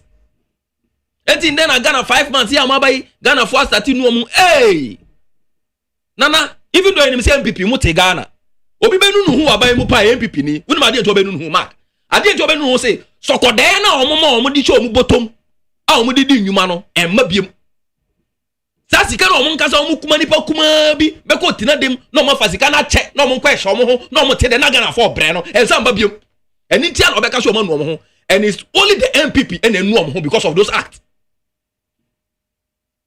so obekwa koje fuel no nam ha no aje credit no esiri akwale ni ade sa sika ni nyina aye acha and that is the reason why MPP for Mote Ghana yes MPP you are Ghanaians we accept that but MPP for Mote Ghana nkwa na ede enanu omo we are not rejecting them they are our own omo ye enu anom ye ne omo na e Ghana for but omo nkwa na ede omo nkwa na anu omo ho na buy the say abai ko say me see conscious social media mark me see guy bi o ta che ntade kokko ne de kwa na emefe dollar number form say na fe de ordinary tape measure she ko tell na o tie asudum o say aba form dollar na ti so dollar na ti so asaba form say see ya asaba form mark me ni ukasa ya say akọ Bank of Ghana for page dollar na asaba form wunim sa ma bet na say see ya just some 30 minutes ago dollar na asaba form and you have a government which is very prudent a government which is doing very well about so say 5 months a month for no asa we should stop those misinformation na then am crop for the quarter about cement price akọ oh me need data be supporting that okay man post bi me amanka bi all right me need data be supporting that the fact of the matter is we are expecting see eye den aban ne be born home body adu ho ama cement here then cement bo aba form Mark, and I'm telling you say it will surely happen ne abakura maybe men fan say ebi obi beka say fake news amanfo achiche yi fake news amanfo achiche meaning say people are willing and as people are hoping people are hoping say dan kwamba bia cement bo be den cement be ba form and this cement bo eba form kra na and is a plus to the government and then they anka amanfo it was a fake information and say ekwa echire na amanfo budget so no Patria say aban no should even focus on there and make sure say cement be and that will be a plus to what the government. Edima obi say on who so ana 5 months nipa no ho MPP for MPP communicators MPP serial callers and MPP social media communicators omo na omo ho akire omo asika nsamba omo botom nti na omo so omo no omo ho. Okay, me dan say Harrison Kwajoaba, member of the NDC National Communication Team. Harrison now what in Canon. Very special happy birthday to Elizabeth Feidu, aka Abba Bruni, aka AB, Abba Nails and Beauty Parlor. Nevada was Sankwa Hotel, opposite in Koko Suta Eastern Region. And Abba, so Abba, today is your birthday from your friend Augustina, from myself and everybody, the entire family. We are wishing you a happy birthday. Elizabeth Feidu, aka Abba Bruni, one wada Abba Nails and Beauty Parlor, and no one Koko in Suta. Happy birthday to you, my dear. God bless you. Then, where my brother back home. And so, Chamber of Commerce. My brother, Wafa Kwame. I say happy birthday to Odoi Charity. A way belated one and Rane your birthday. Then Deborah Nana Amang. Okay, Deborah Nana Amangwa Kusi. And ne your birthday. Odoi Charity. A way belated one and Rane. And Deborah Amangwa. Oh yeah. Chamber of Commerce and Industry. Then the Kuyabwatama Eunice Sapon. Onso Nyame Adoma Ochina is your birthday. Also your national service personnel or your foreign affairs ministry. Happy birthday to you. I believe you're feeling the best of the morning. From a year, Miami brother, Kwame. So my happy birthday. Okay. Manuel. Now, we will quick enough the removal of traders or more pavements who are air coso. The impact. Beggars na yeko far one more and now no fiadano. And also one more time baby. I say Sahon. Jeremy that say, but Minya Harrison ka BB and I'm person man opportunity time or dear mammy. Now Mibusan assemble no year no then I can proceed. As some person Busan say or ka BB or see financial discipline. And Abuama Ghana, you be doing pen so I the OCC. I can't be. Okay, any day because me financial discipline pen am so In the person who say financial discipline, ben and no my and no pay, na mentua. Harris and Mr. How bet me no mamma. So only bisa questions. Them say me because I want to know the financial. You say your thing, no career. Now very mama rebata. Time mama be mama rebata. That's part of the. You don't ask questions around this table. Time and I'm the Chelsea. Asa, you don't ask questions around. You don't ask questions around this. So now go ahead. Now come on. So Marjorie, okay, Marjorie, so bet me about because me person me build. Also go ahead. You don't ask questions around this table. We are. Or we are no man can dey me work. Marjorie, financial discipline me tia say and say sebi. Sikana na aban ni di formally no afi they are not spending that amount of money meboa Marjorie and the meaning of financial discipline. This year the budget of the government 81 billion. This year 81 billion. Last year 72 billion. Most of you are operating a lean government. A lean government spending more than a bloated government. Therefore, some financial discipline they were here for. Sebi, mama doing say Ghana for bia idiots. And as I said, obi an kan ade. Enti mo campaign na ya fa near dey come. You are spending more than the previous government and you are talking about financial discipline. Marjorie, Ubad Office of Government Machinery last year, now you were 8 agencies. Sika ye spending ye 326 million. 326 million and I have the budget here upa message and the amount. This year they are spending 2 billion at the Office of Government Machinery. Now the catcher say you are doing what? I don't say how they will say mo kan sana e say mo hwe noma e koso. Ye ka say Office of Government Machinery. Yeah, me tie. Enoma ben na ekomu wo ho. 4 agencies. Similar 4 agencies when also see 4 agencies. I almost spending 2 billion. There were 8 agencies and I can say 326 million. And in your also na make catch no. More less agencies, but yes, spending more than the only person almost spending. Therefore, financial discipline my budget is 78 million for communication and the presidency. Financial discipline my budget is 70 million for research. Financial discipline so please, yes, Ramo. Mamum can be being found. I say, but the fact they say, Munyashi. Asema yera to force in Eka also see enhance foreign exchange inflow through from gold, cocoa, and remittances along a softening US dollar amid global uncertainties. But Musima embody the global uncertainties, you know. Gold no so one can admit it say we let reserves. It more use reserves, you know. One can admit it to that. So please, and then if we should say we should praise Obi or the gold, no, what call ye reserves? Eddie ye be na busi em praising na. The other gold ne to what they am em praising na yate. Me also making a statement. Oka bibi, sir, flood no, a natural thing. Obi eni obeti me a predicted na. Ye can say na say crowd o apa. Your be a bit me actually by any certain. By your John Dramani Mahama. I blame me here and another Kwakufuado. Some time ago, a bra a cry a flood day. Inti and Nessa Harrison bets me at Naha.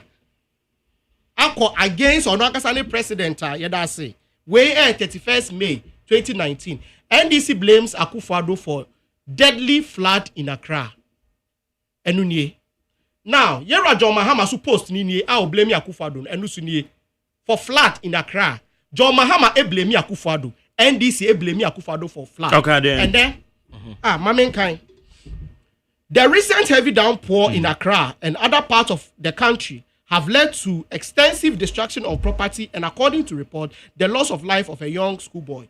This has exposed the government's failure to manage and prevent flood effectively and evokes deep concern about its lack of comprehensive flood prevention and management plan. Many areas that in the past were unaffected by flooding today become inundated with the least rainfall, considering the huge sums of money allegedly spent. And then, East Lagos air flooding. John Mahama criticize the previous government and then East Legon first.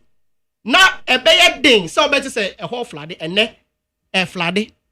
It's yen blame ye Rajo Mahama for that, and I said, yen blame me NDC government for that, and I said, well, way and nobody ba bemu, and then Harrison to her, I say a idea ain't me predicting. That's the NDC for you. They are like chameleon. Baby on bedrubia, multiple colors to fit the environment. When in opposition, they criticize another down for flood, and then almost we can't predict it. Yatse Ghana 40. You almost in Yakupo in Shramo. Ghana, I the senior was here. Ghana, I the price. And then Minya Harrison, catcher says cement prices. The almost circulating a fake. And see, I was say, also afraid, right? Like I'm going to go, no supposed to not hide. You can't say, bongo idea. And this is for penny for baby. I share that thing. Cement was I the abafum. I don't know what you know. So say Ghana, yet there.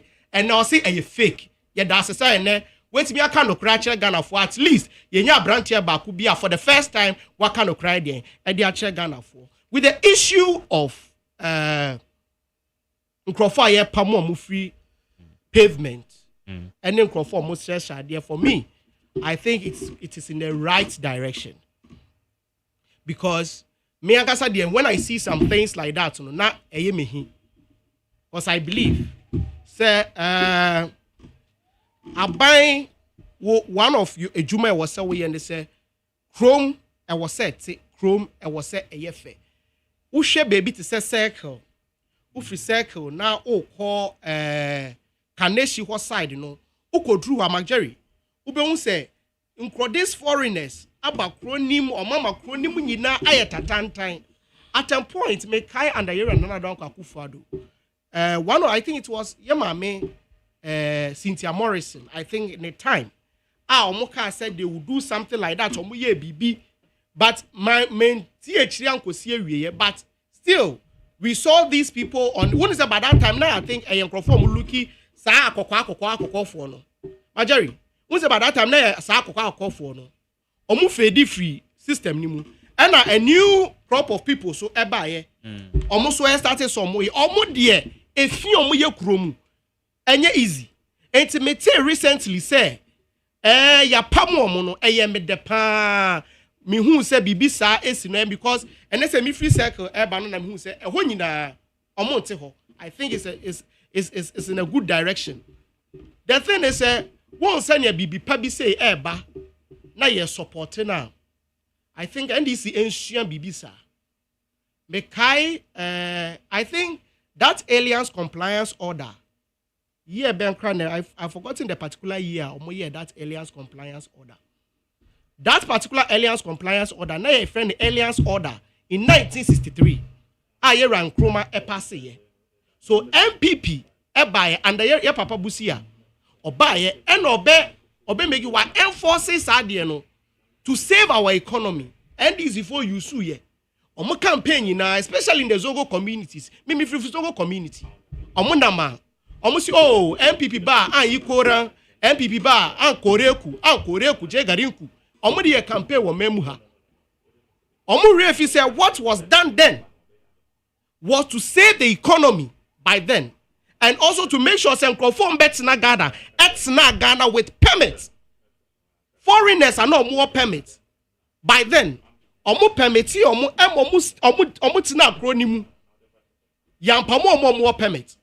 But campaign no mudi nam kromune say MPP omo mpe ahoho asem MPP ba opamo ahoho enti na ukọ so many Zogo communities they dislike the MPP because NDC they are sure mutiri mu say ye mpe mo asem na ye ba ye pamo ye gidi say ade oma ye enye so omo mpe omo ma pamo mo asem omo pese oman ye senia ye papa busi ambre so no na omo pese Ghana economy ni jina na opese nkrofo mo permit or more foreigners mo and entina kromu ha no. That was what he wanted by then. Send your musu epese Accra eyefe no. That the same thing ye papa busia na ope by then. So if then you criticize it na because there won't be any time and this is subeba abe pamo ahoho but so my idea yes my be say alhamdulillah ade omu ye omu pese Ghana ye fe send ye Republica no pese Ghana ejina no I hope said they won't go to the Zongo communities and bro amuka campaign and country omu say MPP ezo ya yikoran MPP be so musulman asema me call house na house for ate send your muna ma omu ko Zongo come even as of 2016 that was the campaign and no ye maybe free Nima and that was the campaign in Nima omu pape MPP be so musulman MPP ezo ya yikoran. And the man, these Zongo people, hate Zongo people hate MPP. Forgetting, say, at DSC and the Papa Busia, it was something that was put together and Nkrumah in 1963. Yes, not on no so yes, not or Tangano, but not all ye BB the Abuagan or ye BB the Abuagana for. Muswadia muye the Abuagana for. Ye Jidi says, and your free cromunu crobeyafe.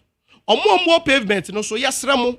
Pavement na o maye no ye say pedestrian pense ye nam no ye ne ye fa ho enye se ye nton nyoma ho recently me hu picture bi e wo village ho side no yeah ho side say ho some person mo turning in so into a marketplace yes ramo mo makrom enye fe baby en wo say ye ton nyoma no en wo say ye ton ye free one ma ye kwa say hu say baby o mu gina no so se car bi ti free pe e betimi akobo obi. And it's so they are to yanchilem be ebeba memuha. So the omuye for me, I support them 100%. I support whatever they are doing. Okay. Omushe na obia ba maybe so even though a clean it me unipa ba ku mienu bi. Enti me also they should go back. But say ye be yen so enye se ombeko no masan ba biem. That's what I'm saying. Say you should make sure they should like sambra. Maybe after a week or a month, you know. They should come back and then come and look around. Say, Ebimus asaba, and I say where clean. That's for Nkronfo no stress idea no. Not about you kind of moton idea or what's the name? Pavement no so na yes ramo kwa na idea any here. Me was sure say abai ade opeso ye nya say otan obi akeke. Ba mo kwa hu ti na idea here. Enti mu fe na kro no so ahu ofenti.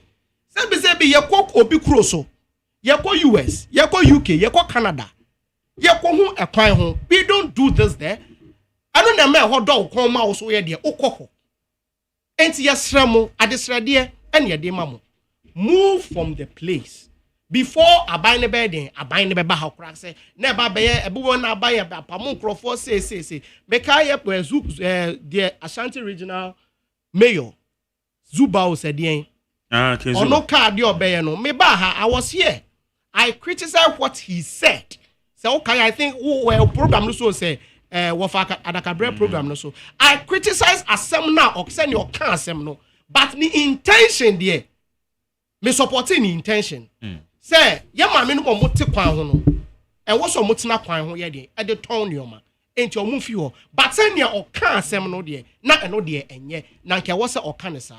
It is if they've done for Kumasi, no more they back and cry, no more making sure say more turn your more pavement. And so if you are me to me there, I support it 100%. Okay. But they should learn something from this. Say enye bi bia no memuha, ye de politics. Say ye pamon crofo, mo dey politics. E dia say MPP din e Zongo communities. Say ene sebi almost da asom da ye pa.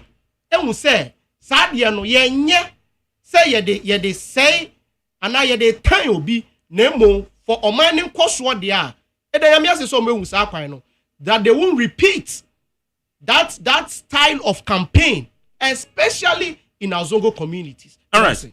May I say Harrison? Mark. Yeah. Where the mammy for free so na me dem free nsem no. Mark. How do you MPP for they should stop this?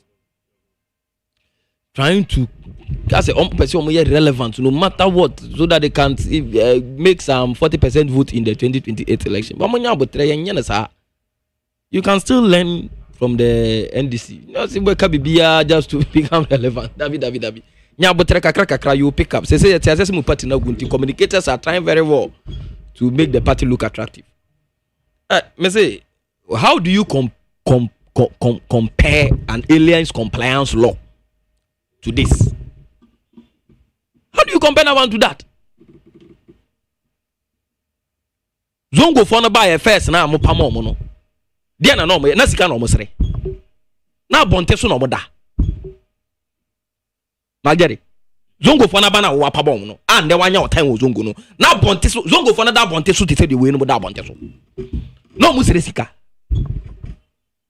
me nyanti ye bi kura se bia akufo do tin nen e wo ni ma ho na ya lata ni dia and am some aliens compliance law we so and akufo do papa de ede akwa sa ayi sa dan no santie na memenya now verify say no kra I think they make santie na memenya anya ne tie no one verify say what I want to prove na say na zongo for na kasa o mu fi o mu titi ma o mo bo o mo bra o Ghana ha na mo apam o mo they were not begging, they were not beggars, some of them were rich people. And it's what the abro what the zongo for bro say na say na e binumu afra baby aba e be sere sika wa hana you are even insulting your people because you didn't even do that because your people didn't come here to beg. They didn't come here and they were not sitting on our streets to beg. They were people who were working. Omo yankrofa no mo ye adwuma mo di omo huni. No mo ye adwuma na e pam.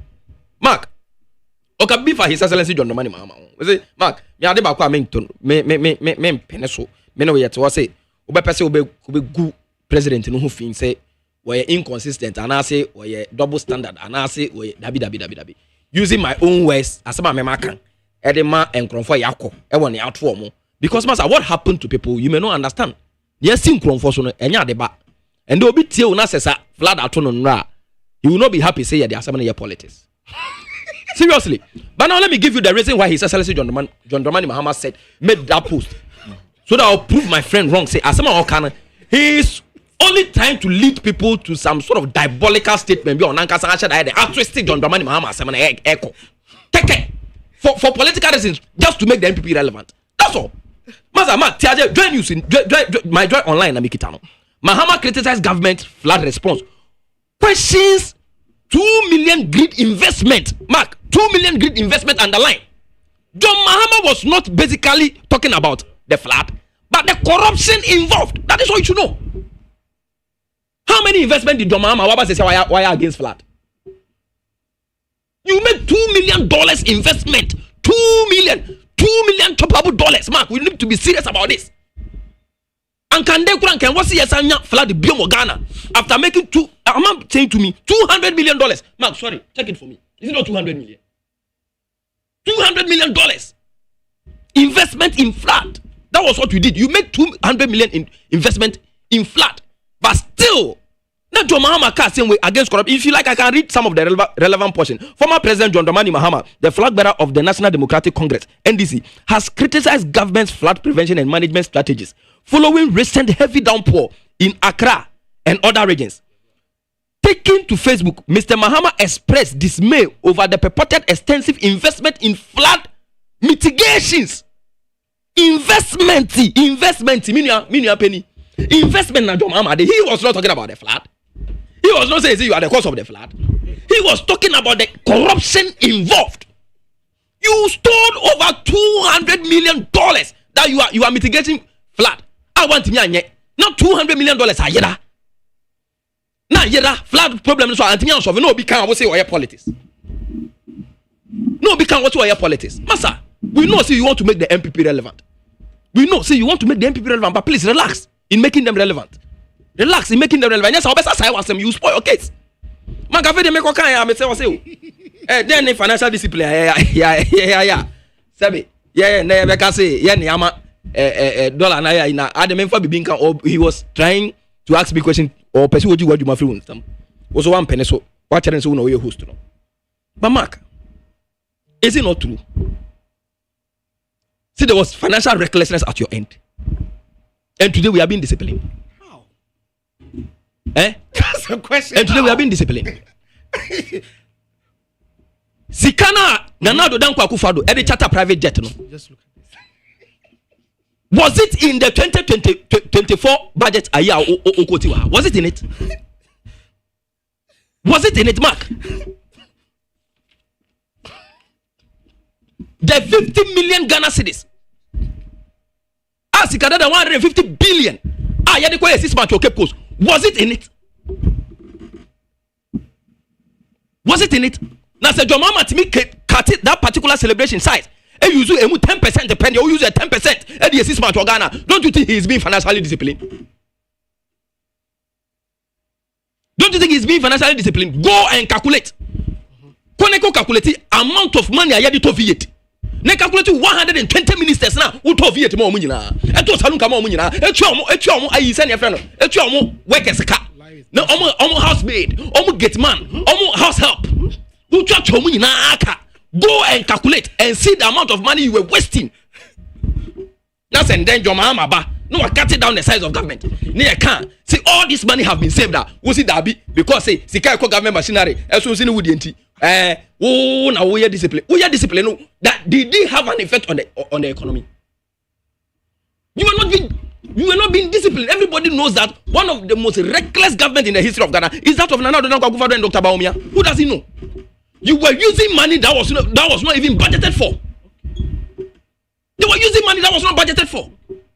And now what I heard was that we normally use the National Security Bureau to pay some of the monies and this and this. And because of that, some of the money, we don't even budget for it. So when it passes there, because security reasons, we don't open up. Hey.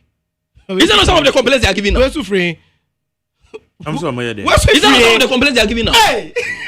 Last, yet Edu Bahe. Alice Bibaye. I say Edu Bahe. Yes, Kabi Edia. Was that not the complaint? Was that not the complaint? Your touch Kama John Mahamano. Okay. Why was you talk about your mama? I say age. I said now Kano. I see age be John Mahama age, to us where. And we're saying, see, where were all those budgets? Do you know the complaint they give us? We normally pay through that place. We normally pay through that place so that because of security reasons, we don't budget for it. Was that not what they say? So meaning say the amount of money that we paid through places without it being budgeted for. Master Mark, you were spending and Ghanaians don't even know you were spending. You were wasting money people didn't even know because they were all not budgeted for. And in 9 sawaba na say yaba na say aban bi ne fiscal space no or place some level of discipline bi na or achieve or choki success bi no obuafu no work that because unam 38% our person was about over 40 unam 28% our person over 40 mark mama come asem so and am yen kron for no why within 2 minutes yeah yen kron for almost tete kwan ho and then menu apese o equate omo to zongo fo ya me kire ne say omo ni zongo fo nya omo ni zongo fo nya pe that was what we did I me kire say omo ni zongo fo nya pe me nya sara me kai Mr. I me kire say man kasa no but that was what he was saying don't insult me on kasa me say let me say it again on kasa be you was equating them to the zongo people let me say it again you was equating them to the zongo people me say you was equating them to the zongo people hatred for the people of Zongo. I'm coming. You are from the. You see the most. Yes, please. Don't misquote me, Mr. The most saddest part is you are from the Zongo. Yes. Me Zongo ni awomi. Dan by Zongo. If you call them, they will tell you what region. Me no mo na tena. Meaning they were some from ebu so I won't say anything that will indict the Zongo. Never, because I've stayed with them. So Zurki feels no my if they listen to me, they will tell you. Omo ya doye pan, omo ya doye pan. Zongo for. So to equate them to beggars, massa, it's not. It's me so ma okra. Me so ma. I like the way you are twisting the thing. So nice. Mark, sir, and confirm na buy. Last me say ayi unua obi. One unua bako o my hene. No mo kan ho asem asempa. And what they were saying is true. Massa Mark, and confirm intimate na kwa wan hwe yi a. O siro sika na wa ma na wo kofie kura won timi na. That's why boni kese onyame ani. That's why boni kese bi onyame ani. Nti sa blended. Ayina sabi immigration dia to omo ho so. Omo efa nkrofo because I heard say what I heard say ma a business a ebinum invest in. A business a ebinum invest in mark. Omo ko Niger, ne Burkina Faso, ye neighboring countries. No ma ko tama abusu amua. E dia baga na ha no ma besere. Now some perform the heading omo dia tua omo master so no ma ko fa omo aba no. And this is really sad as a country.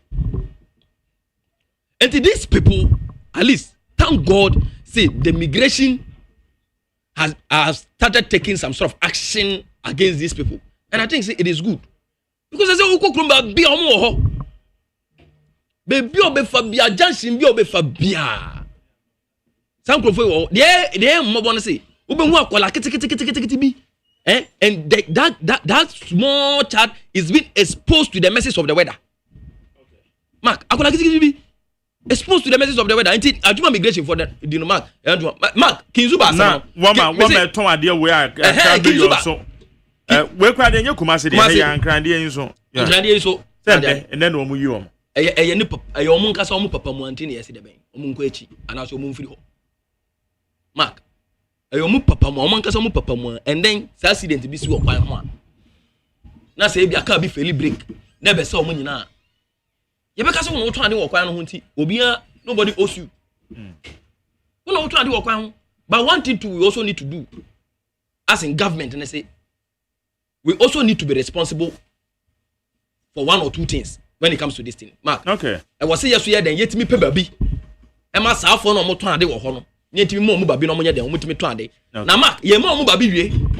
Now, so month to uncle. Not for human face into your own. No, ye more baby, and so month to uncle. Now, no more that's what they were.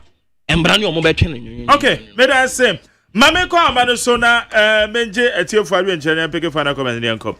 0302257902 0302257902 and 0302243540 0302243540. May I do what you enjoy and pay? Matcha. So, Mark Jerry. Yeah, as I am, bro. You who are Daroma, me who are the Misha and my power. Yeah, that's it. You know, Yakupo Shadow, big flower takes it. You can say, my baby, a cannibal cause, so I would say, when young son, you know, about 40 voters, yeah, one some part. Now, I quite a good partnership. Namisha is my power. Nature ain't coming in a structure, my lady at the board, you come and chat with the work with him. Ain't coming a strong with my grandson. And I feel so this year, and now come access it. Of a feeling that now keep as a channel, and I put to the honorable. JFK, the channel. I mean, the men who carry this for some casa, that's a platform, some casa. You know, we are serious, you know, Cassette, Master Bad of Kron, as a and a services. And then the body to see a Docron, and no matter Master Kushabako, almost 55 cities, 45 pesos. What is 50 pesos? Some no. Some happy to have net on say, another time net on say, look at yeah, what are the what the body can you gonna say? What say a book, never bomb by Yamaya, and then I used to use all his car, and with I had your mamma do on the torture. And that's something that $6. I won't tell us about my hair sky. What they had, man, I was say, yeah, bunny hair, letter, over Brana Broad. I buy some house come out when you're with this canon. It's a set before. What will be busy, dear Magana? And yes, I never got something here of you.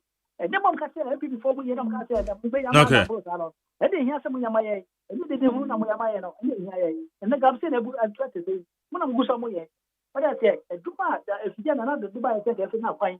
What I said, and I'm all right, may I say, Mafu from Rano Mekabi, maybe I watch it. Good morning, Mark. Yes, sir, you too. Yeah, original cocoa in the connection. Mark, maybe I'll show you such a. But I was in with my power. Yeah, that's. I mean, she also. Yeah, Mark. And I mean, Catabri. The Pacho, me, Busa was saying, but I'm Busa was a bee. You Mr. Mark, me pese. Baby sama semponi na mienu. Mienu fe. Mr. Mark, pese ni Busa was say. Abanda da ni free so no. Ye ka se akochi gold bi, any dollars bi. Containers bi. Me pa cho dollars na omo ye hwehwemu, omo say fake. But the fake dollars no, omo dey abuti. Our national security in some. Yo, assemble bede. Na sami jamfi. Omo ko se fake ni bi sinu wa na se. Assemble bo. Na me pese abaya obeba no. Me nse bibi abanda obesa ba. Next 4 years you never ba. Sami jamfi anu omo mfani mahama. Sa dollar no fake no. Ye ni wo Ghana. Ye dey call International Criminal Court.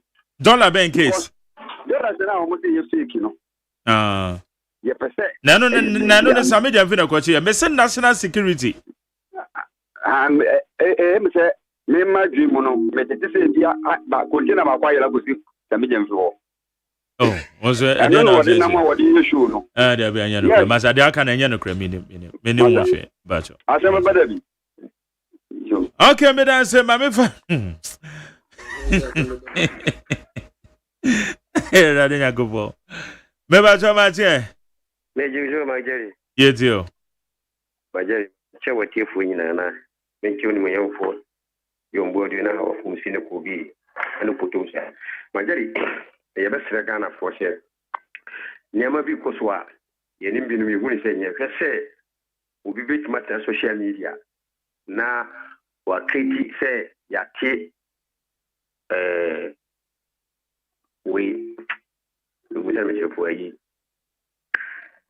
semin so na amanfo fi se no kore obi ni ma di sika yonku bi o si dan kusungane wa send 40,000 brand brother so ko to smith oni ni ntem kore fi se no kore nam se enye sa let us me no magje uni mi se ya to aba man di fi but se o hwe dum so kete na e bana minister asema o kanade ne kese ne no ti abonte so katre Ghana fo no enye ho asem na o kase se yu me makase magere se o market na ye si bibi ni ho a ay two things ada se di pona raise plus no ana so nkete sika obenye bi enti ye mi se ma ye se dum so ne ye ka ho asem sisi a magere ye mi se e sika sem ana dade na machine na ye de be fuel ne ye nya bi enti mo me yɛhwɛ saa de no enti me megye 2% sika sɛ yɛ fat ɔmo fa sika no ɔmoa ne yɛ tɔ sɛ sɛbi good for oil no ɛna aborɔfo no ne yɛ nya adwene a magyery ɔmo fa sika no kɔtɔ na Ghana ne nya laagye nyɛ adwuma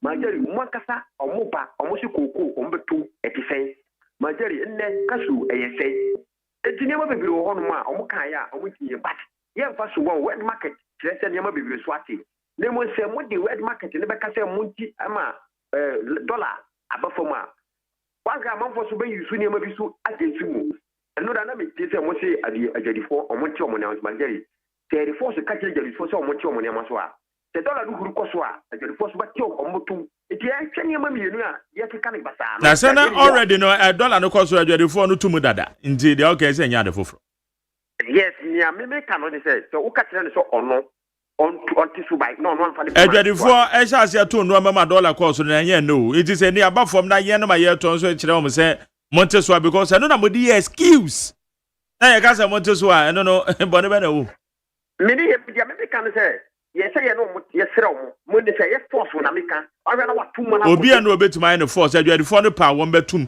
on beteso wo mo pa wo mo nteso ye ntim ye o mo hwe ba yo mo ti so be bo ye nyina me fi so mo ti so be bo ye nyina but ye no mo kan na me se o megu so aya tete wo nyina do na me se o megu so aya tete wo nyina do mako munya ho bona wa no mo fa ba e ndu mo fa mu ba no mo ansa anchi wo mo san fo mo what you say cause ono mo jani ninju me di kro mo di ono mo ndu mo mankofu be wura kure mu bebre a wo ma ba ye Ghana bola afi no mo sa kro no wo mo ma bi nsa ma bi ana afi ye electricity se mi wonu local entes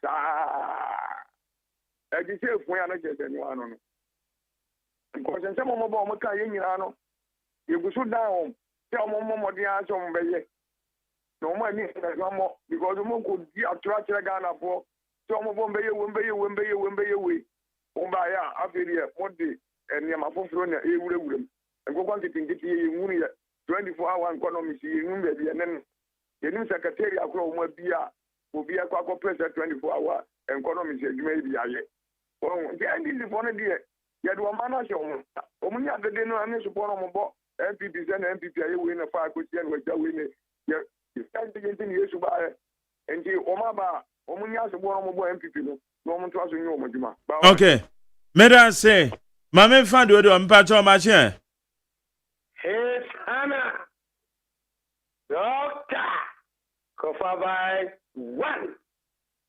Umpo. Kofa by 1. What's up, I mean, that's fine. When you know whatever is your mind. Nyakopa do me ho ye pa nyame hyehyia no pa.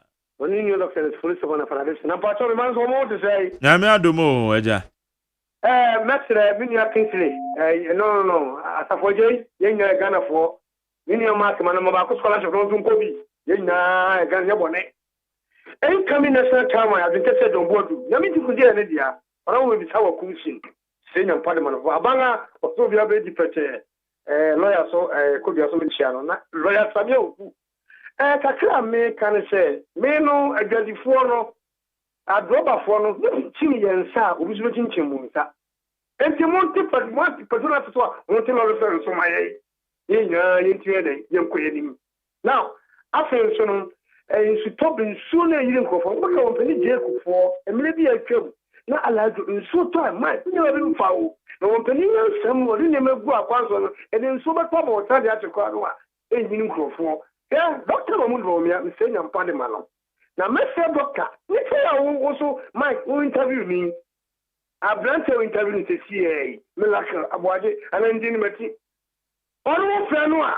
When we say we are fellow, we are getting what we want, me bamba onfa. Na me say doctor say, who was that? Na nipa no muli and tell you yes son. You quite can it to. O make sure say maintain everything kun dey there. O make sure say a son of one ko ya no on pie bi wetre, on pie bi mu etre. No ko ni because e ya Ghana for in decide here. That be America media for any more in here. And the ministers will be so you know, Kenya and Tanka are swap and Dr. Pahochano. And Pahochano, we work as a big for young notebook, shed more poor penny a year. I can't see no land for some market so walker, you can't just say. To be Ghana for it is a year be a year. I'm the near future be a party Medasipa. Last one. Mache? Yes, sir. Abolo, ubeti mi friend Mr. Common Sense. Okay, it's you. Majeri, edi ochina manyao, ochina aye ni birthday, nti cake no. Beba beji wa na obema delivery ni diaba. And when say what do bev set? And now Ghana card, ebe count no mo bi diaba, so one so na the beba no abeji. Majeri. What do bev set ba media to ana Ghana card? We cake in very ready. Mamintia unia courage makafi lunekbeku MD ewo TDC Obuejuma ena Dr. Joe OSEI AGYEMAN former vice chairman UK Arena chapter the best appointees no omonkayo mu wa unia chivani mu ma digibre mu akuga mu kobi balo mu the best appointees no ngofo we abre na yenkayo mu Majeri the congested exercise na ekosu o Greater Accra no enye ne na de we hyaase ne otimi digi di wo mu pa na ye salifu amankwa ni alajo na ewo mi ye nim senia nyama koso da se bisa ne se ya maame ne mo aye yi o mu fi kwan no so sesi ano Majeri ifa na ya ta mo mu se omunko digwa ana omu so mu titina kwa ni mu no se mu fa common sense kakra de enka ho Yakuma yewe si market akofun kotina mu a omusi ye hawkers no ye mbe mu beto ade no mu wokwa no so aye si ka be kra for mu so na omu se ade na immigration for elfa na mu no so omu chichi border na no e wa no mu faba sankofo dudu 90 na ka mu border na no mu faba na wa bi so ade no mu fa Africa side Africa's border omu makwan e masanya manu nkoso ana ya ye di wu egugugugu gotemu no embra so ni ekoso nyina no Majeri abegina zoom na yoso iru na kika baby nyina no agogina zoom na yoso why you zoom na yo omu contract no omu ye no omu review tena be ya omenye koso yo bujuma Majeri ni nyame adwuma Meba so me dan same right aha and I made one my friend nyina obi afraid bia me dan say e wo home wey your birthday strong call also say happy birthday to my wonderful husband and amazing father, Joseph Fobin Ofori. Thank you for being such a loving and supportive presence in our lives. We are so grateful for all that you've done for us. Wishing your day filled with joy and love. I love you from your lovely wife, Ohima Nyakwa. And I wish a lovely husband, Joseph. The name is Joseph Obing Ofori. Joseph Obing Ofori, happy birthday. Then from your lovely twins, Nerel and Nanel, they are wishing you a happy birthday. So happy birthday to you, Mr. Joseph Obing Ofori.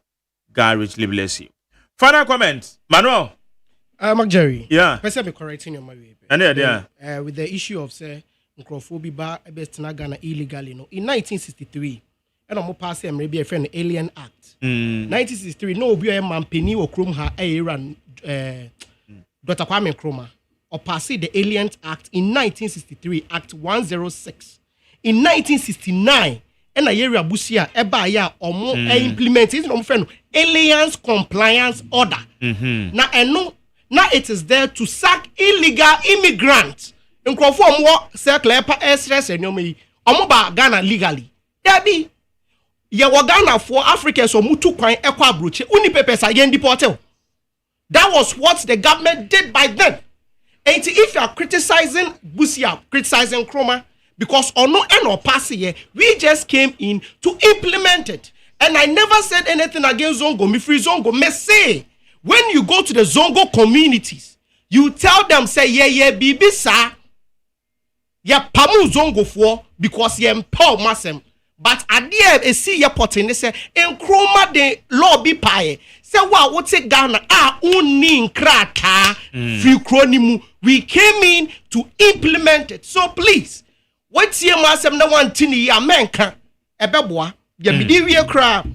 A dollar issue, no. And I'm saying I have so worrying.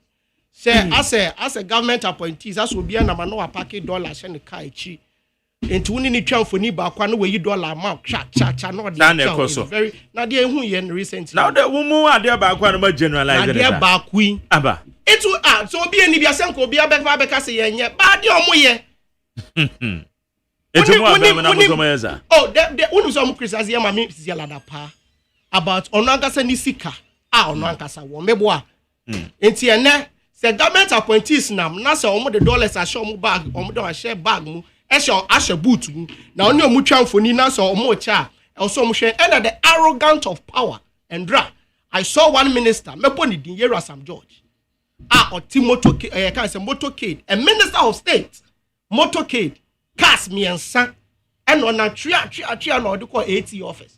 I'm say hey like opulent life panye. How? Now I say you on kwan the chief directors for went to nipa yehu Yera Sam George. Odru ompo obi na si ebebie no. A minister of state. Na minister of obi si be na. When John Mahama say also mujai opulent life. Omunjai na opulent. Na when you opulent. Oh.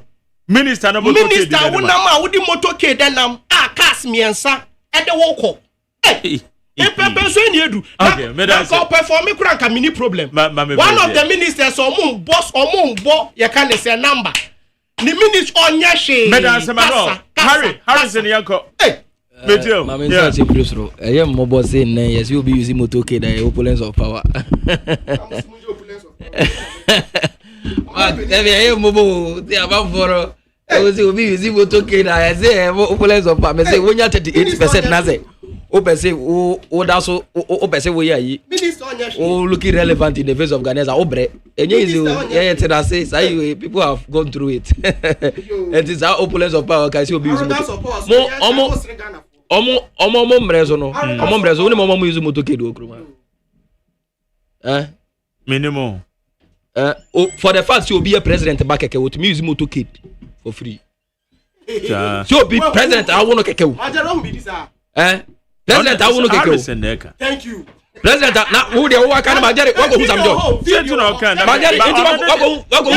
are not carrying the mini problem with this because Minister of State. Minister of State, it was always the president in the back. Was the president banner? Messi, what mean was it talk? Near the president in Komobi Olego.